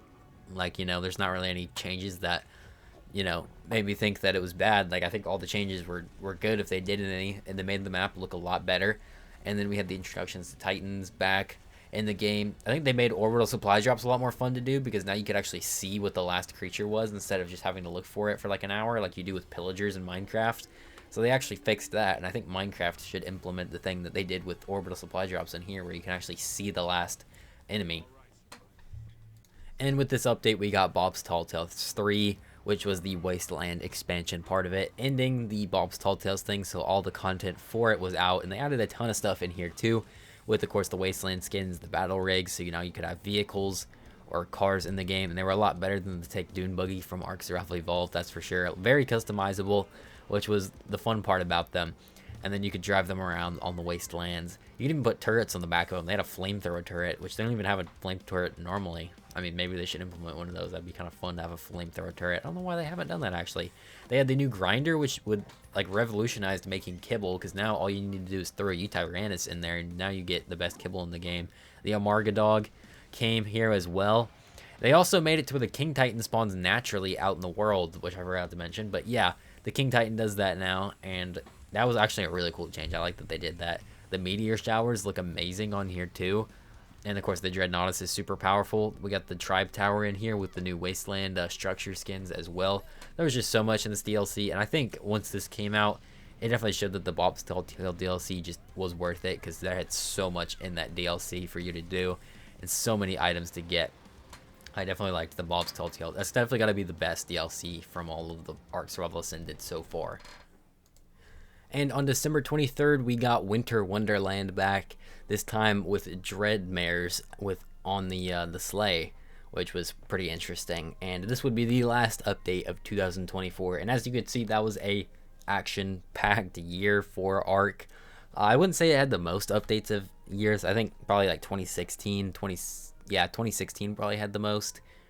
But this one was definitely the longest in terms of this video. This is like took up a 40-minute section, which is definitely the longest out of this video so far. So there was a lot in 2024, as you could see. A big year for Ark Survival Ascended, and it was really fun just having stuff to do all the time. It definitely felt fun again in Ark for this year. On January 10th, 2025, we got the announcement of Lost Colony, which would be a brand new DLC story map, the first one since Genesis Part 2 all the way back in 2021. And this was going to be a new paid DLC story map expansion. Very excited for this one. Of course, this was revealed at the end of Extinction, so you could see the logo for it, but it was officially announced on January 10th, and of course that was the first major thing to happen this year in 2025. Not only that, but we had the announcement there would be a new premium map in June. So that was also exciting, because a lot of people were complaining about Ark Ascended because there were no new maps. They were just saying it's just the old maps remastered, which I can definitely see that. It's maps people have already played before. People want some new ones sprinkled in there, and that's exactly what they're planning on doing this year, giving us some new maps and some old remastered maps all throughout the year. But just a week later, on January 17th, it was revealed what that premium map was, and it was Astraios, which was a mod map created by Nicatus, the same one who made the fan favorite map Fjordur, and who worked on Valguero. He made his own map called Astraios, and it was, like I said, already a mod map that had come out in October the previous year, and people really liked Astraios, even though it was only like 20% complete. Only one section of it was complete, but this was the biggest Ark map ever. And as you could see, February 12th, they said June literally a week before this, but I guess they just immediately decided to change their mind and release it in February 12th, which I've never seen that. Usually Ark, you know, you expect them to just delay it in last minute, but instead this time they're reverse delaying it, and now it comes out like 5 months sooner than it was supposed to. That's a big jump too. It's not just like, oh, it's coming out a month earlier. It's coming like 4 or 5 months earlier in February. So this is only like a month wait, not even a full month for this. This was quite exciting for people. People were finally going to get a new official map, and it was coming in like less than a month. And just a week after that, on January 24th, we got the reveal of the Wave 2 of Power Rangers. Of course, we got the teaser for it like a month before this, but now we actually got a full picture of what this was going to look like with all of the Extinction skins in here. On February 7th, the Wave 2 of Power Rangers collab came out. And like I said, it was all Extinction stuff. Right here, we had a big creature. I think this was the Mechs right here that I had a skin for. I might be wrong on that. I actually, I don't have the DLC. I'm a poser, but, this was the DLC. It was a part 2, so if you already had the Power Rangers DLC, then this was just a free update for it. But it added a ton of new content, so you got even more stuff for the Power Rangers if you bought it. And if you hadn't already bought it, then maybe this would convince you to buy it, because it would have a lot more features in it with this update. On February 14th, we got Astraios, the new map finally coming to the game. Now, it wasn't finished, which makes sense why they originally said in June, because I imagine they thought they would have it finished by June, but they definitely weren't going to be able to have that, because it's not even finished now. But like I said, it makes sense why they changed their mind. I guess they were ready to release it unreleased. Because the map is so big, even the open part's already bigger than most maps, and it's only like 25% of the way done. It came out with just this one big island on the left, and then another big island next to it. Some pretty cool biomes, like the cherry blossom biome. All the biomes were completely unique too. There's nothing like you've ever seen in any other map before. There's a lot of big open plains for people to build, and personally, this has become one of my favorite maps. I really enjoy playing on this map. There's also a volcanic biome on here too, which adds Extinction creatures, as well as a King Titan boss fight there, but they're called electric creatures instead of corrupted creatures. There's this other biome here. I don't really know what I'd call it, but it's like the black biome. They even have a little sheep boss too, which is kind of fun. They have the cosmetics here, but they're a mod. You can't actually get them in game, I don't think. I haven't been able to find them if you can. There's a new boss called Medusa. It is actually like a new custom boss. It was stolen from Atlas, but still, it was at least cool. And they got the giant, I forgot what it's called. Like, he's like a little troll guy, but cool. Actually, unique bosses, and they're not just reskins either. They're from Atlas, but they're not from anything in Ark. And of course, as you've been seeing, the Maywing, the Mayguana, which is a reskin of the Maywing. But everyone was pretty much happy with that, because everyone wanted the Maywing to return, because it's so good. And you really needed a fast travel mount for this massive new map. So it made sense that they would bring this version of it, just a different version of the Maywing and the Mayguana. On February 21st, we got the creature vote for Valguero, and of course, we haven't had a creature vote since 2023 when they had like 1 million of them. So it was nice to see the return of these, and this one was going to be for Valguero, obviously. And on February 28th, the Mega Raptor would win. I don't have any pictures of the original concept of it, but just envision a Mega Raptor in your head. But anyway, this was the creature that would be exclusive for Valguero. On March 7th, we got a teaser and an announcement for the animated series skin pack, which would add a ton of animated skins as a DLC for like $15 or $20, I think, and it had up to like 100 skins in it. Of course, I'm kind of spoiling what happens because we didn't know. Well, I think we kind of knew what was going to be in there. We got this picture of it showing off a little bit of them, and we got a release date for the end of the month. On March 14th, 2025, we got a teaser for the Dinotherium, which was another Ark Editions modded creature that was finally coming to the base game. I don't really know why it was taking like such big gaps between these creatures when we all know that they're pretty much done, except for like the Bracky and the ones that Greg was doing a TLC on, but I guess they wanted to spread out the releases. But anyway, the Dinotherium was announced to be coming with the skin pack on March 26th.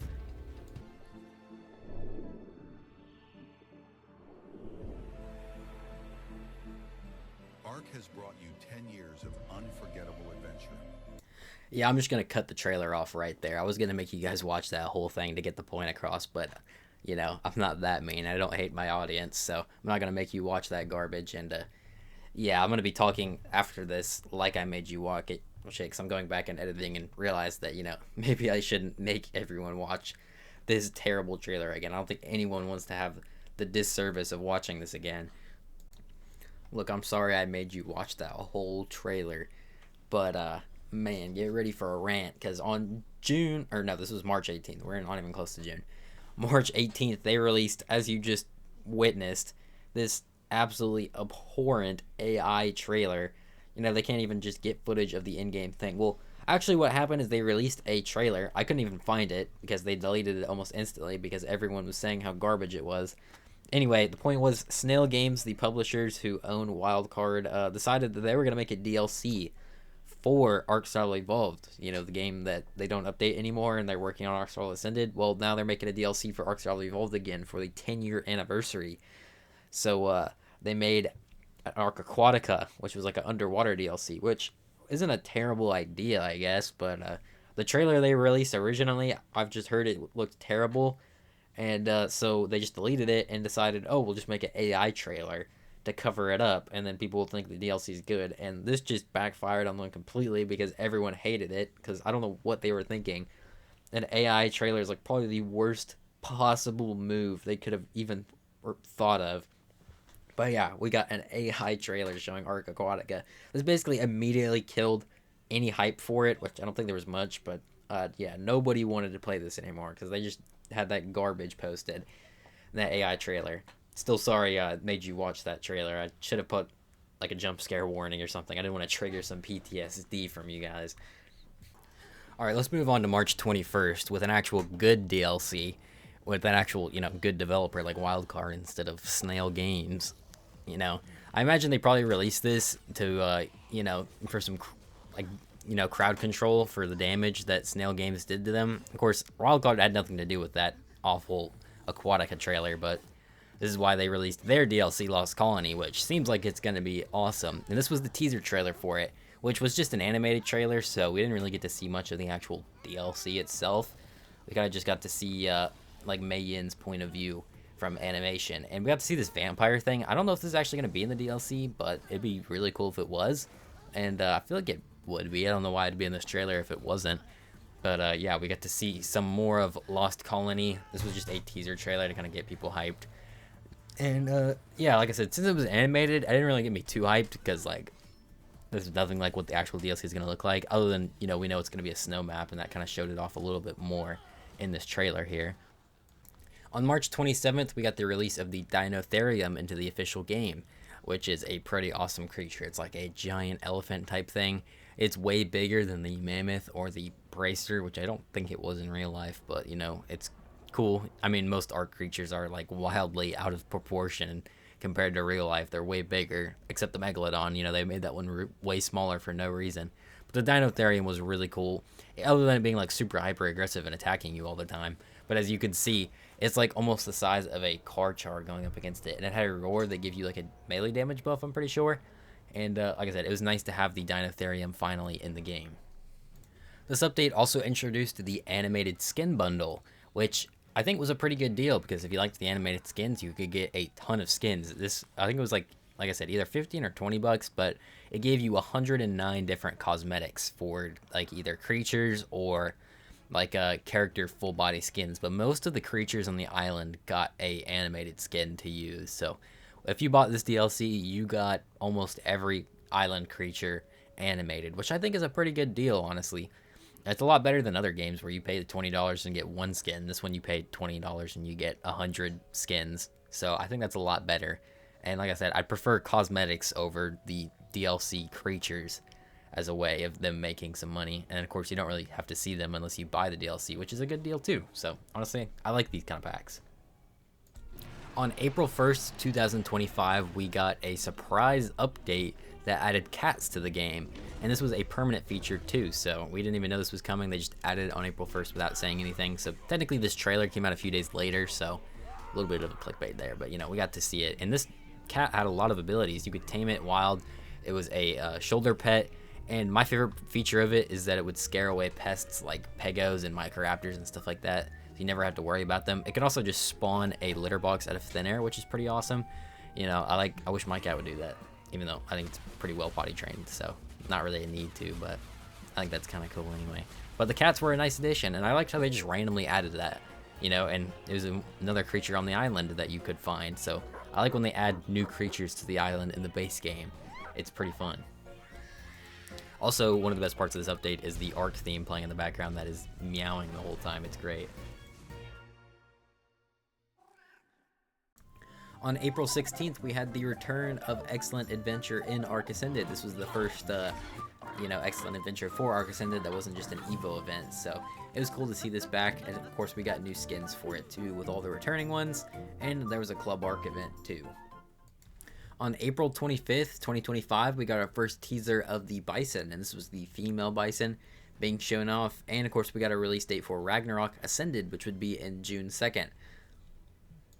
On May 2nd, we got a teaser of the Griffin that would be returning, and a look at what it would look like in Ark Survival Ascended with its babies. Of course, at this time, babies didn't even exist for Griffins, and they didn't have nests, so I don't really know what half this picture is about, but, it was cool to see what they would look like in Ark Survival Ascended, even though we already had them before. Also, everyone was just really excited to have Griffins back, because they were a fan favorite creature, so it was nice to finally see that they were coming back. On May 9th, 2025, we got a teaser of what the male Bison would look like, because of course the males and the females looked a little bit different. The males had way bigger horns, and I like it how they were being rounded up by T-Rexes on this picture right here.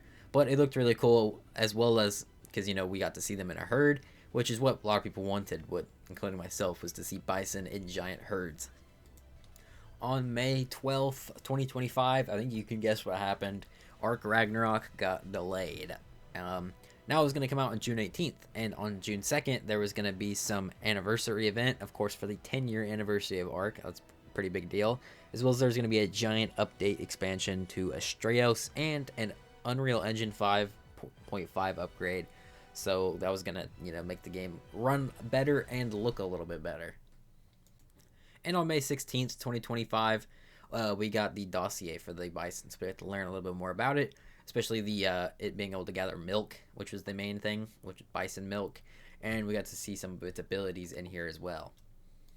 On June 5th, 2025, we got the 10-year anniversary update, and notice how it's not on June 2nd. So a lot of people were making the joke that Ark would be the type to be late on their own birthday, which is, it's true, they already missed it. But with this update, we got the egg incubator returning, which means it's no longer a Genesis 2 exclusive item. It's just in the base game of Ark Survival Ascended. But, of course, it's been 10 years. And also means this video is going over 10 years of information so far. But the main thing about this update, of course, was the Astraeos expansion, which added an entire new area. I'll try to pronounce the name. The Lamodkis. I don't know, I probably butchered that one, but this is a huge expansion to the map. Of course, like I said, Astraeos is huge, so this whole new area was massive. So they had a whole new Redwoods biome, a whole new Arctic biome. They had more of the same Greek map. They had this giant underwater, well, it's not underwater, but it's like a waterfall area. It's pretty cool. New caves and ruins all throughout Astraeos, which is pretty awesome. No new creatures or anything, but they did have a new mini boss, which is like a Daedon on fire, and then this poison Daedon. I haven't actually got to fight it yet, but I really want to, because it looks kind of fun. And I like when they do these mini bosses for these kind of maps. So that was the main thing, was this expansion for Astraeos. On June 6th, we got a teaser for another expansion to the Power Rangers collab. This one would be a smaller one. It wouldn't be like a whole wave 3 with a whole new set of things. It's just going to be like a smaller update for the Power Rangers collab. And on June 8th, we got a trailer for Ark Aquatica, which would be coming out on July 15th. Now you can actually see what the DLC looked like, and it wasn't that great. I know some very small amount of people were excited for this, but I wasn't. Most people weren't. Most people were playing Ark Survival Ascended. Why would we go back to Ark Survival Evolved? And even if we did, this doesn't look very good. And of course, since I've messed with it a little bit, I actually haven't bought the DLC, but I've messed with some of the creatures. They're all either reskins or not very well made creatures, because of course they're not made by Wildcard. They're made by another studio that doesn't really know how to do things that well. And of course, like I said, most of them were just reskins anyway. The maps, it looks very odd. I don't know. This trailer wasn't really getting anyone hyped, I don't think. It kind of just showed how poorly the map was being made, and another reason on why people wouldn't be going back to play it on Ark Survival Evolved. On June 20th, we got Ragnarok Ascended, which, me personally, I think this is the best remaster of any map in Ark Ascended so far. Of course, it brought Ragnarok to Ark Ascended with way better graphics. Of course, you'd kind of assume so. It introduced the Bison to the game. which is a creature that most people, myself included, have been really wanting to be added to the game for a very long time. And they made huge expansions to this map. Unlike any other map they've done on Ark Survival Ascended, they actually added huge sections. They added a massive plains area at the top right. They added a huge castle on the right side of the map.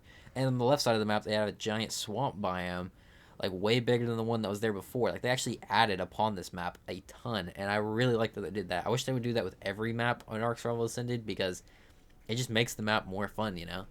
Actually having more stuff to explore and more stuff to do. It's not really going to hurt the map to add more stuff to it. What will hurt is completely changing the look of biomes, which they didn't do on here. They actually made all the biomes look how they did in Ark Survival Evolved, except better. And of course the volcanic biome's really good. They didn't transform it into a jungle like they did with the center, so it actually looks really cool. All the biomes look really cool on here. It's great to see the return of Ragnarok with all these very awesome biomes. And here in all the ruins everything. I was very happy with this map, and I played it a lot. Still play it. It's great. This update also made it to where you could pre-order the Lost Colony DLC, and you would get some bonuses like the Veilwim, which was a creature that was going to be exclusive for Lost Colony, as well as the Drakling, which is a new fantastic tame that you could get with this. You could also get the building template, which was going to be a new DLC item for Lost Colony, and you got the access to the skill tree, as well as the tech bunker in this DLC as well. So of course, this was just a few things that were going to be in the DLC that they made early access available. And of course, you got new skins for Lost Colony as well. These are some of my favorite cosmetics in the game. They look awesome. But most of this was just early content for Lost Colony that you got for pre-ordering it. And on July 2nd, we got access to Summer Bash. And this update not only added Summer Bash, but it also made a bunch of quality of life changes. For example, the Phoenix was now breedable in this update. So that was pretty cool. As well as just them adding a bunch of quality of life changes, like I just said. There was an update to the club, but we also got some more content with a exclusive creature for Summer Bash that they've never done before, which is the slip and slide penguin. I mean, it's just a penguin on its belly that slides around, but at least there was something new for this event, as well as a bunch of new skins, and you could get fish on the wall as a trophy, which I thought was pretty dope. On July 4th, 2025, we got concept art for the Mega Raptor, which was, of course, the creature that won the creature vote for Valguero. Also, I wanted to mention that Gruga got hired by Wildcard around this time. It might have been a little bit sooner or a little bit later. I think it was a little bit sooner, though.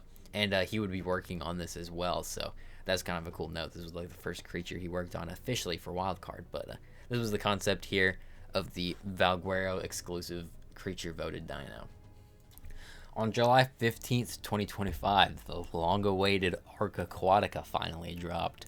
This is the last I'm going to talk about Aquatica. Yeah, I thought I'd just mention the most important parts of it. I could have gone over the teasers for it, but I didn't want to bore you guys with that, so this is all we're going to talk about. Of course, the DLC came out. Nobody really liked it. And also, it broke a ton of mods for Ark Survival Evolved. Of course, with Ark Survival Evolved, one of the main things that was, keeping it alive was modding, and this just completely destroyed half the mods in there. But luckily, they did make it to where there was a pre-Aquatica patch that you could load, so that did actually help it out. But for a couple days, modding was just completely screwed up, and it screwed up all the servers and stuff too that were running mods, so that was great. Also wanted to mention that they made it seem like Gareth Coker was making the soundtrack for this, which he wasn't, because there was no soundtrack for it. They just reused music from other DLCs, so I mean, technically, yeah, it's his work, but they're not making a new soundtrack. They're just taking the old one and then being like, oh, Gareth Coker did the soundtrack. It's like, well, yeah, because he just reused the soundtrack that he already made. So that was kind of like felt a little bit misleading there. But back to Ark Ascended, on July 18th, we got the Mega Raptor dossier. We were able to learn a little bit about it, especially that it was a mainly solo hunter that would thrive on being alone, and you could only find it in pairs of one. Then it wouldn't be a pair, you could just only find it by itself. On August 1st, 2025, we got a teaser for the Helicoprion, which once again was another one of the Ark Editions creatures coming to the base game, and it was announced to be coming out on August 20th. A week later, on August 8th, we got a concept for a new creature called the Elder Claw, which would be another fantastic tames for $5, except for this one would be bundled with Lost Colony, so if you had Lost Colony, you would just get it. And eventually down the road, they're going to make it a $5 standalone fantastic tame, but they haven't done that yet. I'm assuming they'll probably do that after Lost Colony comes out. On August 22nd, we got a dossier for the Elder Claw, so we could know a little bit of its abilities and stuff like that. I think this was a really cool looking creature, as it's like a giant bear that was made of bark. Is pretty cool. And you also notice that it's past August 20th, and the Helicoprion hasn't came out. You want to take a guess on why that is? If you said delayed, you'd be right. It did get delayed, so it was not coming out then, but we got this dossier for the Elder Claw instead.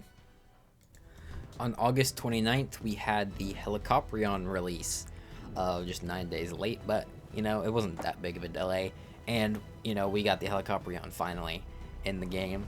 It's basically like a giant shark. It has the ability to turn weapons into blueprints, which is pretty awesome. It also works as a grinder, too, so, like, if you don't want to make a grinder, you can just grind it up with the Helicoprion, which is pretty cool. With this, we also got a few announcements, starting with the delay of Lost Colony to December 16th, which is currently what it's still at, as well as we got this picture here, which seems to be of like some corrupted variants, maybe like the corrupted variants for Lost Colony, either that or some new type of corruption or a zombie variant. I don't really know. It looks pretty cool though, especially now with the Rex variant. You can see there we got a Veilwim, as well as the players in the background there, like some sort of zombies, which we know now is like NPCs. But honestly, I think the most exciting announcement out of all of these was the Extra Life announcement. Of course, this year they wouldn't be doing it as a live stream, but they still wanted to raise money. So how they were going to do it was they're going to do a TLC 4 update, which is something that the community's been asking for, and I think Ark Survival Ascended has desperately needed the TLC. And of course, as you've seen, there hasn't been one since 2020, so it's been a while. And how this would work is when you donate, you could use your donation money to vote for a TLC creature that you wanted to be added to the game, and then once you hit certain milestones, they would unlock TLC votes with all that. I'm not really going to talk about this again, so I'm just going to tell you the spoiler warnings. We ended up breaking it all the way up to like $180,000. So this was like the most successful of these of these Extra Life events, which means we actually got 5 TLC creatures instead of 4, and currently the creature votes that are locked in are the Arenio and the Quetzal that are going to be getting a TLC. On September 5th, 2025, we got a teaser for the Deinonychus, which would be on Volguero. Of course, this was the exclusive creature for Volguero. And, yeah, Volguero is coming in September 30th. Of course, this would get delayed, spoiler alert, but that was the original plan for Volguero Ascended to come in September. On September 12th, 2025, we got a teaser for what was obviously a Teenage Mutant Ninja Turtles collab. I mean, it's pretty obvious it was here, which I do really like the Teenage Mutant Ninja Turtles. I used to watch the 90s Teenage Mutant Ninja Turtle movie like on repeat all the time.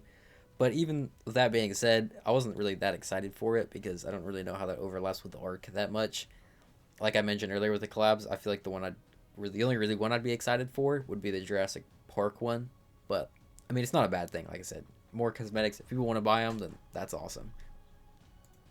On September 19th, 2025, we got a teaser image of the Megaraptor stalking some innocent human that's about to get mauled to death. And it was cool to see what this was going to look like in-game. September 26th, 2025, we got the reveal of the Elder Claw in-game. And we also got the reveal that it would be delayed until October 7th. So that was nice. But the Elder Claw looks really cool in here. Like I said, I really like the way the Elder Claw looks. On October 7th, 2025, Volguero Ascended finally released, and people really liked it. There's a lot of people that even say it's their favorite of the remastered maps, which I wouldn't go that far at all. I mean, to be fair, Volguero isn't really my favorite map on Ark Survival Evolved, so that probably weighs into effect. I think Ragnarok was way better, but still, this was a good remaster. Not really anything wrong with it, I don't really think. I think they did a really good job of bringing it into Ark Survival Ascended, as well as, you know, bringing the Deinonychus back. It was nice to finally have that back, and there's it. Not really too much to say there. When it comes to the new stuff, we got the Megaraptor, and people were a little bit disappointed in the Megaraptor. People just found it didn't really have much use cases, but I've seen comments saying that people really enjoy using it, so maybe it's a little bit split on there, because like I said, I've seen both. People say that it's not that useful, and other people say that it is useful, so I don't know. This is off map also has the Aberration area, and we got to see this in Ark Survival Ascended. And what's awesome is Rock Drakes and Reapers are finally on Volguero, which on Ark Survival Evolved, there's a huge Rock Drake den that's just completely empty. But now in here, it's full of Rock Drake eggs, which brings me so much joy. So now you can actually get Rock Drakes on this map. Also want to mention the new theme song. I guess this is the Volguero theme. Didn't have a theme song before, and I love when they give these maps new theme songs. Obviously, they give the story maps one, but usually they don't do it for custom maps. But this time they did. And we got a new boss in Grendel for Volguero, which is pretty sweet as well. Just 3 days later, on October 10th, the Power Rangers got its next update. It's more of a smaller update that just added a few more cosmetics to it. On October 17th, 2025, we got a reveal of a new exclusive creature for Lost Colony called the Osadon, which would be a giant beast that would spawn on that map. But they also revealed that it'd be coming November 18th, which is before Lost Colony came out, because they wanted to release it early for Lost Colony pre-order members. I've always thought this was kind of weird. I mean, it's not weird, but it kind of like makes it less fun when Lost Colony comes out, because you've already played with some of the creatures. So yeah, I didn't think this was the best idea, but I mean, you know, I can't really complain either. We get a creature early, so I guess that's kind of fun. And this thing looked awesome. I love the look of this thing. It's like a giant monster, and I love those kind of creatures. So this definitely got me excited for Lost Colony a little bit more, especially because we haven't really seen much about Lost Colony.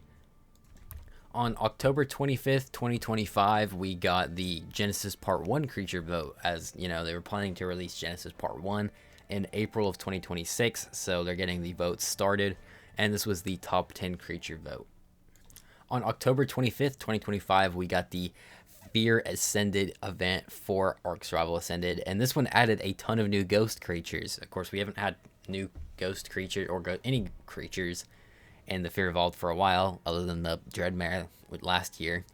But so I guess that one does kind of count. But anyway, when it comes to ghost creatures, we got a ton of them. I don't have any pictures of them on the screen, so unfortunately we don't have that, but I'm going to list them off anyway.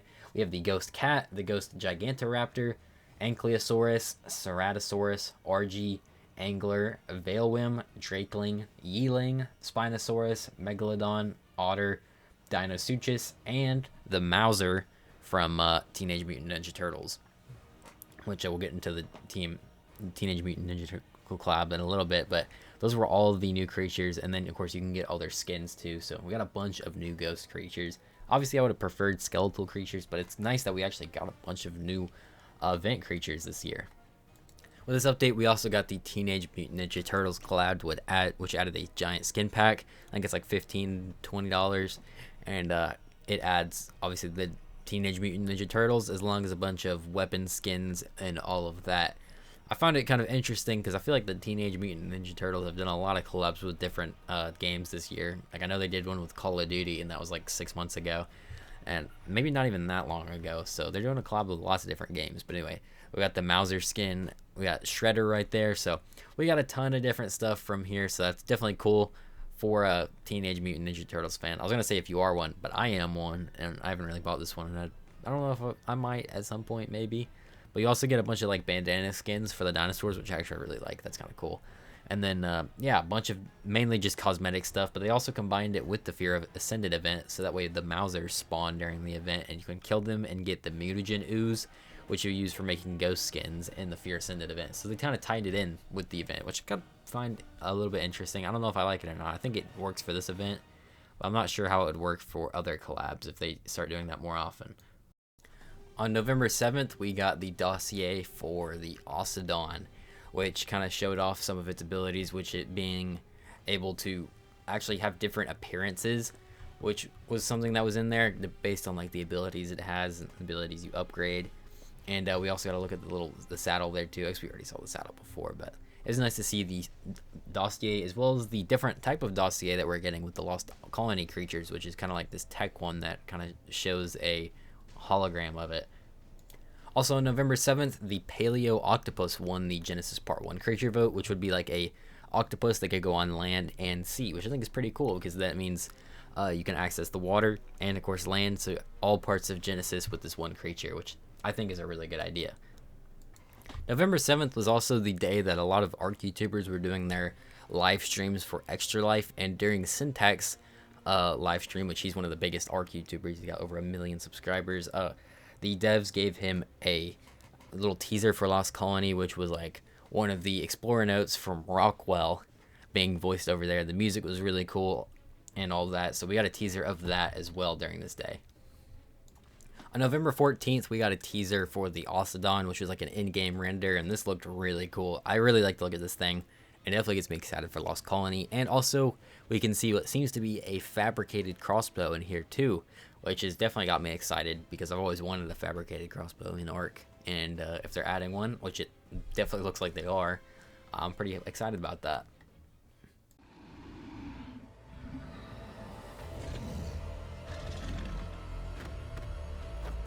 On November 18th, we got the Ocedon released for Ragnarok, the Center, and Volguero for early access. And of course, once Lost Colony comes out, it's going to be on those maps, or it's going to be on Lost Colony. It's going to be removed from these maps. Also, the trailer for this has got to be like my favorite trailer for a creature ever. The music is amazing, and I don't know, like the way the Ocedon is presented is really cool. But it wasn't received the best, mainly because it was super underpowered, which really sucked, honestly. Usually these things aren't received well because the creatures are too overpowered. The Ocedon was really weak, and it was also really hard to tame. So it was really hard to tame and it was really weak. So that kind of was a disappointment, even though they have been buffing it. Like a newer patch that's coming very soon, they're going to buff it. So hopefully it gets as strong as it needs to be. But like I said, I really love this trailer. And that was one of the last things for Lost Colony so far.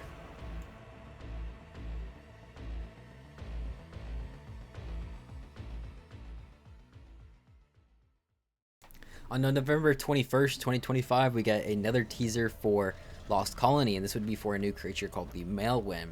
And it was actually an evolution of the Veilwim, which is a creature that's already in the game right now, and will be exclusive to Lost Colony once the map comes out. But this is like an evolution of it. I'm not sure how the evolutions work, but I guess we'll see when Lost Colony comes out.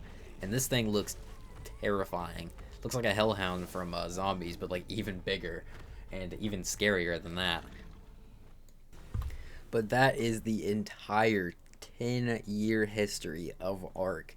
I really hope you enjoyed this video. I did not think it was going to be 4 hours long. When I started this video, I'm like, oh, it's probably be like maybe an hour 40, 2 hours at most. But here I am at 1 o'clock in the morning or finishing this video up, and now it's 4 hours and 15 minutes long. So if you watch this entire thing and you haven't liked the video and subscribed, I don't know what you're doing, man. I mean, clearly you enjoy the content if you just sat there and watched 4 hours of this. So why don't you go ahead and like the video and subscribe for me. But anyway, that's going to be it. Like I said, if you guys did enjoy, please like and subscribe. But thanks for watching, and bye.